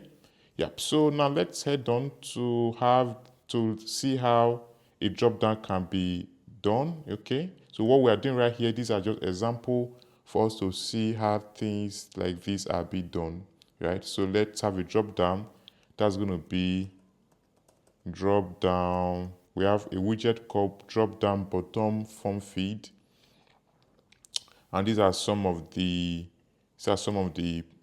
properties of this feed right there. So before I would work on this, I can probably just, specify this to say the value we're expecting is going to be a string like that. And then right here, before let me even get rid of this so I can explain everything from scratch. So if I hover on this, we can see these are some of the parameters that are needed. You can probably need an initial value, values, all this stuff right here. Parameters that, are specific for this widget right there. So let's have the initial value right here. So whatever value that is selected is going to be saved. We're going to collect it as initial value, and that's going to be saved as the selected age range. Again, the selected age range was the value we defined right here at the top right here, okay? So when the value is selected, whatever selected is going to be assigned to that right there. Now let me have my decoration to have like, we already saw how this is done, and I'm just going to have my label test. This is going to be a test around, and that's going to be called age range, and then I can decide to have my border, which is going to be an outline, where is it? Outline input border. Let me just try to look at it, get over it right here. And then, yeah, so after that, we can still see that we are not done right here. It's telling us that the parameter items is required right there. So which means that since this is a drop down, it needs some items that users expected to select from. So say items like that, and we can see it's an array of items. So you can use the drop down menu item, and this is going to be expecting a child, and then comma, you can pass in the child, can be any widget, and comma, you can pass in the value right here. So the value of the selected child, you can say for this first one is going to be 10 to 20, and this child, let's just use a test widget, and let's just call this 10 to 20. So pass in your comma right there, and then you can, copy, paste this right here. Let me see what I'm doing right here. If I'm doing the right thing, child, like so, and then the value right there, okay? So yeah, so that is good to go. You can decide to say value and child. It does not really mean both of them are the same thing, right? So now let me copy this and paste it so we can have some other group of drop down right here. So this is going to be like, let's make this 20 to 30, 40, 50, let's say 100, and this is going to be 50 to 100, let's say 40 to 50, and 30 to 40, like that. Same also with the values right here. This is going to be the values that were selected, and this is going to be 50, 40, 30, 20, 30, 40. So yep, so again, if I hover on it right here, we can see it's giving me a hint that the unchange is required. So let me move down right here and say unchange. When there's a change, what would we want to do? We want to get hold of the value and then do something with the value. So I can probably just use a function to do this, and I'm going to say, come right here, and I'm going to say for the unchange right here, I'm just going to say set state like that, and I'm just going to say the selected age range is going to be the value that was selected, which is this value right here. Okay, so that is it. I'm just going to add a negation to be sure, and then I can probably log the results from this. I'm just going to say the value like that. All right. Okay, I'm getting some unknown error right here. So let me quickly, attend to that. This is the unchanged. This is the function right here. Set state, and this is like this. Putting the command right here. And let me see, expecting this. Get rid of those right here. And let me see. I think I've overstretched this right here. So this is the items right there. Okay, after the items, you have this up. And I have this. And I have a comma right there. And let me see if I need that like that. Okay. So everything looks good. And I'm still getting this little error right here. Let me just be sure I'm doing okay. Get rid of that like that. Okay. Yep. So everything seems good right here. Control save, and let's just see what is being displayed right here in the screen. We can see right here. So I'm going to then head on to, let me just add some spacing up right there again after this drop down. And then I'm going to just have my last widget, which is just going to be wrapped within a size box, and it's going to be our button. So let me just do that quickly. Size box and size box widget, and then that's going to wrap everything. I can give it a width of let me just say give it a width of, let's just say, double dot infinity, and give it a height of, let's say, 50. And let's just display our child right here. Let me move this up so we can see. Let's have our child, and that's going to be elevated button. So we have different type of button. We have elevated button and other buttons. So let's use the elevated button right here. We have the press and we have the child. And here, when you press it, we just want to trigger a method called submitForm. That's going to bundle all our. It's going to bundle. We're going to have that method shortly. It's going to bundle everything and then perform the submit from all the data that we collected from here. Then after that, I can probably have a child right here, which is going to be a simple test widget. And I'm just going to then pass in a comma right here. I'm just going to quickly have the register right here. So this test widget is going to have the register like that, and I can move on to have my styling by having a test style, and this can have my font size. Where is it? Font size 18, and I can have my font weight to be, it's my font size 18 comma, then I can pass my font weight. I can just say font weight dot bold like that. Okay. I didn't really plan to type this much. I just wanted to explain, and then we get over it. Okay. So that's it, and I'm just going to head on to just have the submit implement function right down. So I'm just going to do that right away, or we can do that in the next lecture. So let's do that in the next lecture. Let's have our submit button so that when we click on that, we bundle all the data, and then we show the alert dialog. So in that next lecture, we're going to be looking at the alert dialog and how to validate data and all forms of form handling.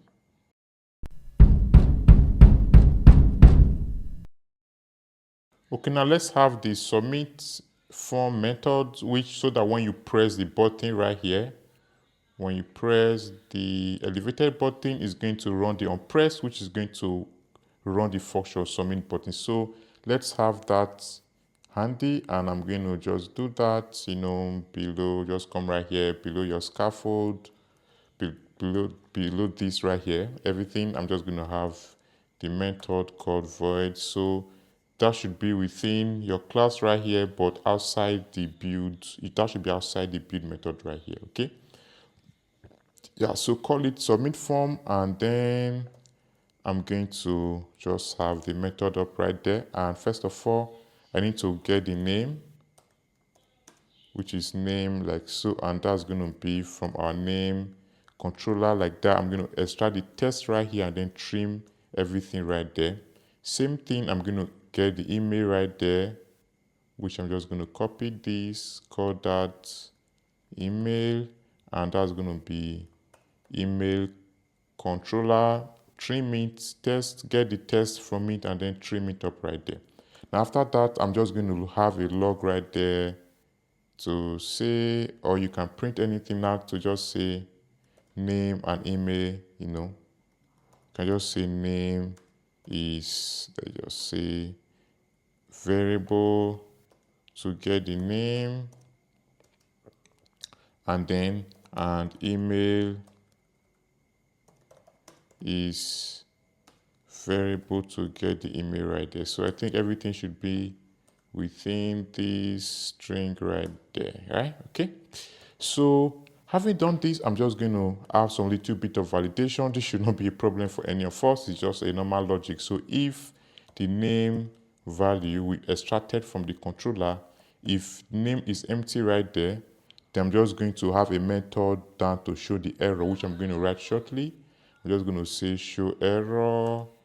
The method will be written shortly. Called show error. I'm just going to say pass in the error to say name is required like that. So when you hit on the register right there and the name is not in this field, it's going to run this. It's just going to run this submit form and just show this error to say name is required. This is going to be a dialog, okay?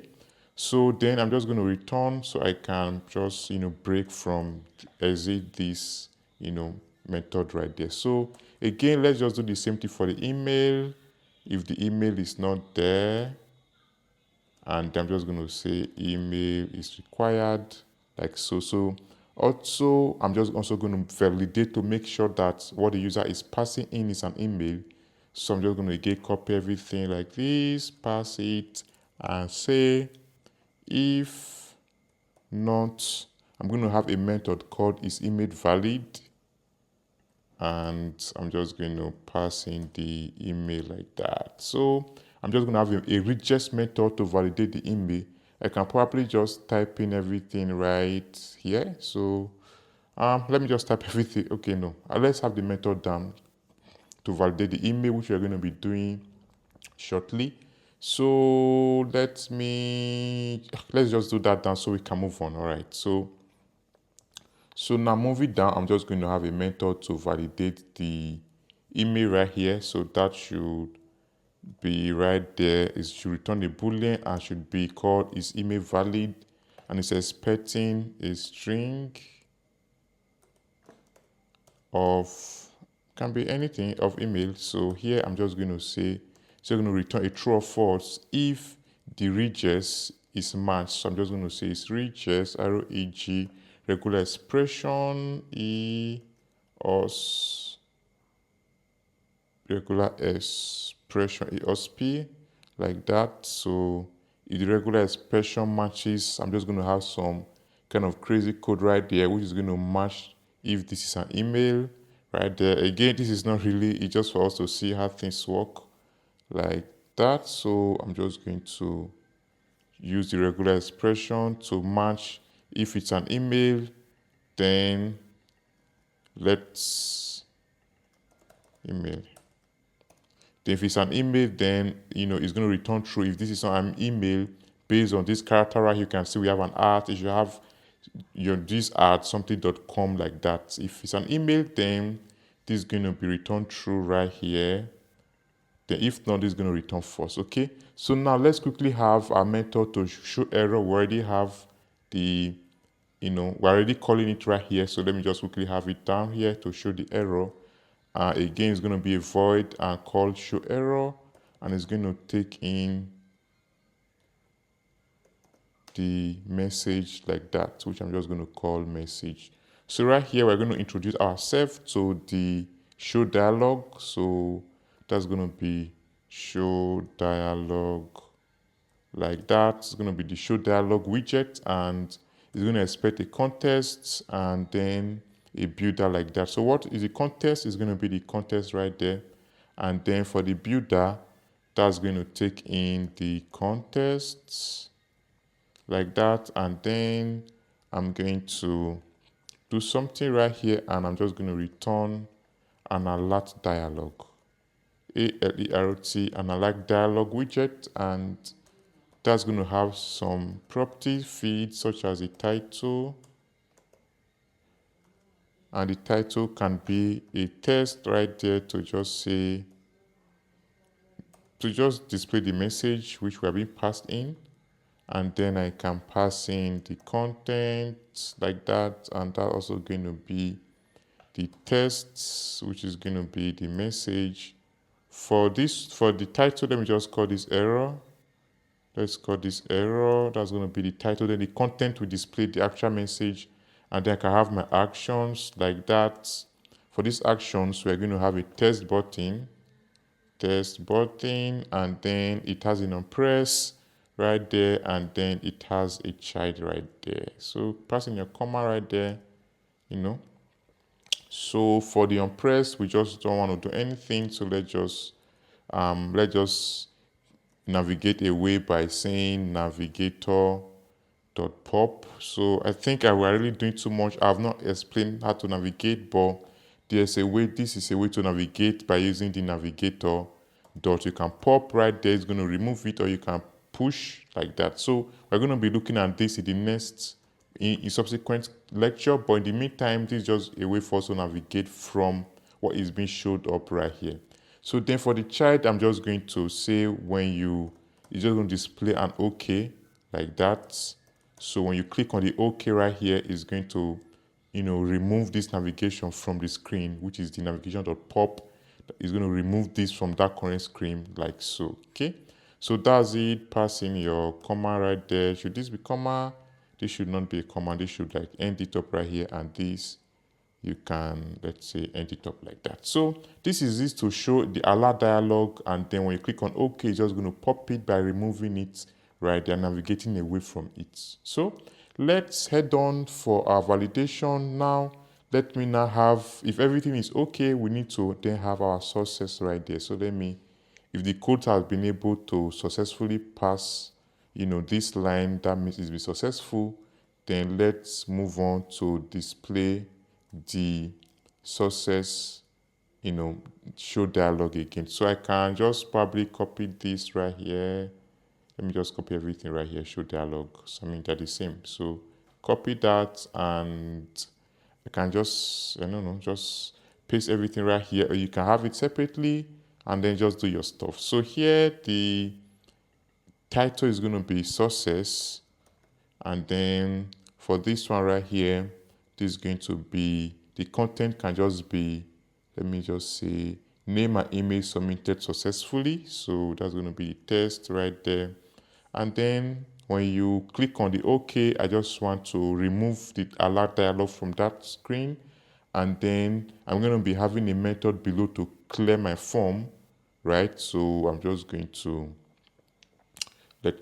within the unpressed, let me just, instead of using the arrow method right here, let me just use the full method, because I'm going to be having another stuff right there. So let me just do something like this, and then have a method called clear form, which is just going to help us to reset our form like that. So I'm going to have that method below called clear form. Let me just do that quickly by moving down here to say that is a void again, and called clear form, and this is just going to help us reset our form like that by saying set state, changing our state, and we're going to have our name controller, just going to clear the value right there.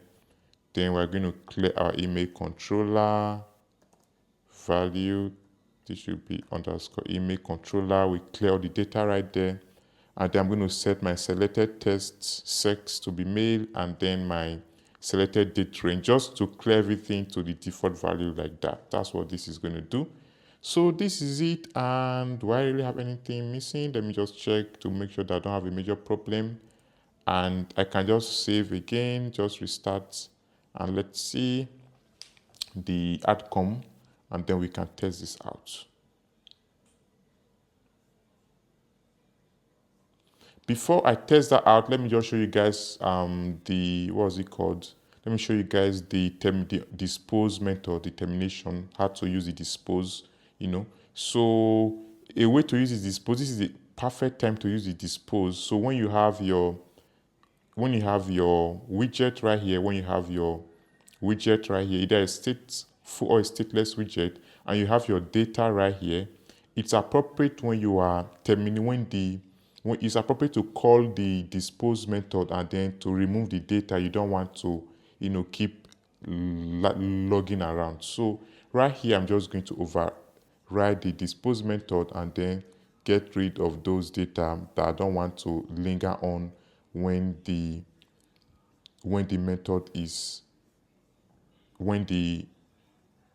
is closed. So I'm just going to say at override.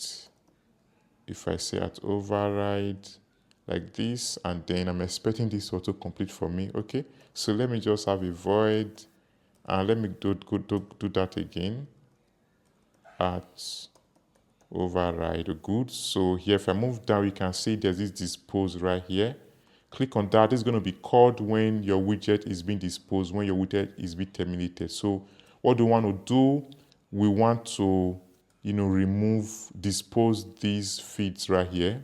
These are the data that we don't want to linger around. I'm just going to say dispose the name, controller, then dispose the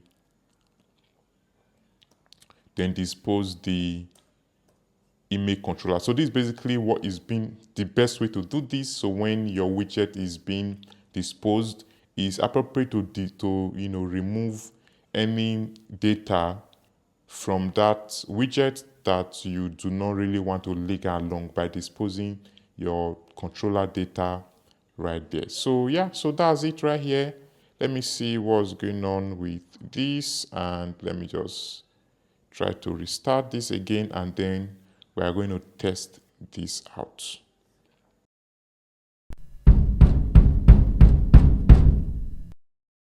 Okay, as we can see, it's coming up and it's up right here. So if I try to, let me just try to click register.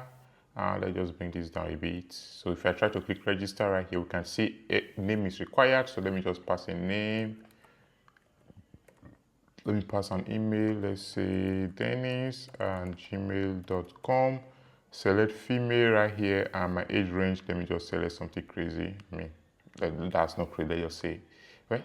It's not crazy. Also, when I click on register right here, you can see Dennis, that's my name, and the email right here, data submitted successfully. And if I click on OK, it's going to navigate away from that alert box. So that is it, and I don't like the way this button is displaying. I need the background color right here. So let's quickly work on that. I'm going to scroll down to the button. Where is it? Okay, I think that should be right here. So this is the size box, and this is the elevated button right here. So within the elevated button, I'm going to have the style property right here, and that's going to be a button style. So I'm just going to say elevated button, then the style from, and I'm just going to pass in background color. That should not be viewed, that should be background color, and that's going to be colors dot, let's use purple, and then put a comma. I can just say my foreground color. This is going to be the text color, and that's going to be colors dot, let's say white, so like that. And then I can pass a shape right there, and that's going to be rounded rectangular border.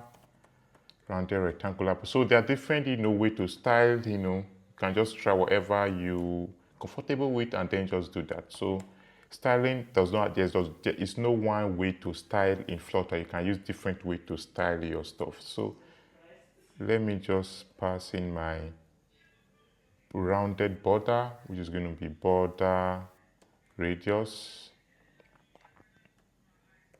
border radius was circular, and I'm just going to pass in the circular to be like, let's say 8. So that is it. So click on save right here, Control S, and let's just, we can see right here we're having our pink, purple. This is purple, so I don't really like that. Let me say purple dot, let's just say shades 300, and let's see. Yeah, I think let's just say 200. I don't know, kind of, yeah. Let's say 400. Let me see. Yeah, I think this is a bit, looks a bit better right now. So this is it. And again, if I click on register right here, and error right there, if I pass in my name, let's just say Mary, and for the email right here, I can probably just use this, my screen right here to, let's just say, to type in .com, and my mail and my age group is like, let's say 40 to 50, and click on register, and everything, your name, email is being successfully displayed right there. And if peradventure there's error, it's going to be displayed as error, and it's going to display the error right there. So this is our form feed. We kind of took a little bit of time, but I think it's worth it, and we'll be able to learn a lot of stuff right here. We'll be able to learn, let me rephrase again so we can see, we'll be able to learn that to collect the data from form fields, you need the text editing controller right here, which is basically called controller. And then you need the dispose whenever you are terminating your stateless or stateful widget, and you have some data which are being collected or stored. If you don't want those data to keep hanging around when your component or when your widget is not there, you have to remove them from when the disposing is being called. You have to remove those data, which you can see right here. And then we saw how to use the text feeds to collect and display data right here. We saw how to use the radio group to collect and display the data right here where user can select. We saw how to use the drop down right here to also select and display drop down kind of data which may arise when building large applications. And we also saw how to, when you click on the submit, how to collect your input, how to validate them, how to perform stuff on those data right here. And then we also saw the alert dialog like that. We also saw the navigator.pop, which help you to remove that screen, invoke, to remove the content screen. And we saw, we just saw some kind of stuff right there, some fun stuff right there, okay? So yeah, so this is it, and we're going to see you in the next lecture.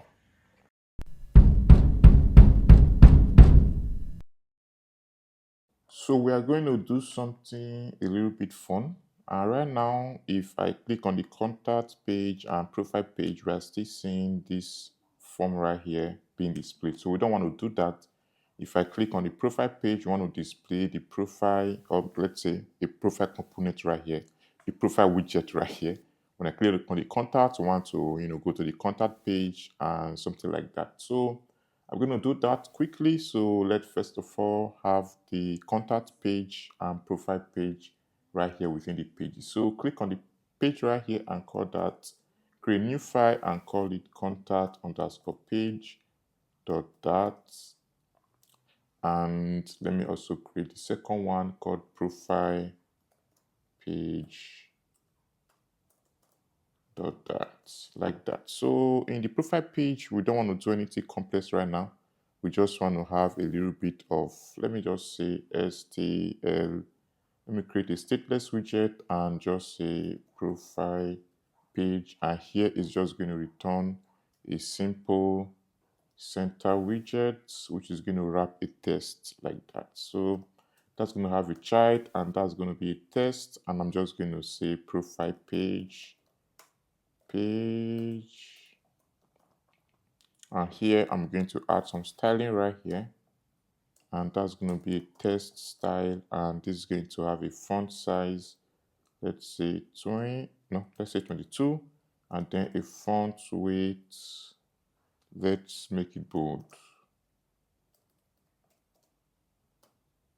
like that, right? So that's it. I'm going to do the same thing for the contact page. So I'm just going to copy everything right here, copy paste it on the contact page, and I'm just going to call that contact page right there. And yeah, it is just going to be called contact page like that. A contact page, and just going to keep it simple. So what I'm going to do right here, because I want these widget to replace the body of this our home page, we don't really want to do something very complex. We only want to replace the body with the corresponding page right there when I click on the nav menu. So what I'm going to do right here is I'm going to extract this single child scroll view, which is wrapping all our content in the body. I'm going to extract it into a method like that. So click on that, extract it into a method, and I'm just going to call the method. Let me just call it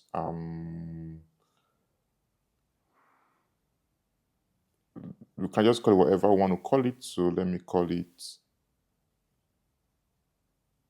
let's just say build home. Okay, so extract it into a method. I'm just call it, since a private method, I'll put underscore and call it build home content like that. So we can see right here, this is now referencing the method right here, which it's being displayed right down, and we can see everything is remaining as it is, and it's a build home content. So that's going to be our home content.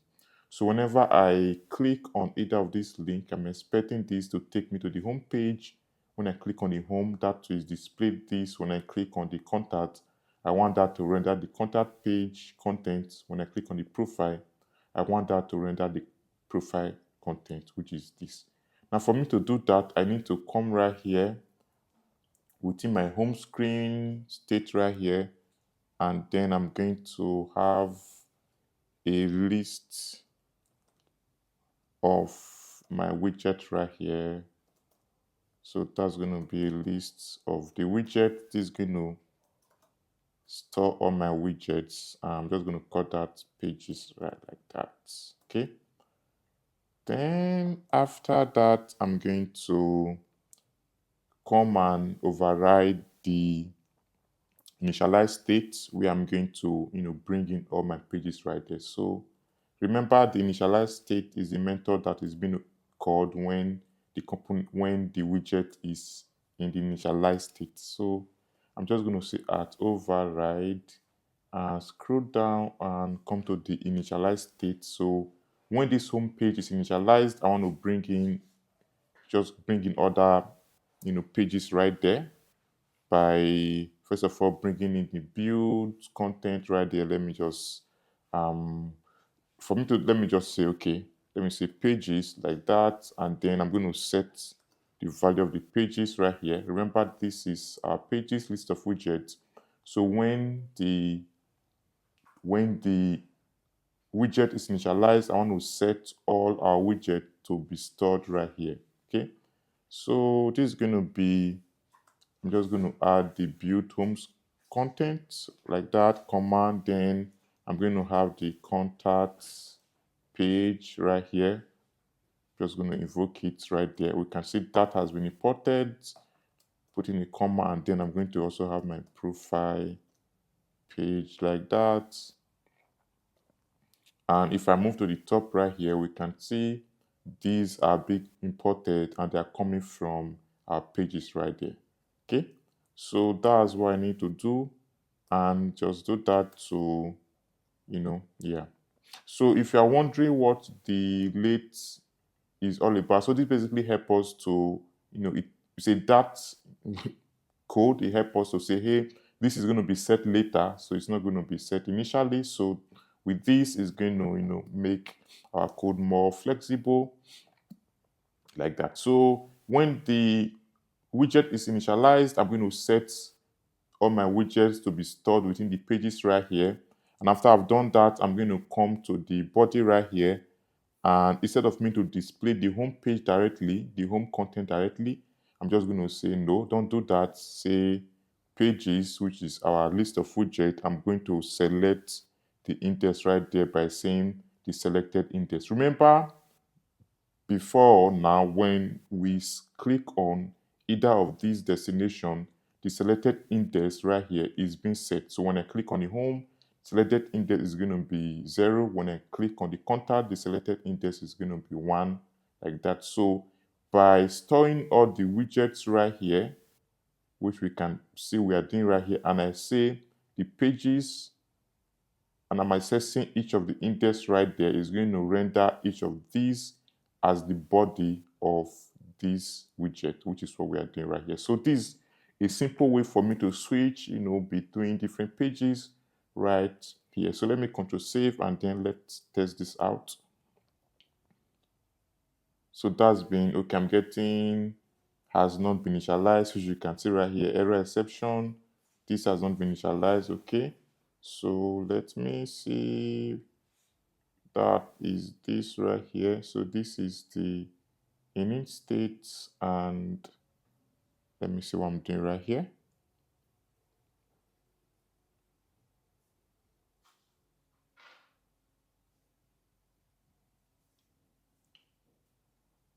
I'm going to say pages equal to this right here. Okay, let me just see what's going on.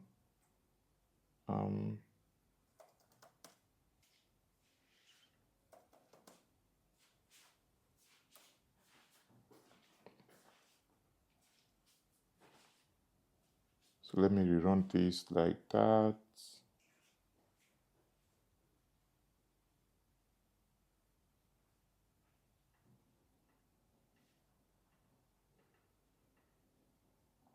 And we can see it's working properly. So let me get rid of this const and then rerun. Let me see something.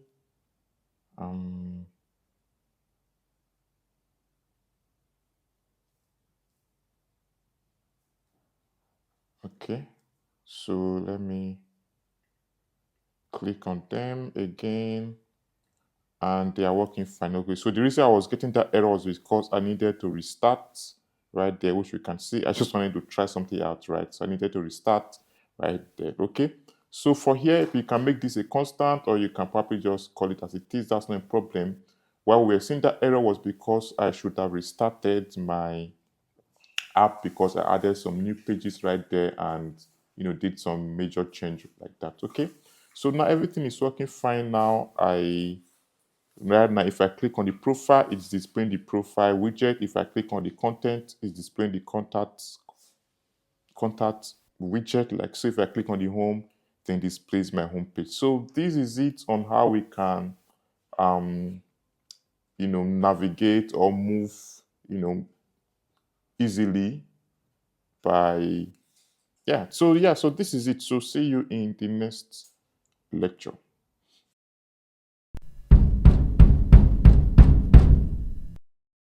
So the way our homepage is structured, we can see there are a lot of stuff flying around, and it's not really, it's okay. I don't really like it, so I prefer to structure things more properly. So what we're going to do right now is we're going to come either within the page or within the widget, and we're going to have a form.dat file, and right there we are going to extract these methods right here, all the methods that has to do with the user registration and all the implementations right there, and the logic. We are going to extract everything from this home page and have it in that form, and then we're going to reuse that form right here in our home page. So let's get to do that, and I'm just going to do that within the pages right here, and I'm going to right click on create a new file. I'm going to call it form.dat,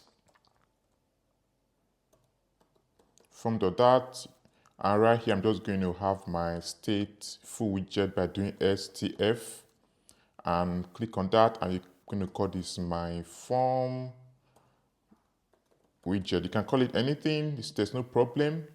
And okay, that's it. And right here in the class right here, I'm going to bring in all the form feeds. So I'm just going to copy this right here, which has to do with our form, cut it right there, come right here and paste it right there in our widget. And I'm going to come right here. For this, I just going to copy everything right here to dispose and come to the form and paste it up right there. So I'm going to move down right here, and I'm going to move down, and this is the body right here, and here I'm expecting this build home content. This is basically the UI for our register form, the UI for this right here. So I'm just going to copy everything right here.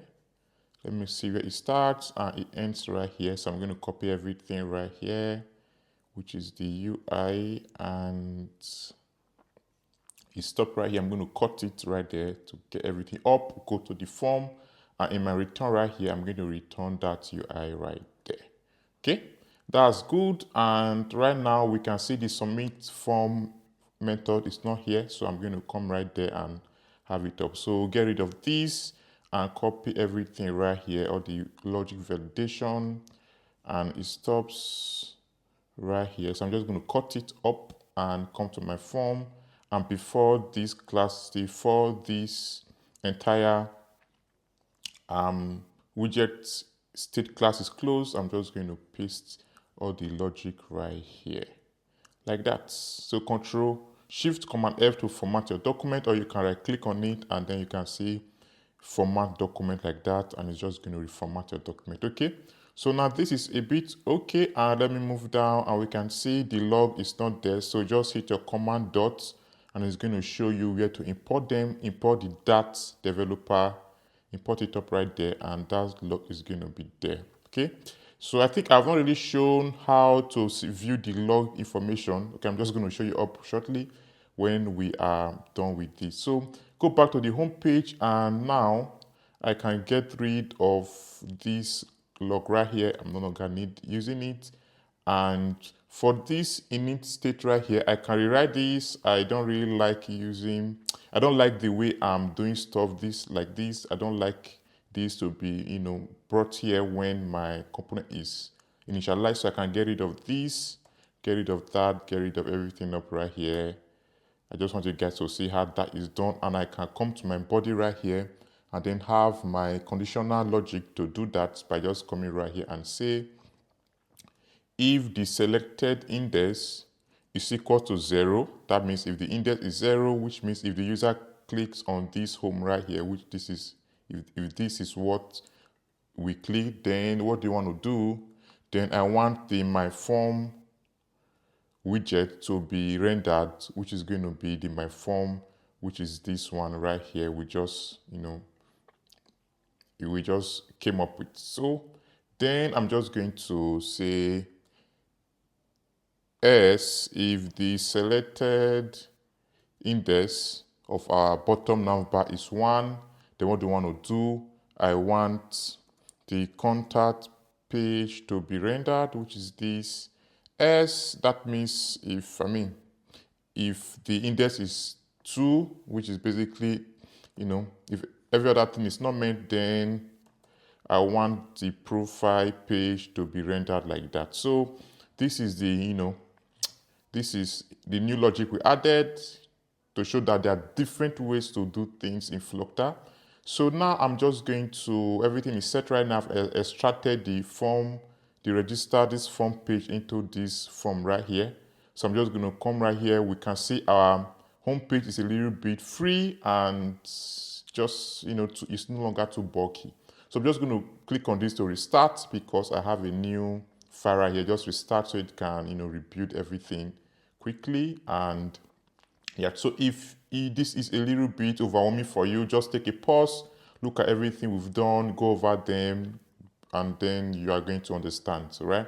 So come right here, make sure that the form right here, which is this, is being imported in your home page. Okay, everything is fine. Now, right now, we can see if I come back to test this out, we can see the profile is there, contact is there, and nothing really changed. We just did a basic extraction.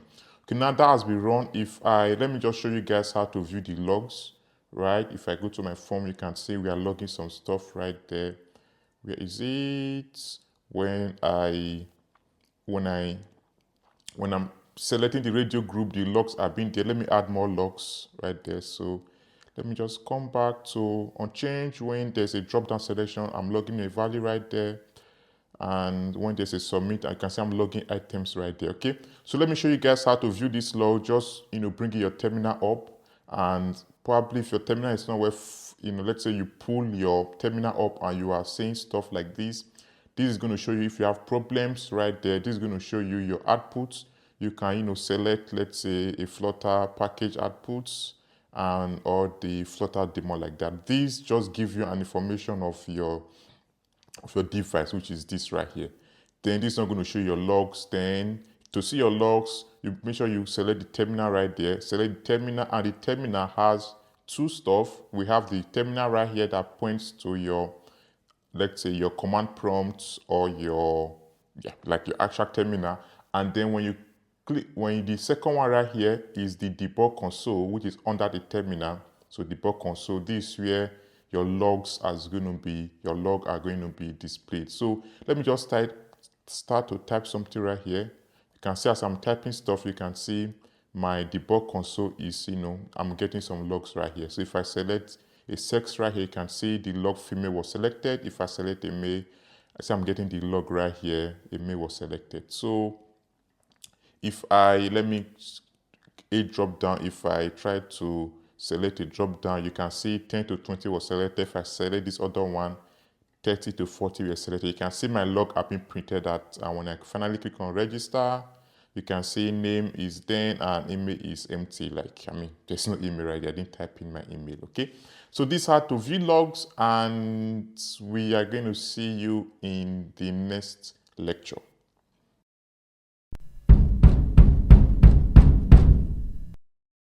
In this lecture, we are going to be learning how to make HTTP call to external endpoint to get data and then display the data. So I'm just going to come right here, control right click on it, and you're going to see close all to close all our feeds right there. So before we head on, I'm going to come right here to display what we want to build. We just want to build a simple, let me say a simple app where you can type in where you can type in the country name when you hit a search, and then you are going to come up with the information of that country. If you say the US, India, it's going to just pop up. If the country is not there, it's going to say country not found. So this is what we're going to do, and we're going to be having that in our existing implementation right here. So before we do that, we are going to be making HTTP calls. So let's just get to see the documentation on how to make HTTP call in Flutter, and then we're just going to be following the steps. So if you go to the docs.flutter.dev, and right here you search HTTP, hit enter, and it's going to just show you, it's going to pop up some HTTP stuff right there.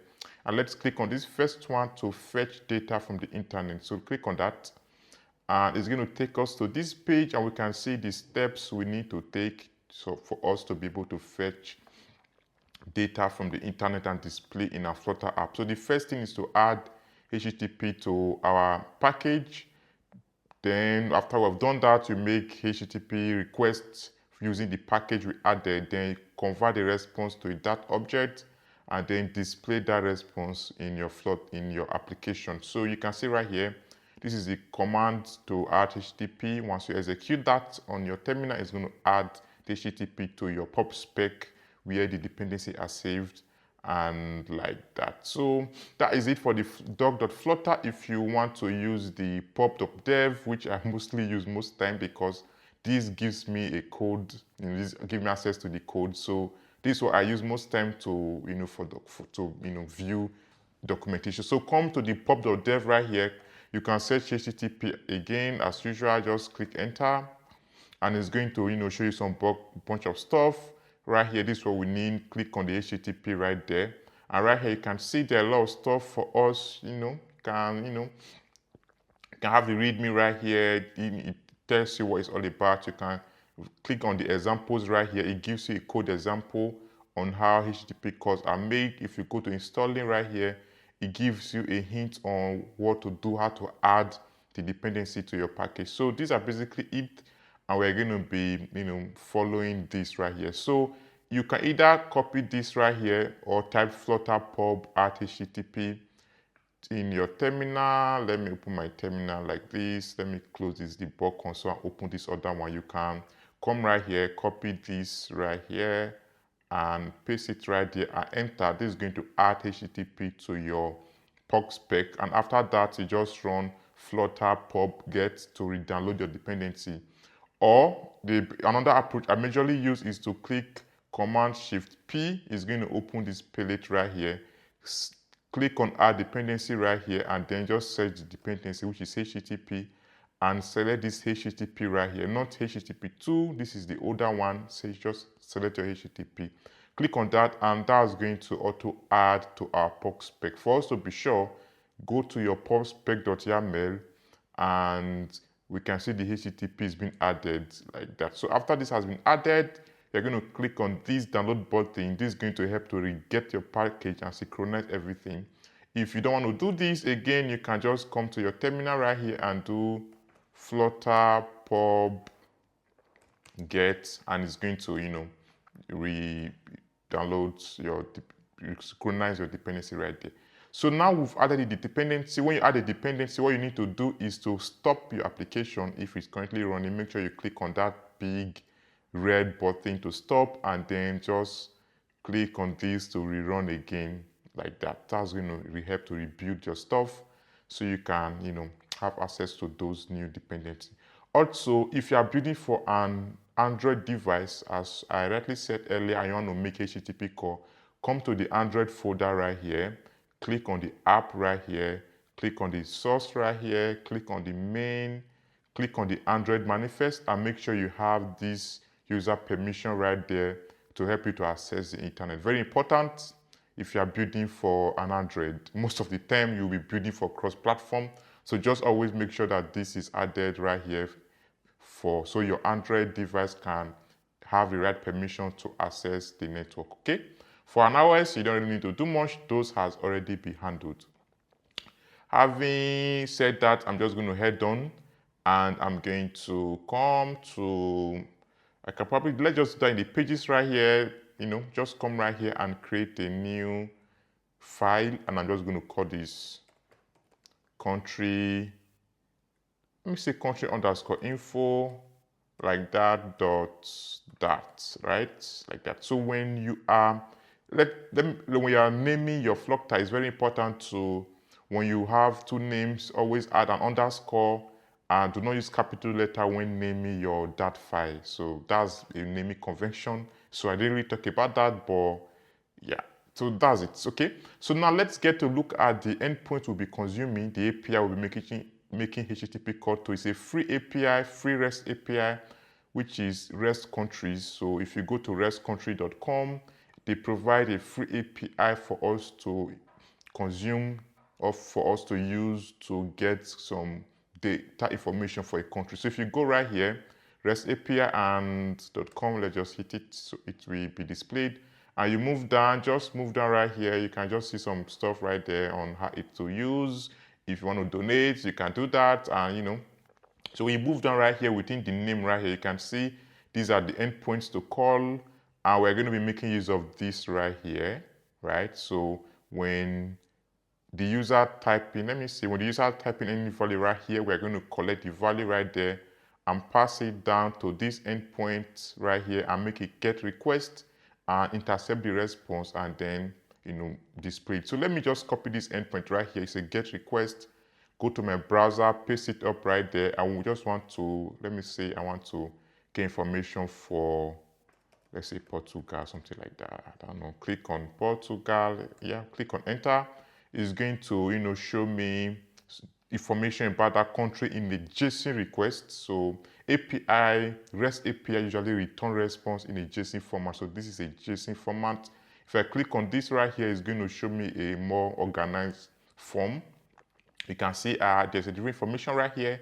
I have access to the name, to the just a lot of stuff right here, a lot of information. The capital is there, the area is there, population, and every other stuff right there. So if you want to get these, if you want to be able to convert these JSON to a Dart, class, so it can be used to intercept it. You can probably do that, copy everything, come right here and just say JSON to Dart converter. It's going to show you some, online stuff right here. Let me just probably just click on this one and let me see what that is.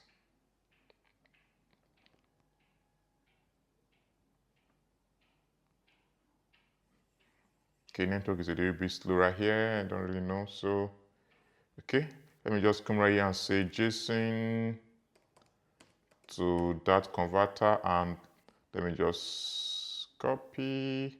Let me click on this. I already used this, so let me just click on that. It's okay. So here you can paste your JSON code right here. Click on generate Dart, and it's going to generate a Dart file for you. You can probably copy it and use that to intercept your response from your API and then have access to all of this. So yeah, so that's it. And if you want to use other, like there's a JSON, there's a type, there's, I don't know, there's JSON placeholder, not that one. There's JSON, let me say JSON to that converter, like, I don't know. There's this one called JSON to sharp, I don't know, let me just click on that, where you can, paste your JSON right there. Let me see if this is going to work. Yeah, JSON to that right here. You can select different language you want to convert to, passing your JSON object, and it's going to convert. I think this is basically converting to that. It's going to convert this to your Dart file. If you want to a Java file, you can say JSON to Java. I don't know, pass it right there, and it can convert to Java, like, I know. Okay, yeah, so let's not really play too much. So that's it. So let's just get into start coding, and I'm going to see you in the next lecture.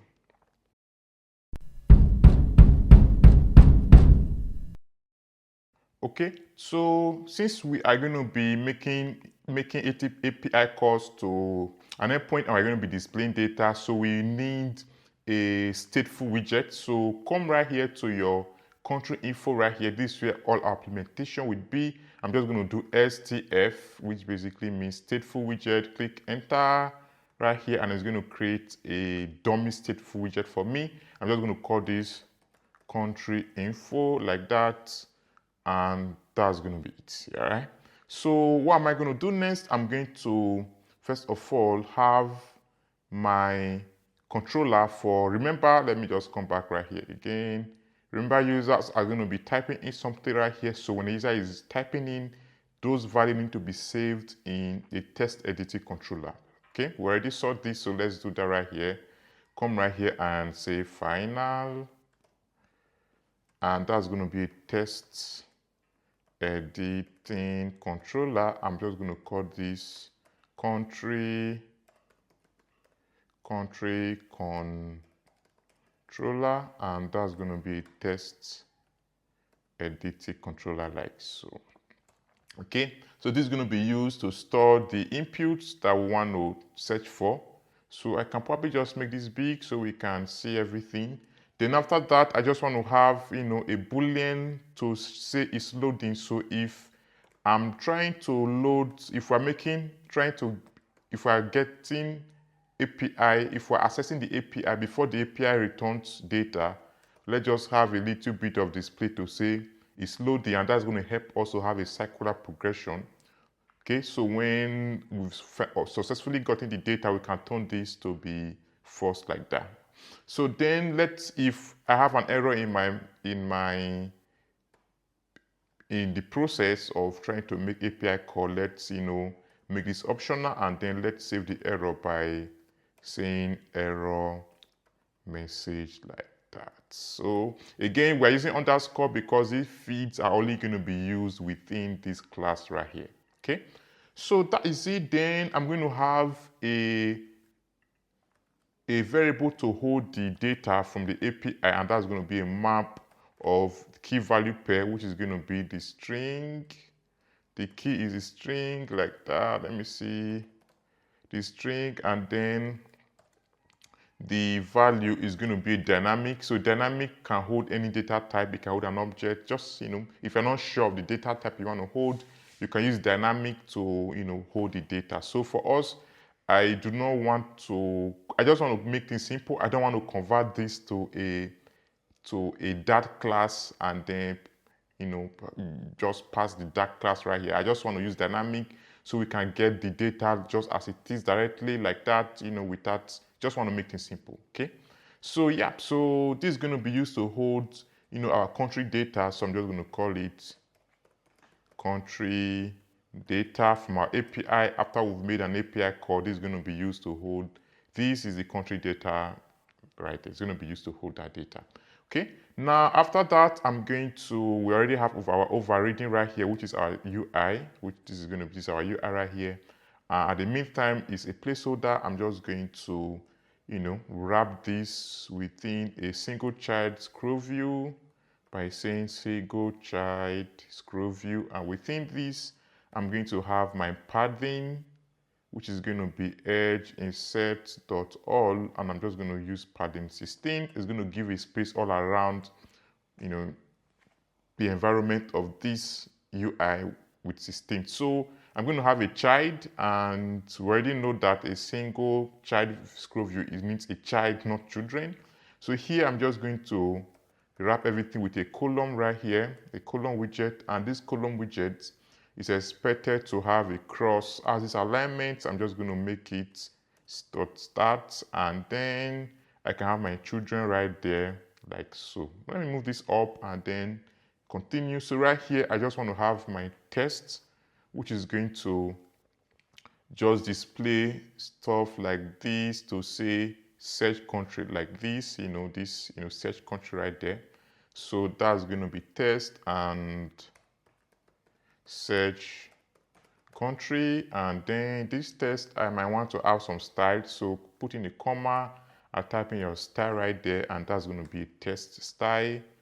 And I want a font size to be 20, you can do 20.0, and then put in a comma, and I want to have my font weight to be bold, which is font weight, let me see, font weight dot bold.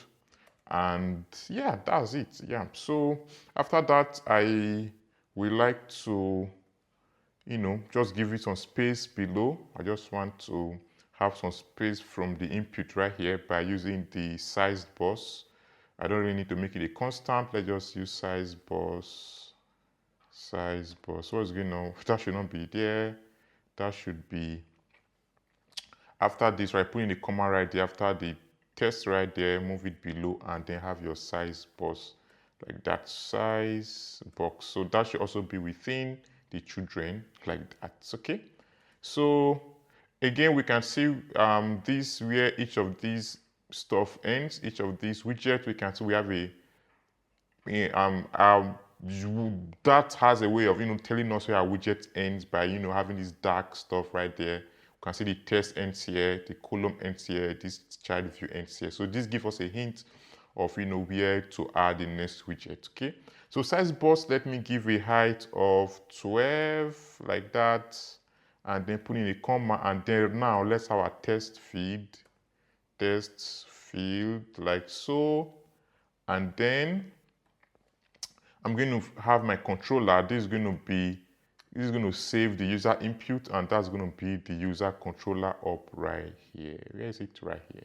So when the user is typing in any stuff into the test field, it's going to be saved in the controller right here, right? So yep, so after this, I'm just going to have some kind of styling around by using the decoration, and that's going to be input, where is it? Input decoration, and this is going to have a label text, just some text around, as you can see, just this country name around the decoration, and that's going to be a string called, let's just say, country name. And then I'm going to have my border, which is going to be an outline border, and yeah, I think that's all. Let's just have a prefix icon. Do I really need that? Okay, let's just do that. That's going to be icon, and that's going to be, what's going on right there? And that's going to be icons.public, like that. Okay, So everything is good. Our test area fits empty as we can see, and then I'm going to put in a comma right there.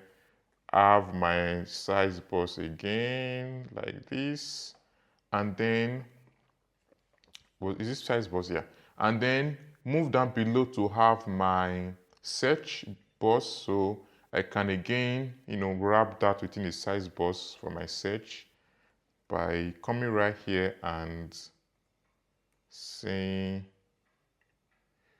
let's just say have a width to be, let's say, double dot infinity. We already know what this does. This helps to stretch the width from left to right across.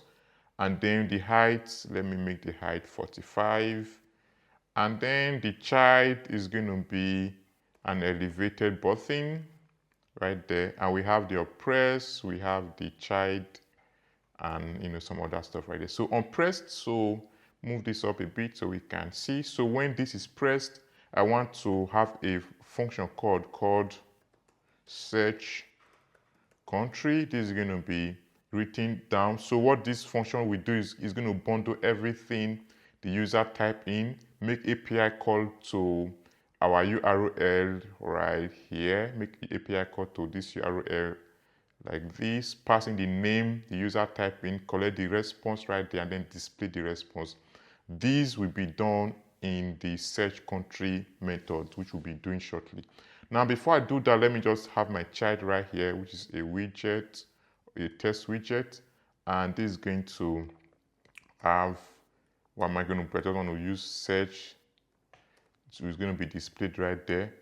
And after this, I'm just going to pass in a style to this button, and I'm just going to use passing some background color by saying elevated button, not like that, elevated button. I'm expecting this to give me a lot of suggestion. Elevated button dot from style, and I want to pass a background color. That should be background color of purple, colors dot purple like that. And then I want to pass in a text color that can be done by using a foreground. That's called foreground color, and that's going to be white, colors dot white, like so. And that's it. And let me format this, Ctrl F to format right there. Okay. So you can see right here, if I come down, it will say the child should be in the widget construction. What's going on right here? Let me see. Pressed, elevated button. Okay, everything's okay. Yeah, we can see right here, it's saying that the child argument should be in the widget constructor. Trying to, okay, okay. Let me see. Was this child? Okay, let's just continue. I think this is just a warning, and let me just cut this and try to paste it right here. Everything is fine. Okay, I think this should probably, it's just telling us to pass the child, at least to be at the last, I don't know. But yeah, so it's not a major problem, so let's just continue, and that is it. So I'm just going to pass another child boss, size box again, to give this some space right here. This is where this ends, as you can see, and just give it some space right there. And then move it down, I'm just going to, I think move it down, I'm just going to say if the loading is there, if we are trying to make API call, let me just do that quickly. If underscore is loading, if we are making API call and it's still in the loading state, I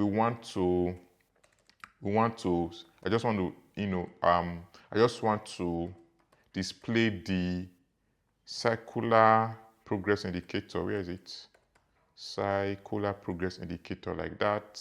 Just something that simple, right? Okay. Now, if there's error, if when making an API call, we came up with an error, so I'm just going to say if error message is there, and that's just going to say if error message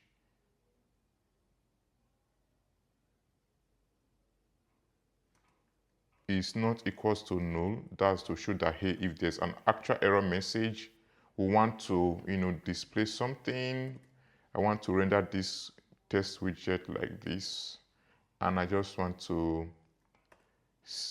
error to display the error message, just make it a not null to say, hey, this is needed, and this should be, if I, why do I even want to? No, I don't really think I need to. Just let me just get rid of that and just make, yeah. I think that this and that kind of stuff, yeah. Okay, so I was trying to write a different programming language, that's okay. So if error is there, let's display the test widget, display the error, and then let's style the error by giving the color to be red. So test style, I'm just going to say color equals to colors dot red, like that, and then just give it the font size to be 16. Yeah, okay, so that is it, and put in a comma right there and move it down. If everything is okay and we have our country data, remember our country data right there is going to be set when we've made an API call and the data is available. So if the country data has information, that basically means that if the country data is not equals to null, that means that there's actual data in the country data. Then I'm going to have a method called build country results, like that. I'm just going to, like that. Okay. So these two methods will be written in the next lecture.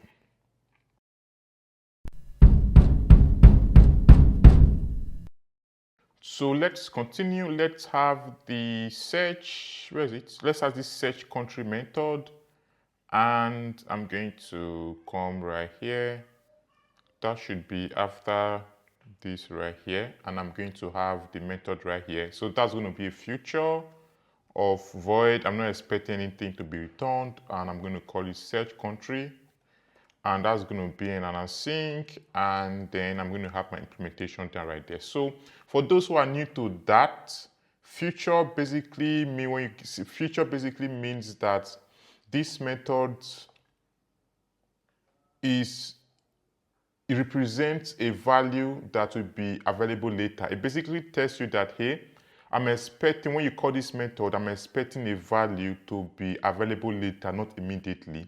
So future is basically used as a wrapper for methods that make API calls, which is basically what we're actually doing right here, for when you're, accessing data from your database, when you are using an await, when you want to delay a response, something by using, let's say, an await or something, or when you have a long-running or asynchronous task. So any task that is long-running that will return a data later is being wrapped using a future. So yeah, so let's just go in, and I'm going to first of all have my country name extracted from the controller where it is being saved. So say country name is going to be our country controller dot test, get hold of the test, and then trim the test out like that. So trim basically helps to remove extra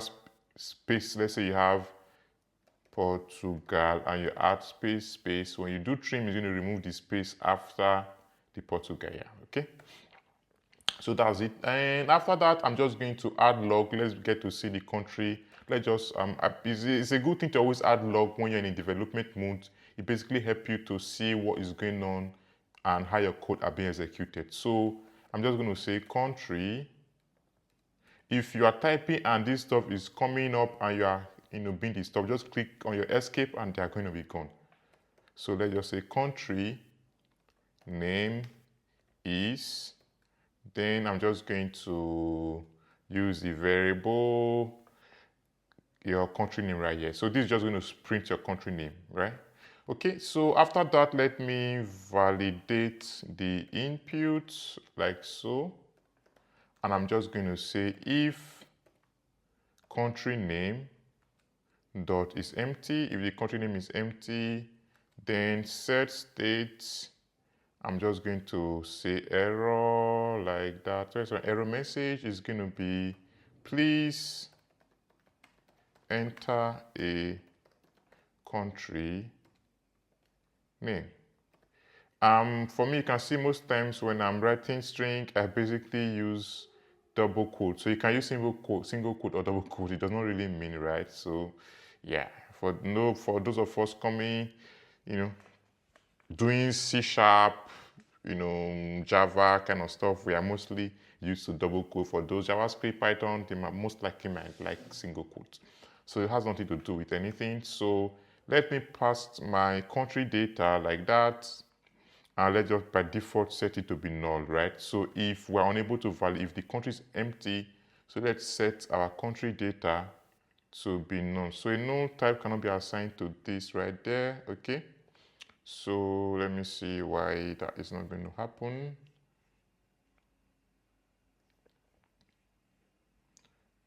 That is because I'm not making this optional. So make this optional like this. So when you make this optional, it means that this can either take in, null or stuff like that. Okay. So right here, we can assign this to be null. So let's assign that to be null. And, yeah. So after that, I'm going to head on to then just break everything up by returning. So when you return, it's going to break the function execution. So move down and then let's reset the state and then the loading spanner. So if the country name is there, if this logic has been passed and the name is there, I'm just going to set state like so, and then I'm going to set its loading to be true because right now we are going to be making API coordinates. So let's set the loading to be true, and then I can then say error message for now. Let's say error message to be null. And then let me say country data to be null because we've not made API call and gotten the country data. So I'm just going to come right here and say reset state and show this spinner like that, something like that. Okay.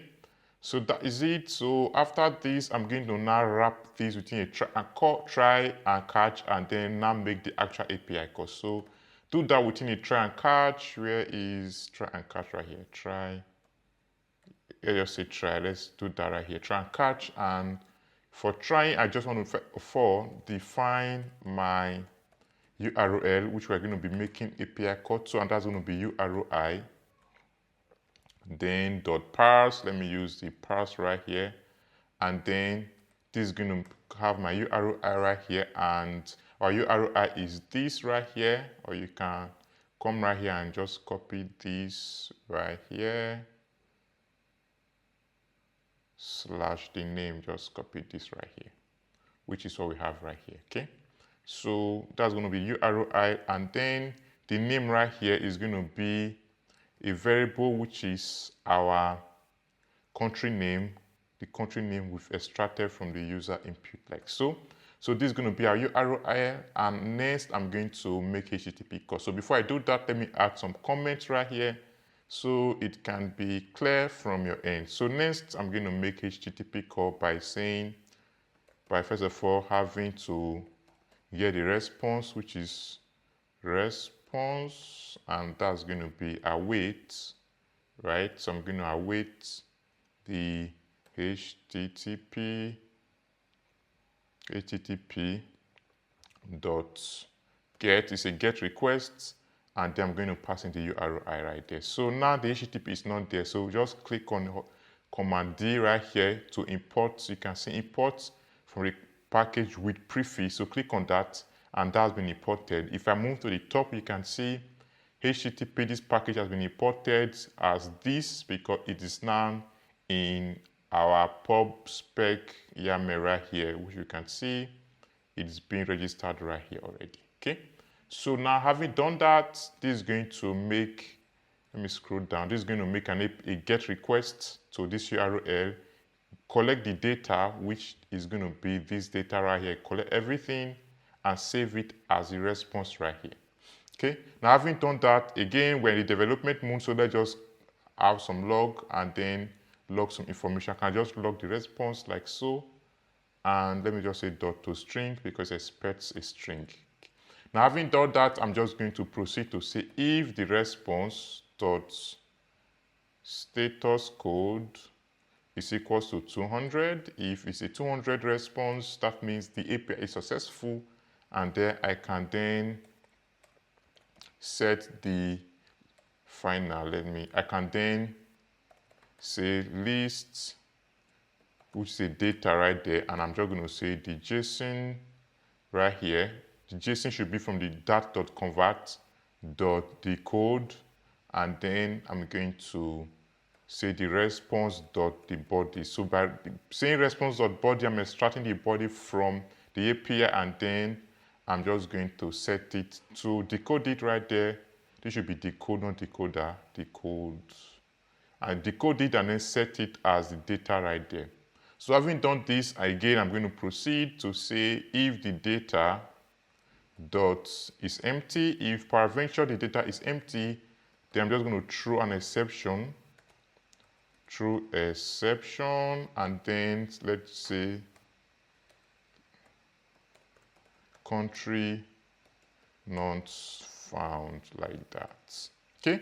If everything is okay, we are able to get the country and it's not empty. I'm just going to set state by saying the country data, which is not going to be the data.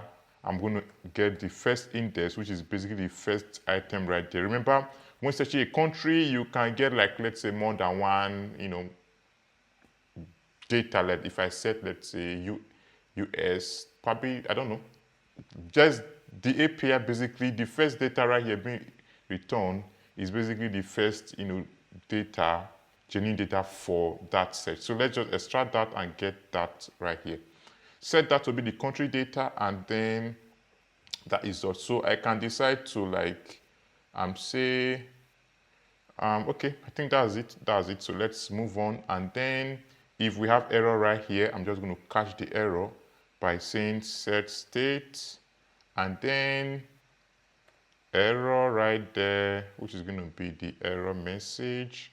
And then this can be, let's say, e.toString. Just get the entire error message right there. It might not really be appropriate to do this in the production environment, so you can just say country data not available. Just, something like a more happy error. So, okay, so now after everything, I'm going to have my finally, like that. So what do we want to do? Finally, we want to set the loading to be false. We don't want the loading to be loading forever. So set loading now to be false, because we've been able to get the result from our end from making this call. If the result is successful, we are going to get our data, set it, and then finally the loading is false. If the result has an error, we are going to pass the error right here. And finally, we are going to set the loading to be false. So the finally will always run irrespective of the results, right? Okay, let's set the loading to be false so that spinner will go away. So this is it, and in the next lecture, we are going to look at, have the build country results. We are going to collect the data and then display it in the UI. So in the meantime, let me just run my app and let's see how the UI is going to be. So come right here, come to your main right here, run your application. Existing error in your project. Okay, I think that we have errors, so come right here. And okay, we have errors right here, and we have to have the build country. Let me just comment this out in the meantime. So come right here, run your app. And if I open my problems, we can see we have like just some warning right here, not a really big problem.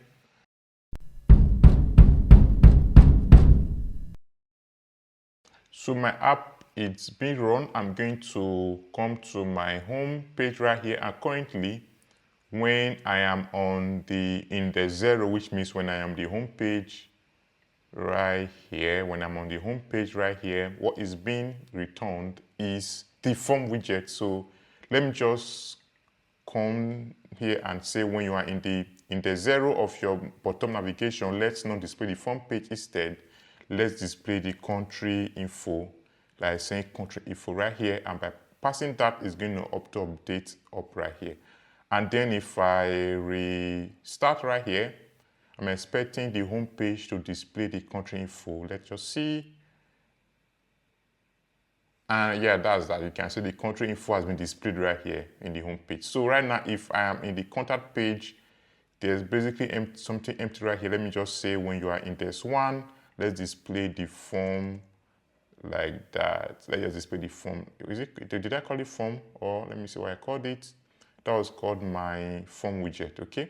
So when I'm in the contact page, let me just display my form widget. So just, for us to play around. So Control save to hot reload.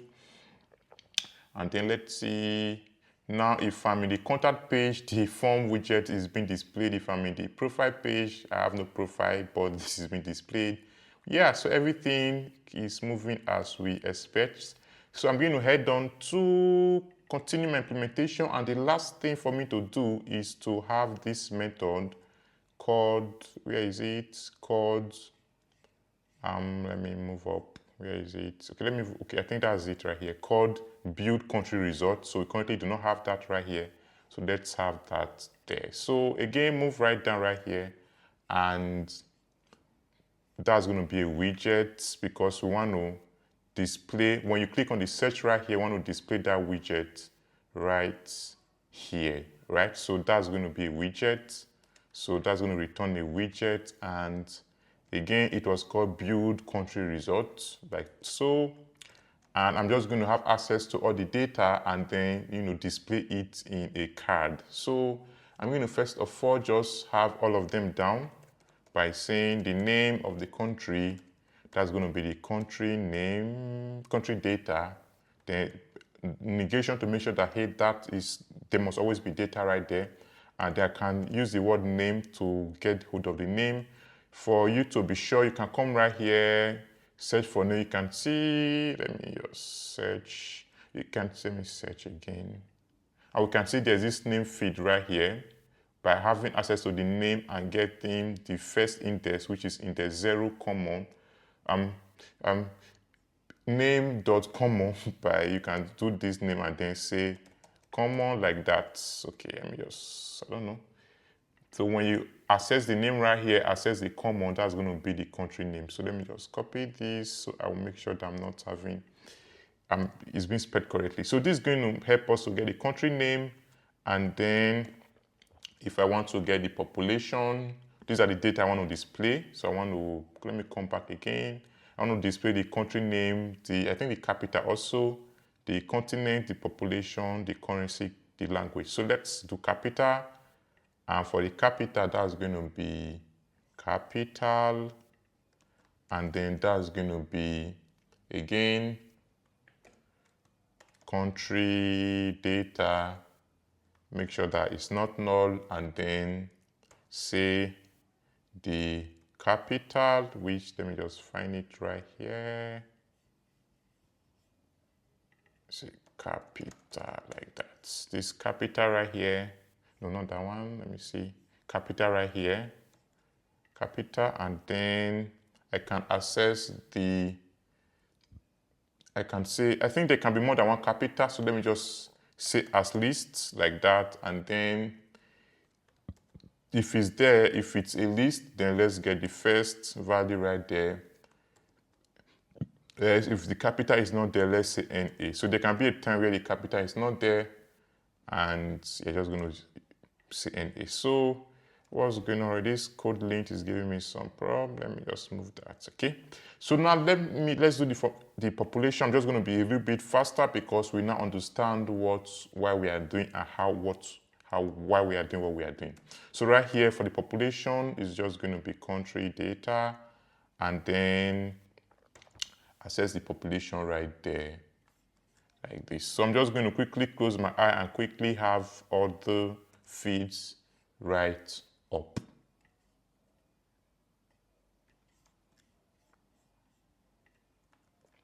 So I have other feeds right up so that the continent right there, it can be, if it's in the form of a list, I'm going to get the first value. So the currency map right there, I'm getting the currency map right there, I'm getting the currency, I'm getting the language map, I'm getting the language, I'm getting the file URL right there. Okay, so this is it. Then I'm going to return my widget, which is going to be displayed right here. So that's going to be a card widget, and I'm going to return a card like so, and then I'm going to, within this card, let me just get rid of this. Again, we already know what the card widget is and the properties right there. So I can just head down and say the elevation, let's give this an elevation of 3. Then let's give this a margin of edge insert all. Let me say edge insert dot only. We only want to give it a margin of top, and then that's going to be only top, and that's going to be 16 right there. And then the child for this card is going to be padding. Let's wrap it within a padding. And then the padding is going to, let's have a comma right there. The padding is going to be edge insert dot inserts dot all. Is it inserts in SARTS? Okay, dot. When I say dot, I'm not able to access it, so let me just do that again. Edge insert dot all right here, and the value is going to be again 16, like so. So let me just make this 16 also as well, and then that's it. So let's have the child of this padding right here. So for this padding, the padding has a child again, and that's going to be a column, column, and then that has a cross alignment axis of starts dot start like that. Let's just make that to start from the top, and then a column has a children, if we can remember properly, and this, let's first of all just display the image in a center widget, and that's going to be the child, and that's going to be image.network. We can remember again, image.network. If you can remember, we have image.network for accessing an image URL over the network. And for this, I'm going to say flag URL, and the URL is going to be the flag URL right here, which is this. So this is going to help us to access the flag URL right there. It's in a form of a PNG right there. And then I'm just going to pass the width right there of the image to be 120. So all images can have an even width like so. So that is it. And within the children right here, within these children right here, I first of all have the center widget to display the image, and I'm then putting a comma, and then I can have the sized bus right there by saying sized bus.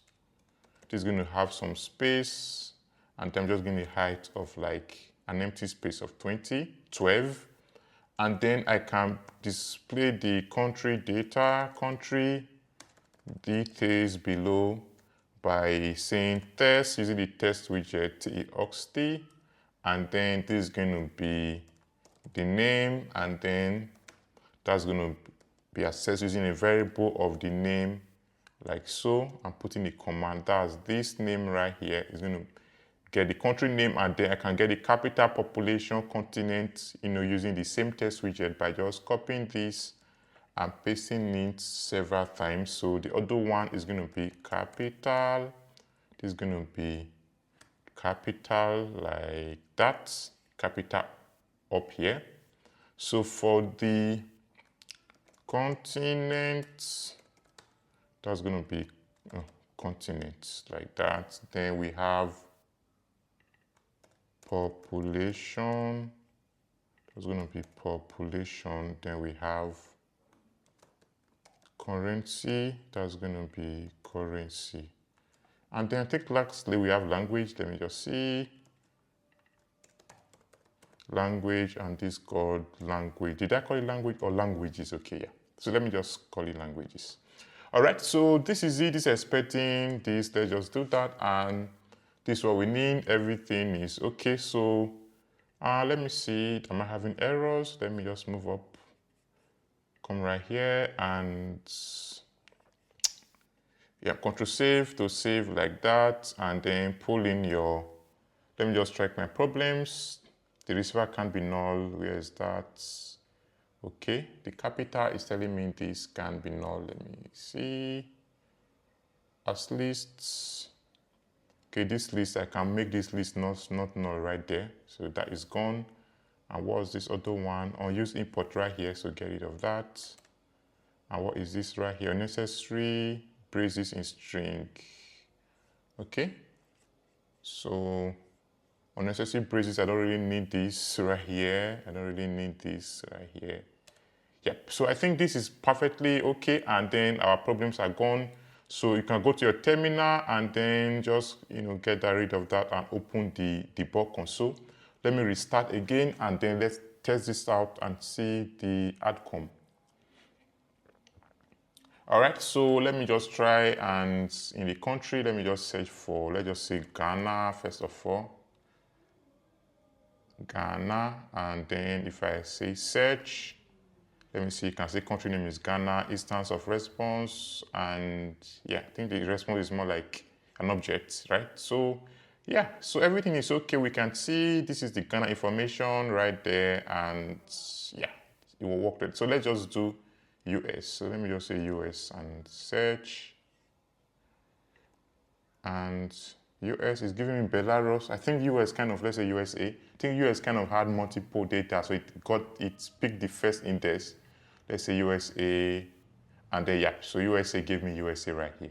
And yeah, it's okay. So let me just search for something crazy that does not exist. Search right here. So I'm expecting this to tell me it's not found, right? So yeah, so that didn't work. So let's just check that to see if the response is not there. It should tell me it's not found. So let me just move up to see what the problem is.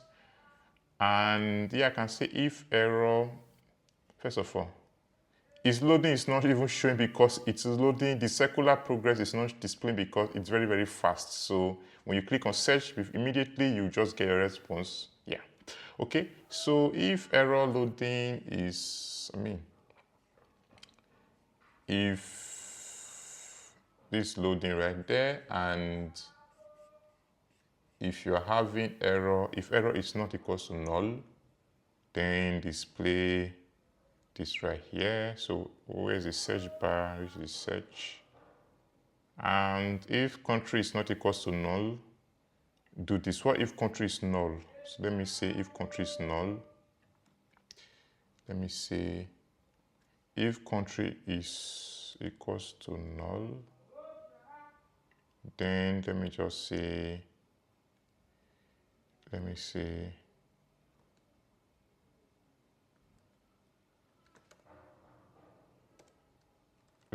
if country is null, and let me just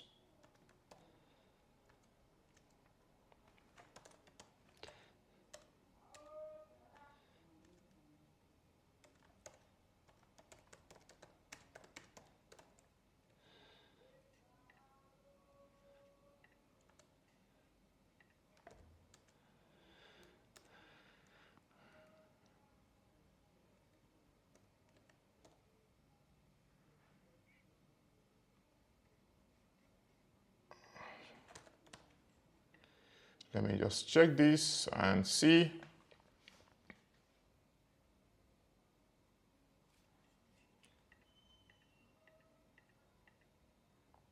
Yeah, please enter a country, okay? Yeah. Let me enter some kind of random country. Country is null, it's always there. And you can see the loading progress was country, and then the country is not there. We can see country is null, yeah? So everything's kind of worked fine, but I'm not really happy with the way this is going, so I'm just going to get rid of this, and let's see. The cycle progress is going, and country, let me restart this again and look for a better way to display a null data. So let's restart, and yeah, hot reload. So first of all, let me pass in, let's say let's just pass in a wrong country, right? Like this, click on search. The progress is moving, and then no country, and then it's not there, okay? Yep, so I think we can resolve this quickly. I didn't like the way I did it, but I'm just going to resolve that, and then we can see each other in the next lecture. So this is how HTTP work and how you can make calls to API, get your response, display that, and do some fun stuff.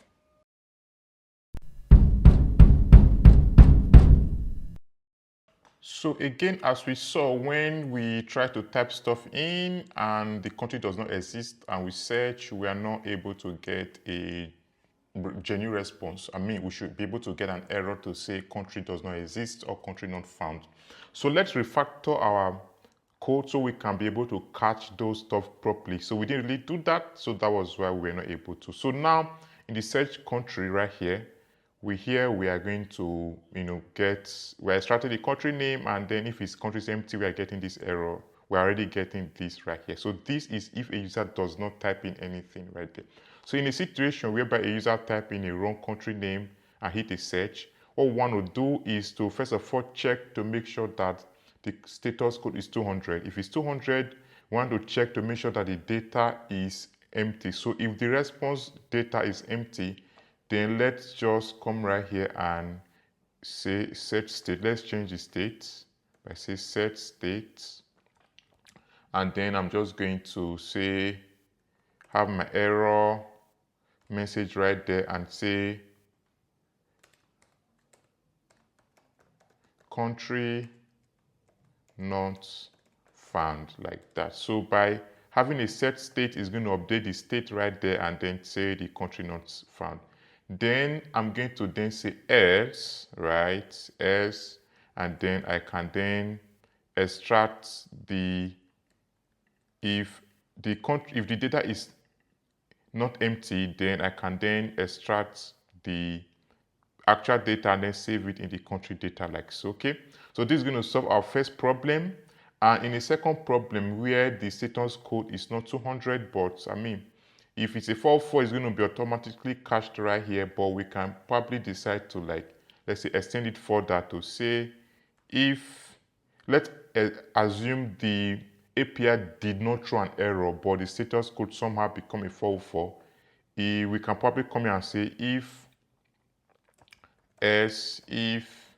the response, where is that? So that should be this right here, that should be this, that should be here. So else if, then I can say else if response dot status code is equal to 404, then I can decide to say set state. Let me update the state again and then say error message, where is it? And then say country does not exist, something like that. I don't know. Let's just say country not found to avoid duplicate stuff, right? Like that. And then that's all. So if peradventure the status code is not 404 and the API returns something different, I can just say s, and then let's just have a set state and say,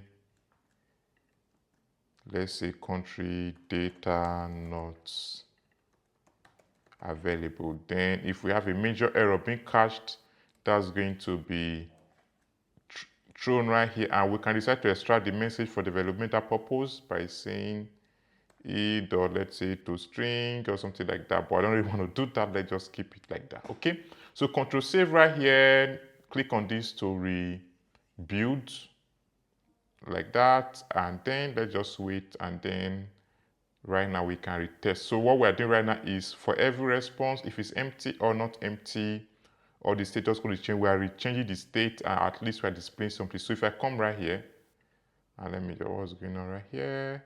If I come to the home and then let's just say type in some kind of rubbish right there and click on search, the progress is running and we can see country not found. At least something is working. So if I type it an appropriate country, let's say Indian or stuff like that, we can see Indian is being, this British Indian Ocean Territory is being displayed. Okay, let's see if I type in, let's say Portugal and search, and we can see Portugal data. If I type in the country that does not exist, search, we can say country not found. Yeah, so everything is working properly and fine, and I'm going to see you in the next session.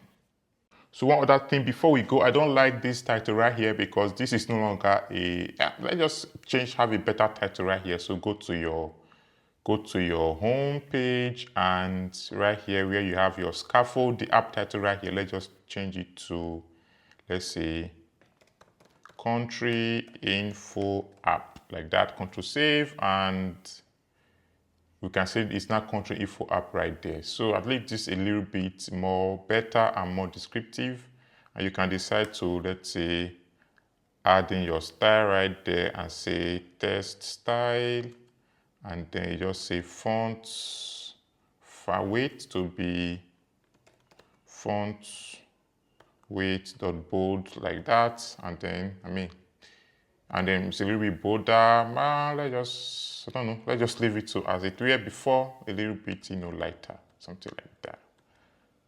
Okay, so control save, and yep, we're good to go.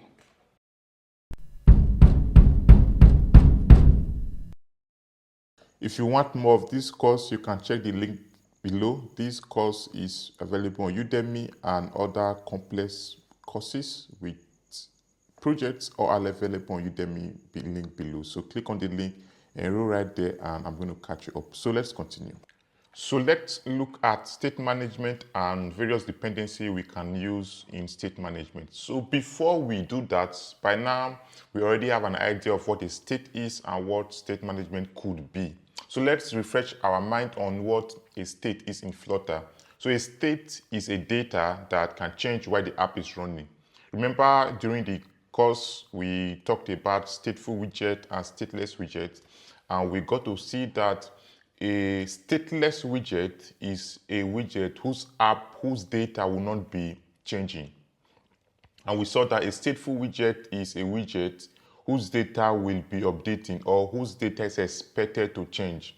Okay, so when you hear of state, just get to know that state is basically just a data. So they are just terms just to try to shaking us up. So a state is a data. So when we say a state is a data that can change while the app is running, or you can say a data that controls the UI and can change over time. So an example of a state is when a user is logged in or when a user is logged out, or let's say we saw when we toggle the dark and light mode. So that is a state. As we toggle the light mode, the state changes, stuff like that. When we load an item in a cart, when we check out, when we list a product. So these are all states in Flutter. So now let's look at what state management is all about. So what is state management? So you can say state management is how your app remembers things and update the UI. We already saw the set state,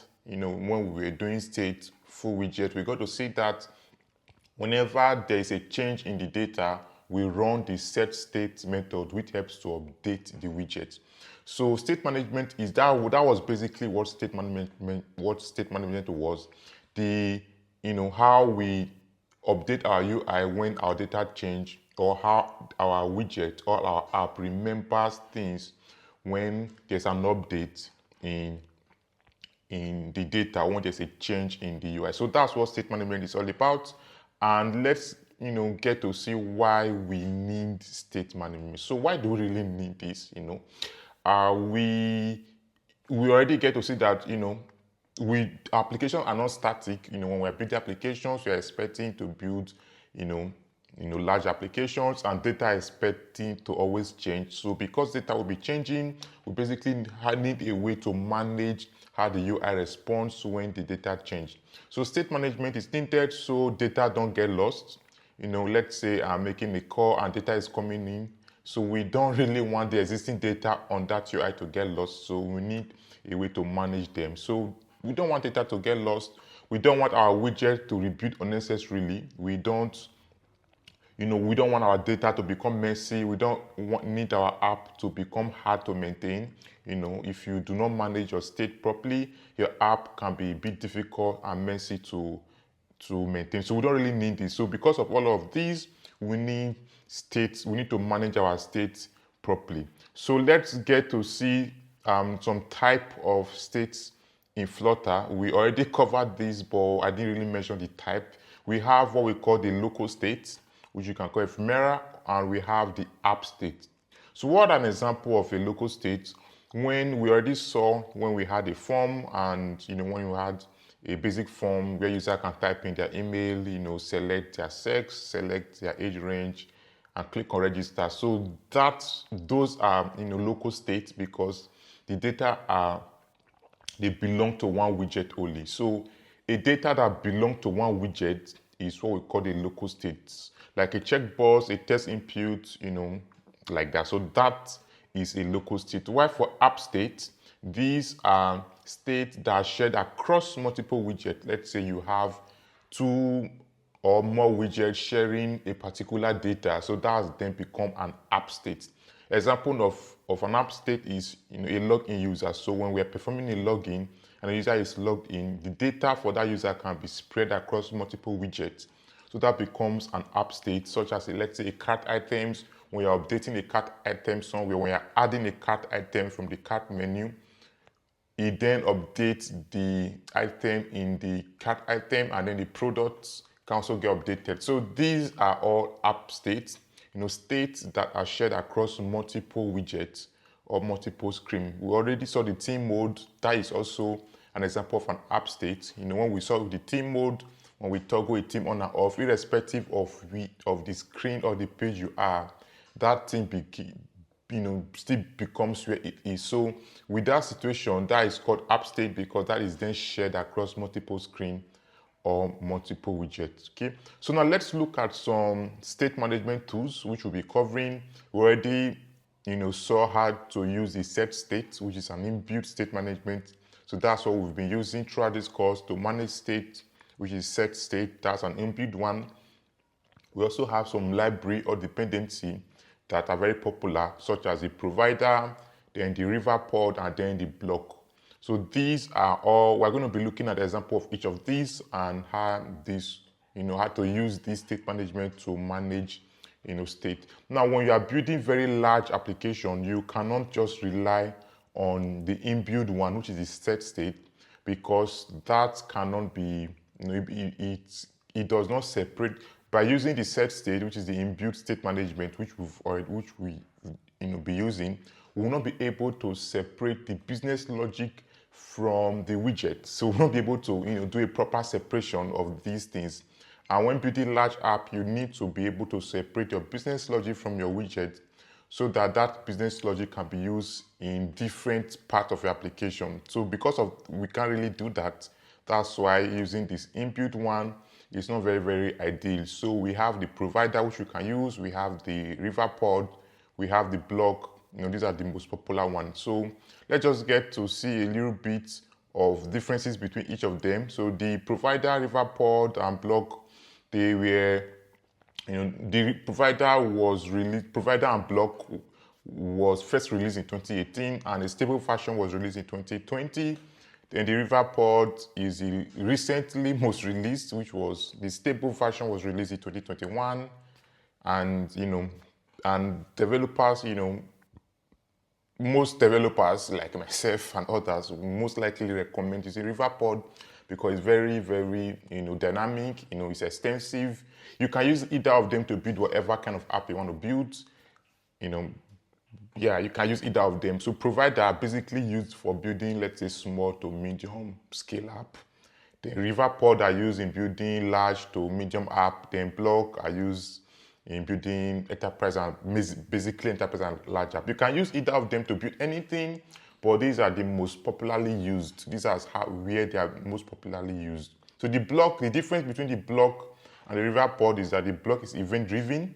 While the river pods, you can make it event-driven, or you can customize it to whatever you want to use first. Okay, so we're just going to be looking at each example for these, and then we're going to be building few projects and focusing more on our attention on the river pod because you are going to be, you are going to be coming across small river pods, when reviewing codes or in future. Okay, so this is state management, and let's move in the next lecture.